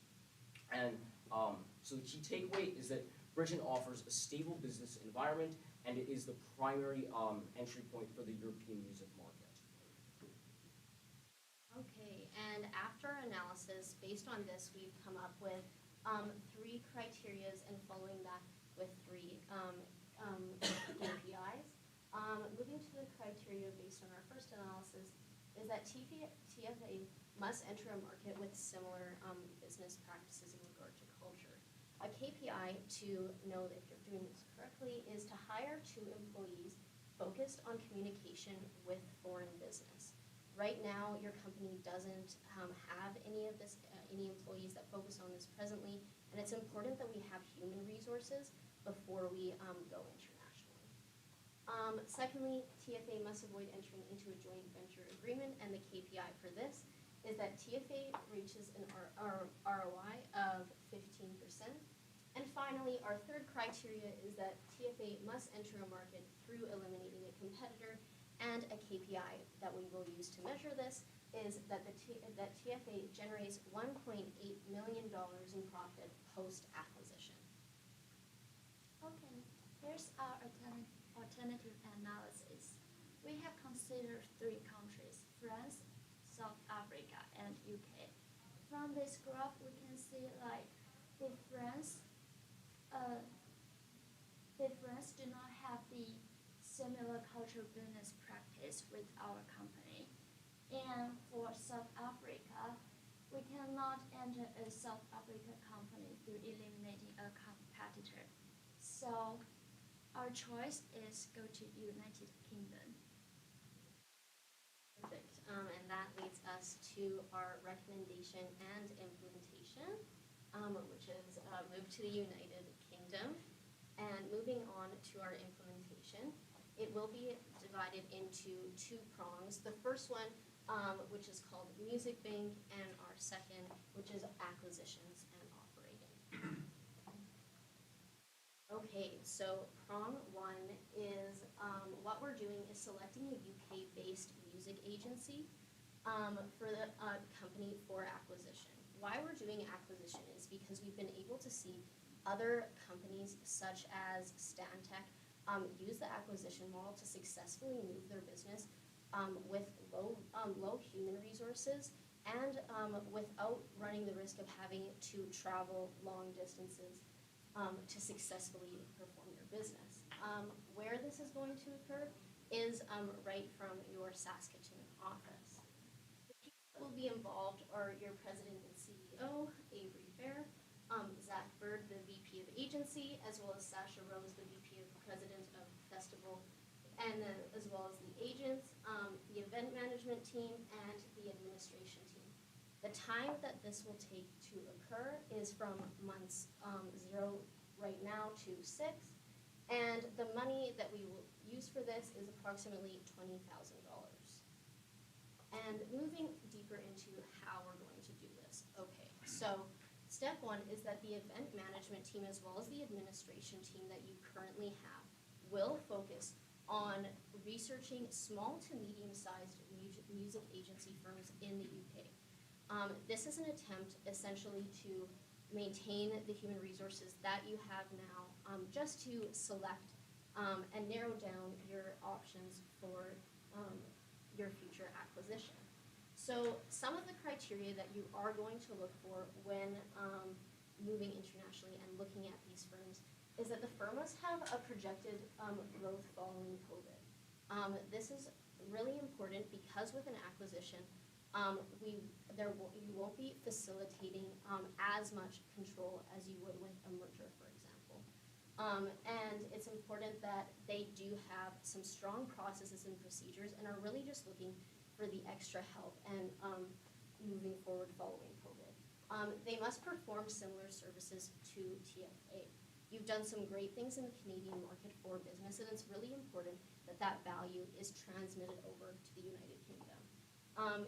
It should also promote, do similar tasks that you have committed, which is such as promoting a band's recording to record labels, mediating conflict amongst band members, helping to book tours, coordinating rehearsal space and recording sessions, as well as having ready tools for international communications because there won't be a significant amount of travel between Canada and the United Kingdom. Our second step for this is research meetings. So specifically, on month 3, there will be a meeting between the event management team as well as senior leadership and 1 administration member. And this will be to what will be discussed during the meeting is to cover essentially all possible options that have come forward and narrow them down to 3 options to move forward for the next 3 months of research. compare it with the criteria that has been set previously, and have the administration employee take meeting minutes as well. And then we will have a second meeting at month 6, specifically between Avery Fair and Zachberg, to decide on future acquisitions. And this is going to be on month 6 of operations. Okay, so now moving into the actual acquisition process. So what will be occurring within this stage of implementation is that your company will be able to finance an acquisition using private investment. So that arises the question, why private investment? Well, private investment, a private investment funded deal enables TFA to have the cash flow to facilitate expansion. With other lending models, your company would have to pay out more in interest expense per year, whereas through using private investment, you have to put up less cash per each year, but on the return side of things, you have to give some profit away. Who will be involved in this process will be Avery Fair, the president and CEO of the company, Zach Bird, the VP of agency, Sasha Rose, who is the VP of president of festival, and then the agents involved in coordinating the deal, and a boutique investment bank who will help advise on the deal. This will occur, the financing phase, arranging financing for the acquisition will occur through months 6 through 12, and then moving on to the actual acquisition and operating phase of the taken over company, that will occur through years 1 to 5. So now looking a little bit more in depth. The financing phase involves 2 main focuses: approaching the consortium of investors about the opportunity to acquire a company identified in prong 1, and then showcasing to private investors the advantage of using private funds to fund the acquisition. So going into more of the operating phase of what's happening afterwards, and actually occurring to acquire the company, your company will approach the identified company about a potential acquisition. This will later be followed by hiring a boutique investment bank who will help advise your company on the actual transaction deal and ensuring all legality is maintained. And then finally, as for integrating the actual company into the operation of TFA. So our recommendation for you is to acquiring a company named Music Bank. Music Bank is a small scale music producer within the UK, and acquiring this company will allow your company to gain a foothold into the market and progress through faster than having set up a greenfield expansion process. This comes to our financial analysis. From our calculation, if we expand international market, we'll reach a profitability ratio like 0.2, and without the international market, we only have the ratio like 0.1. So we definitely will expand our international market, and as like 1.5 times greater than the revenue without the international market. And here's our cash flow if we expand to UK market as 1.8 million, and we can achieve a net present value of 11.38 million with this implementation. And here's our risk and mitigation. Our first risk is transact by the currency exposure, and our mitigation is hedging the currency exposure by purchasing some swaps and to cover this risk. And the second risk is labor strike limit transportation to show run by Music Bank. And our mitigation is by postpone the show following the announcement of a labor strike. Okay, so just to reiterate as to what is happening within our recommendation, your problem that your company currently faces is that you want to expand internationally, however your company has limited resources. To be able to expand internationally, your company must be able to maintain a consistent positive cash flow and only focus on entering one deal at a time. Why focusing on one deal at a time? Your company is fairly small at this current stage. However, by focusing on only one deal, your company is able to pay greater attention and then have better results within the long term. The criteria we use to evaluate our recommendation is that TFA must enter a country with similar cultural business practices. Having similar cultural business practices enables a faster expansion process, which is essential for really driving revenue post-COVID. TFA must avoid entering a joint venture agreement. Through avoiding entering a joint venture agreement, your company is really able to take the reins as to for control and direct the expansion process how you want to achieve it. The last criteria point we use to evaluate is that TFA must enter a market through eliminating a competitor. Through eliminating a competitor in the post-COVID market, you're able to capture initial market share and then quickly grow through having less competitors to face. Our solution to you was to move to the United Kingdom. Through moving to the United Kingdom, you'd be able to hire 2 employees focused on communication with foreign businesses. You'd be able to reach an ROI of 15%, ensuring the future profitability within your company. And then lastly, through expanding internationally, you'd be able to generate $1.8 million in profit post-COVID, which will then be able to be returned back to artists and expand further into the long term. Thank you. We'd like to welcome any questions.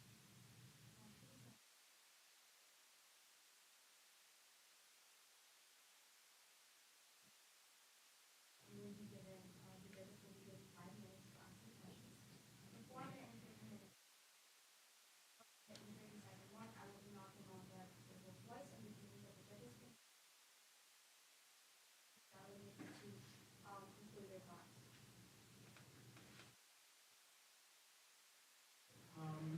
Thank you very much. I really enjoyed the presentation. Arts about this question on this screen particularly, the eliminating of a competitor. You told us why you thought that was important, but could you expand upon that just a bit more? Okay. So yeah, how we're going to do it. How we're going to do that.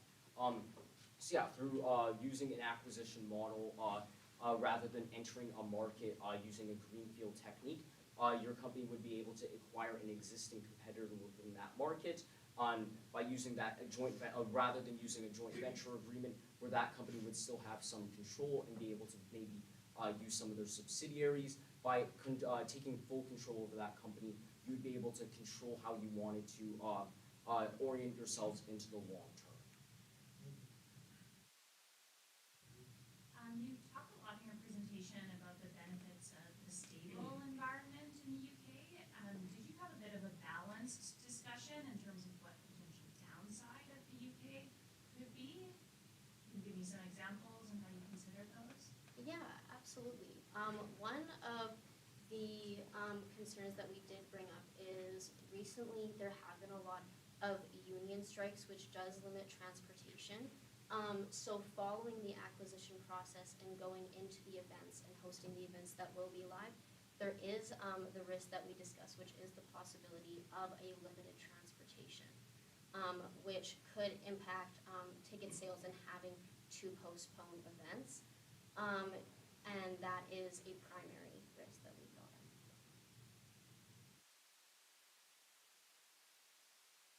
Thank you. Really good job well done. Earlier you mentioned about TFA must maybe enter a market with similar cultural business practices. Did you look at the opposite and if there were any advantages into entering a market that didn't have similar cultural business practices, or? I can answer this one as well. So we did look particularly at France and South Africa, which your company was previously considering. The significant differences that they had politically and culturally, though, however, we found through COVID there has been a stagnant revenue growth for your company, and you're facing limited resources.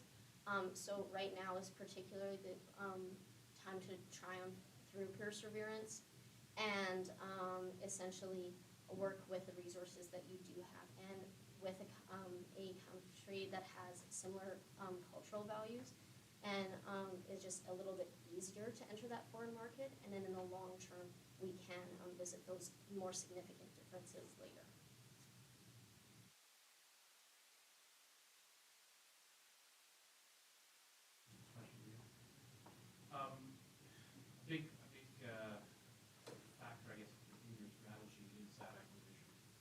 you identified, well, music bank as your example. Just wanted to touch on those critical success factors on that example. Are there some red flags that you would identify to say if they exude this, we need to stay away, or it would kill your merger and acquisition? I'm looking at the other side. If we revert back to that slide, I can sort of walk you through that process a little bit more in depth.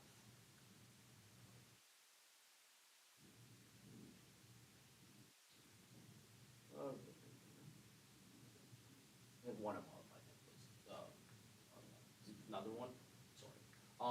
So yeah, looking at some of the more concerns with having mismatched cultural values or other considerations, it was really important that the company you're planning on merging with, planning on acquiring, already has a foundational base, and you're not having to try and rebuild that base. Rebuilding bases with a limited financial value is often very challenging to do so. So acquiring a company that already has strong foundational values and matches your company culture is really crucial for being able to achieve success through an acquisition. One of your key criteria is that a JV can't work.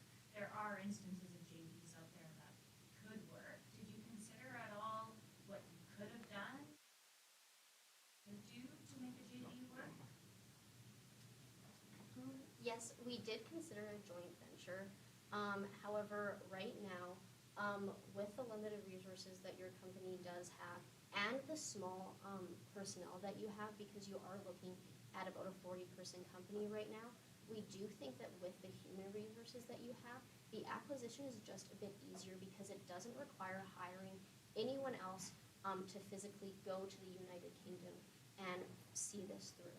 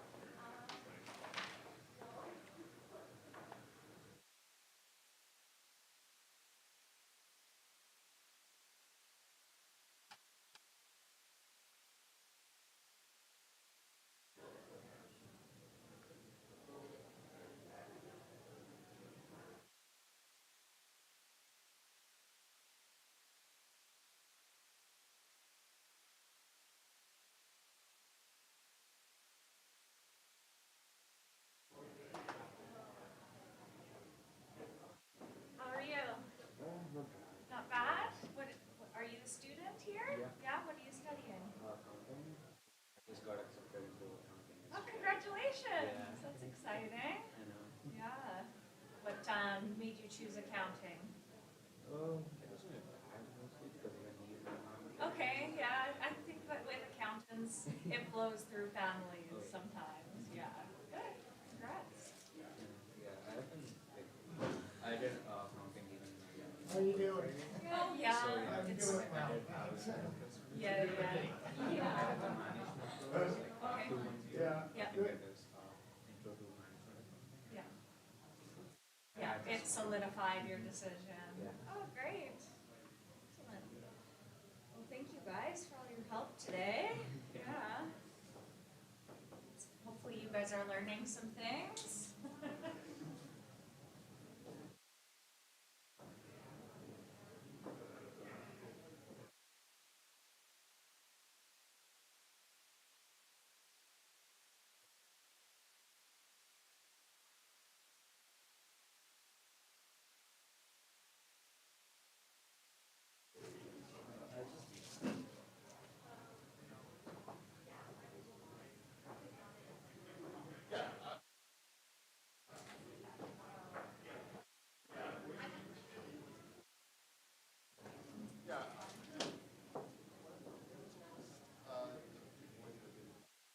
What happened if they got like flight credits or moving plans or whatever?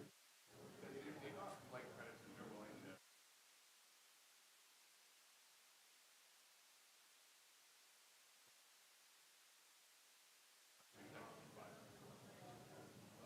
talk to all of their guests and be like, hey, I don't know, our membership's not that. You'll have to be well under our limit right now.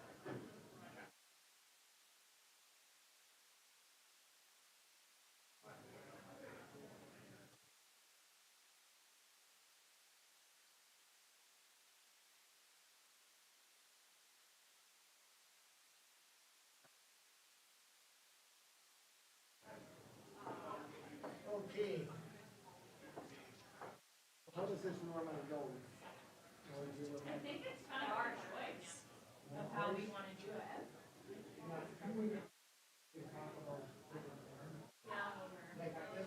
We'll have to go downstairs. Well, maybe just don't mention here because of the cameras, but, yeah, so in our next break, 20 minutes, or feedback, go down. Don't have much time to give feedback, but it would probably be good to, these are things we would like to see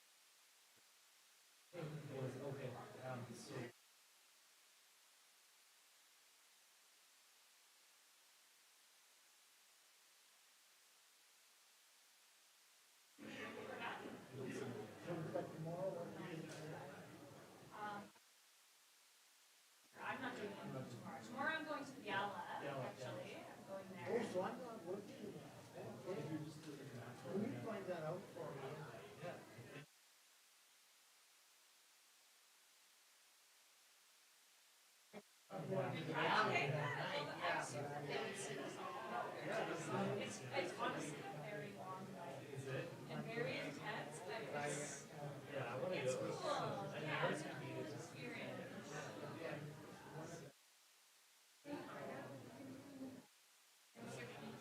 Talk and say like what we liked or in general.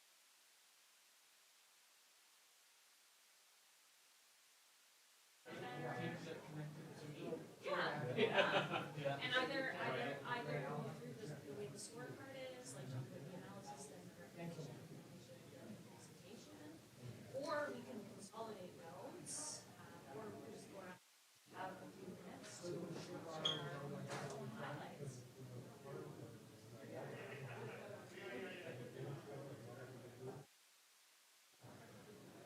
I don't think they want our history.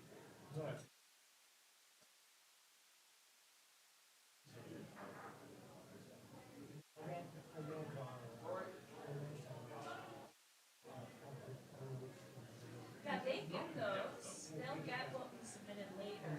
But for now, it's just, you know. Yeah.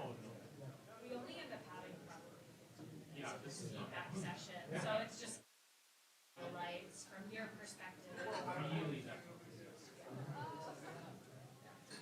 That's what I think. Maybe someone else differently, but that's what I think.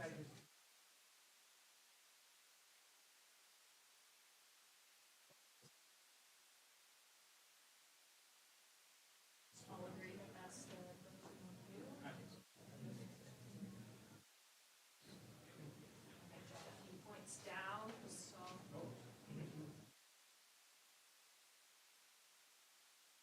Let's do it.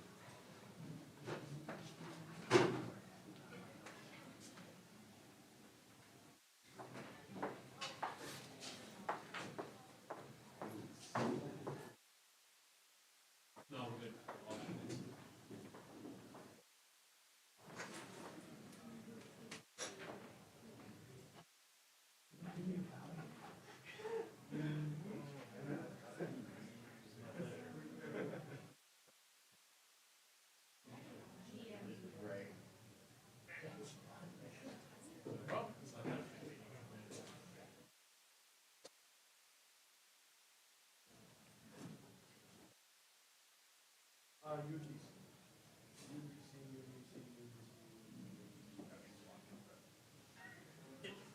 There you go.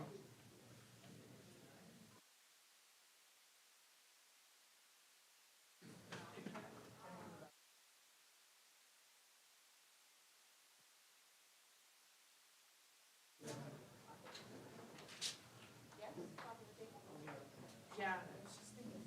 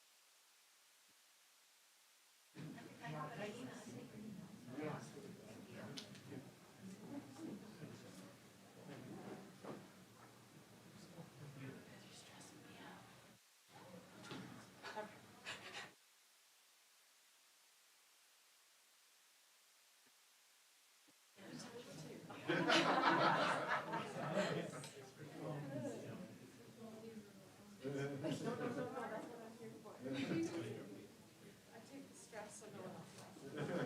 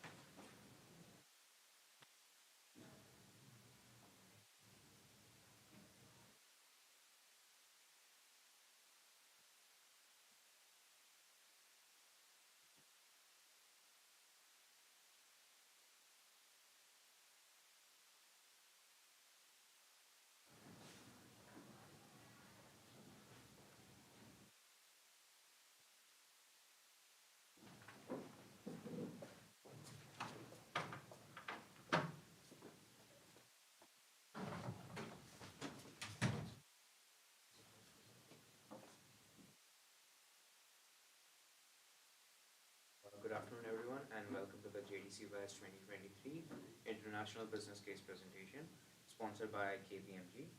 Before starting today, the JDC West Organization Committee would like to make a land acknowledgement. The University of Saskatchewan, Saskatoon campus is located on the Treaty 6 territory and the traditional homeland of the Métis.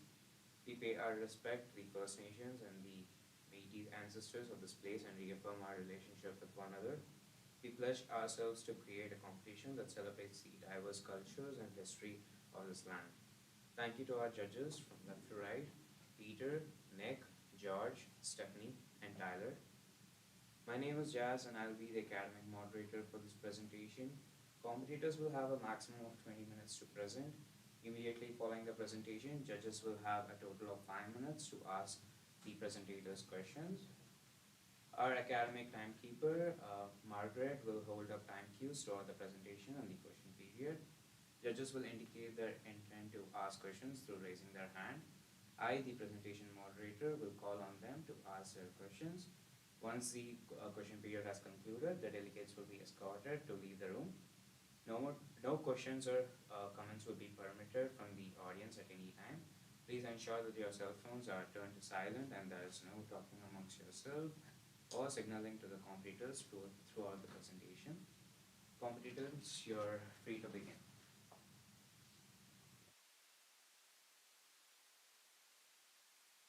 The Fair Agency is one of the leading company in Canada in the industry of live music. Your company not only fire your employee, not only fire the work that you do, your company also fire the musician that you work with. Over the past years, you have expanded substantially. However, due to the pandemic, 2 years back, your expansion was forced to put on hold. In today's world, in 2023, you guys are now trying to expand internationally. And you guys have come to us for some recommendations of where you should expand. And that being said, my name is Bosco, this is Emily, and that's Lisa. And together with the Bell Consulting Services. And we're here today to give you some recommendations. Today we're here to help you recognize a very good opportunity to introduce Cultures Alive tour after the acquisition of the Agence Lyons in France. I'll talk about what Culture Alive is in a moment. So we've recognized some three key opportunities that you can take a look at. Here we've recognized that you want to look into one specific market right now to expand into with your live music touring. We recognize that financials is limited, so you will be looking for one location, and the music industry has been decreasing due to the rise of digital music. So today at the end of this, we want to help you introduce an internationally recognized tour that is built on the resilience of your company and cultural diversity together. Okay, first we'll be moving into a brief analysis based on two main factors, which is the live industry today and possible markets that we could be potentially moving into, and then we'll get into a recommendation of where. So let's take a look at where you want to move to. There are a couple of locations that you've told us that you're particularly interested in, such as Northern America, Western Europe, as well as South Africa. Let's look at the market size. In 2022, the North America revenue is 9,440 million. That is the biggest market of all. With the growth of 9.5% in the next 5 years, and since we're still in the middle of a pandemic, and we also want to look at the vaccination rate to give you a suggestion of where you want to be. As we can see here, Western Europe has an 81.1% vaccination rate. We also need to look at how political might be at risk for your company. For that, we need to look at the corruption index. We can see that South Africa is exceptionally low. That means that corruption is, there's a lot of corruption going on there. And lastly, let's just looking at some populations. By far, North America is the biggest market, with Western Europe being next. So today, looking at the live market industry, there's lots of music genres and types, and they're very cultural and region specific, as well as the biggest market, as mentioned by Bosco, is North America, and as well as there's a growing market in Asia. With the music industry, it curates a lot of very loyal fans, especially with specific genres. There's very diverse offerings, so it's, again, very region-specific and cultural, dependent as well in some cases. There's a lot of seasonal opportunities, especially with like festivals and tours during the summer months. And there has, unfortunately, as I mentioned, been a decrease in attention to live music due to the digital adoption. Recommendation, we'll get into a definition of what is Cultures a live tour and how this will help your company as our recommendation to you. So we want to introduce our recommendation. We want you to create a new project called Cultures Alive Tours. What it is a program that helps musicians gain exposure in global markets with the opportunity to broaden their musical knowledge and experience.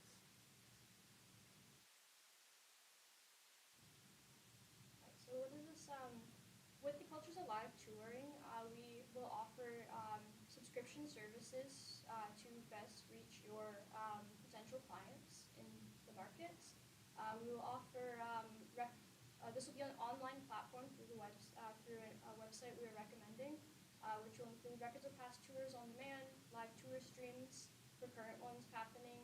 You can talk to your favorite artists if they are available along the tour. Exclusive sneak peek videos into new tours, and up to a 20% discount on live tour tickets for the upcoming tours that we'll see in different markets.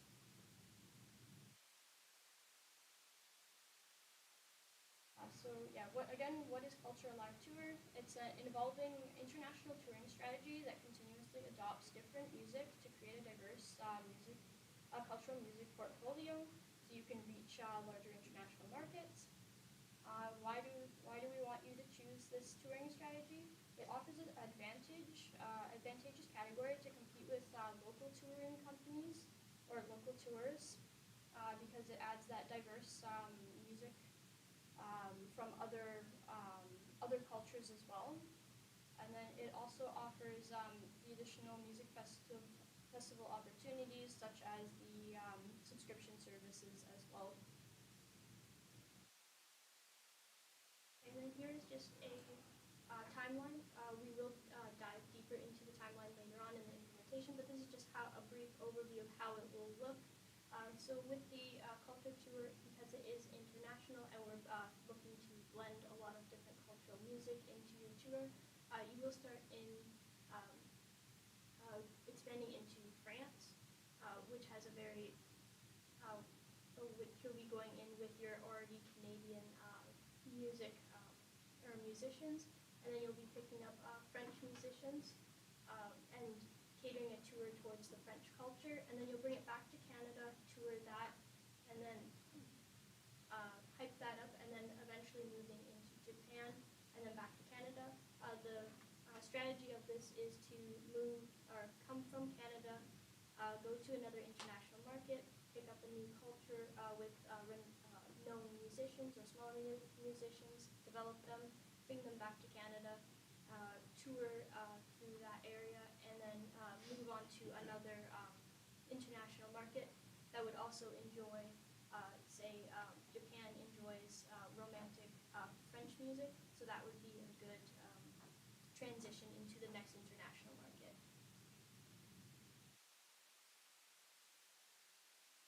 Now that we have introduced a tour, we understand that funds may be a bit tight right now. Therefore, we came up with some with an opportunity for you to fund the project. Right now, you have two options. One of the option is to go with a private equity firm. However, they do require 10% of the revenue per year. That is why we would recommend you to go with the other option, which is getting the loan at 9% rate from a bank. I'll just see some statistic of the two options. You're looking at borrowing 5 million in total. Interest rate is 9% for a bank, as well as the payment per year is $1 million plus interest. Private equity would bring you 5 million at 2.5% rate. As I said before, you have to add that 10% on. Payment per year is not available, as you could adjust your amount that you can pay. And why did we choose to take a loan from the bank? It allows you to direct your revenue from the new project, and which we are projecting to be about $2 million. And so that your brand image doesn't get mixed up with the private company, as well as building, helping you to build future credit with a bank.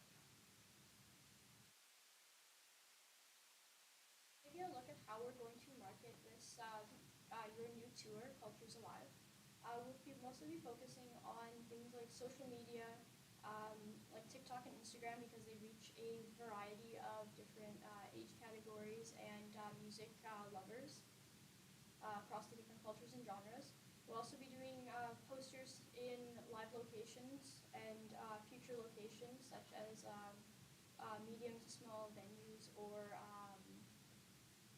places where artists will be coming for your tour. We also selected radio because that is where a lot of your customer base will be listening in, because if they're a music lover, they'll most likely be listening to the radio, and then they'll be listening for opportunities to hear about more opportunities to go and listen to their favorite artists. And we'll also take a look at, we recommend Spotify ad spaces, because again, that's where people, a lot of your customer base will be, with the music enthusiasts, those loyal customers.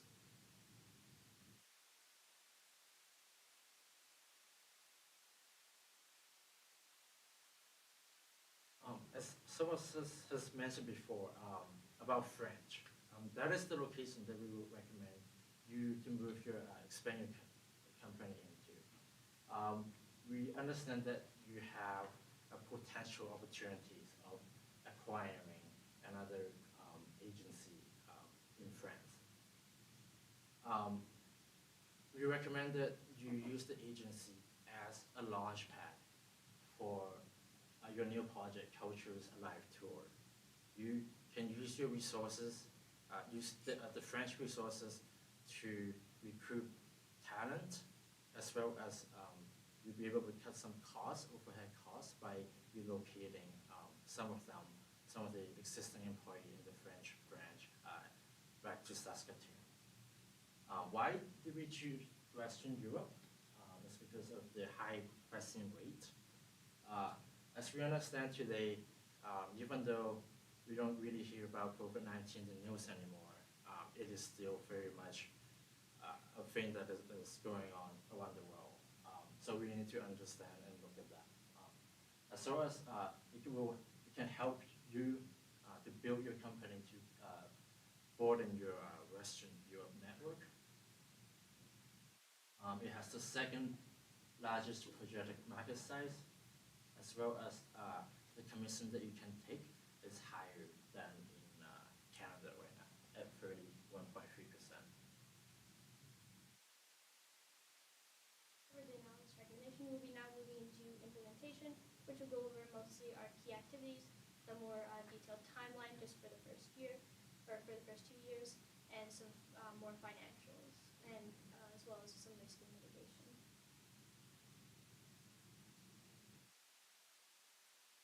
going through what it's going to look like when you move into France. First of all, we suggest that you contact the French company, contact the owner. We understand that the owner want to sell it, so therefore comes the opportunity. And then negotiate for an acquisition for about $180,000, which is kind of priced as a market price. As well as preparing your own financial records for the transition, and then confirm buying the agency, as well as just moving some of the employee back, and potentially maybe laying some employees off to save your overhead costs. So for our marketing strategy, we recommend you first start by creating an online marketing website, which will house your subscription services and customer interaction opportunity with those artists, and just with the online ambassadors that we will be promoting, as we'll talk about in the future. Second, we will scout for French musicians to add to the tour. One very popular one right now is Soprano. He may be an option, but we'll look for a higher profile French musician with additional to some lower profile ones who want to really build their cultural experience in the music industry. And then third, we'll find performance locations in France and in Canada to house the tour that goes across. Fourth, we'll do the tour managing promotion, one in Canada and one in France. These will be likely existing employees who will have a increase in the wages, and they will likely be taking control of a lot of the online and subscription interactions with your customers. And then lastly, the tour will begin.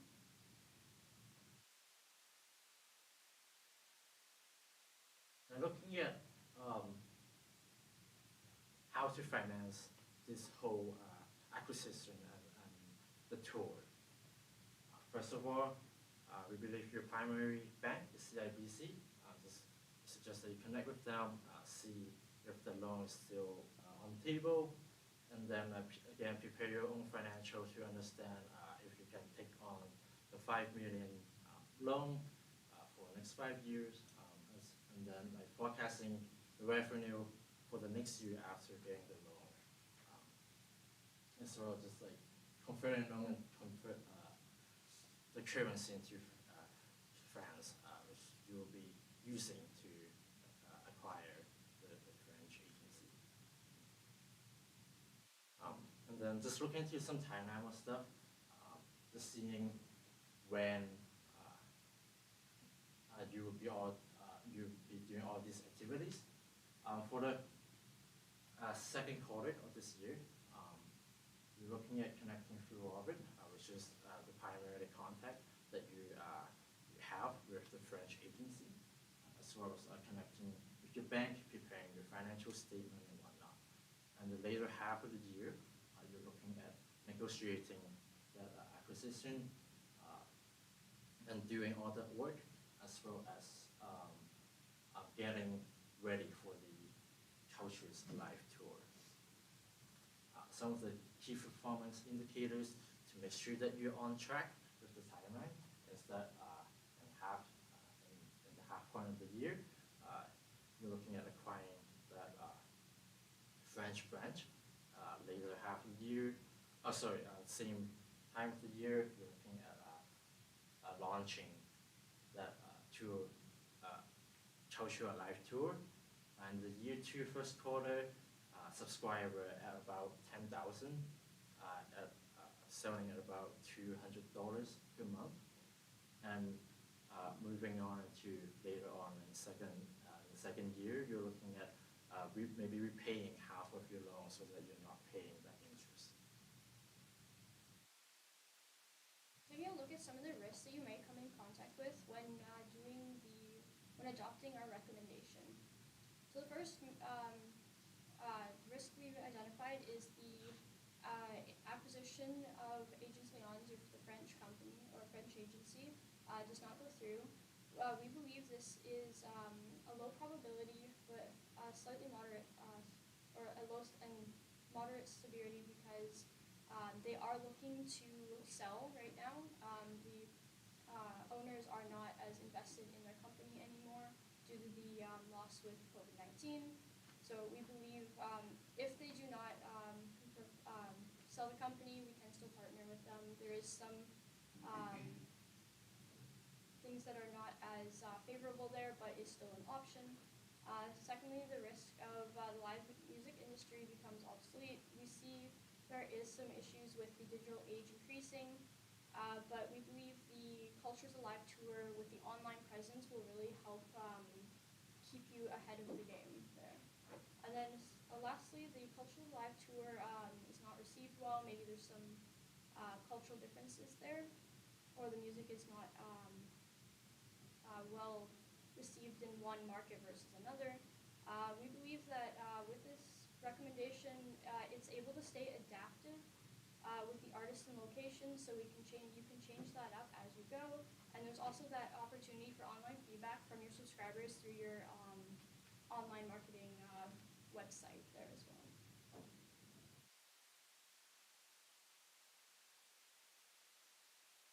We did skip over some financials, unfortunately, but the main financials would be just projections into the first year, which don't include, which have already been mentioned as key performance activities. We'll now move on to our Q&A section. At the 4-minute and 30-second mark, I will call upon you to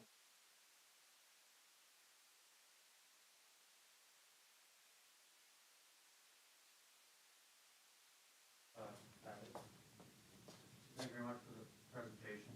Your recommendations included the acquisition of a France agency, but a good majority of the presentation focused on the tour.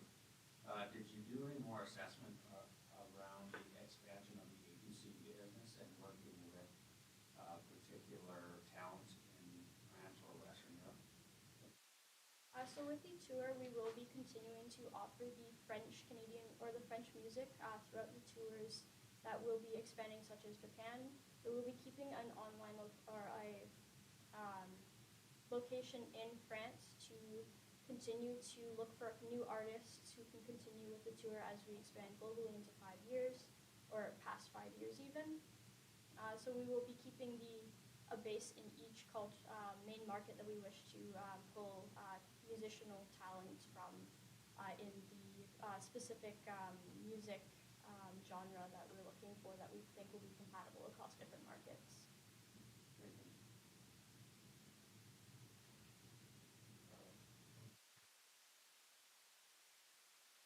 Thanks for the presentation. I just wanted to ask a question also about the team. Through acquisition, you make the profit, but you also absorb all the risk. And so I'm just thinking about that relationship with AL when the acquisition happens. We're highly dependent on their knowledge. What are the sort of success factors that we need to navigate through to make sure that this goes well? The profit is riding on it. We understand that buying the French, the L French is a very risky move. However, we also understand the potential profit of it. We would recommend you that you keep your value in French by promoting all of the musicians that they have been working with, as well as the opportunities that you will be able to provide to the musicians.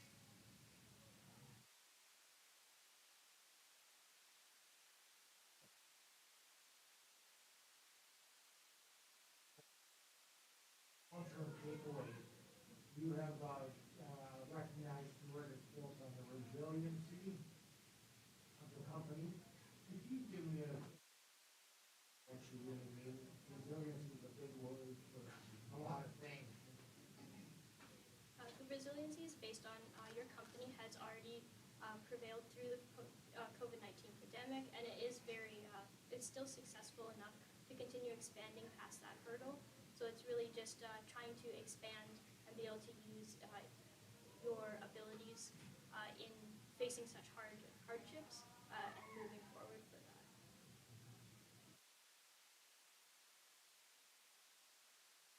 Sorry, thank you for the presentation, by the way. Earlier you mentioned about the idea of, could you walk us through, please, a little bit more about that and the plan?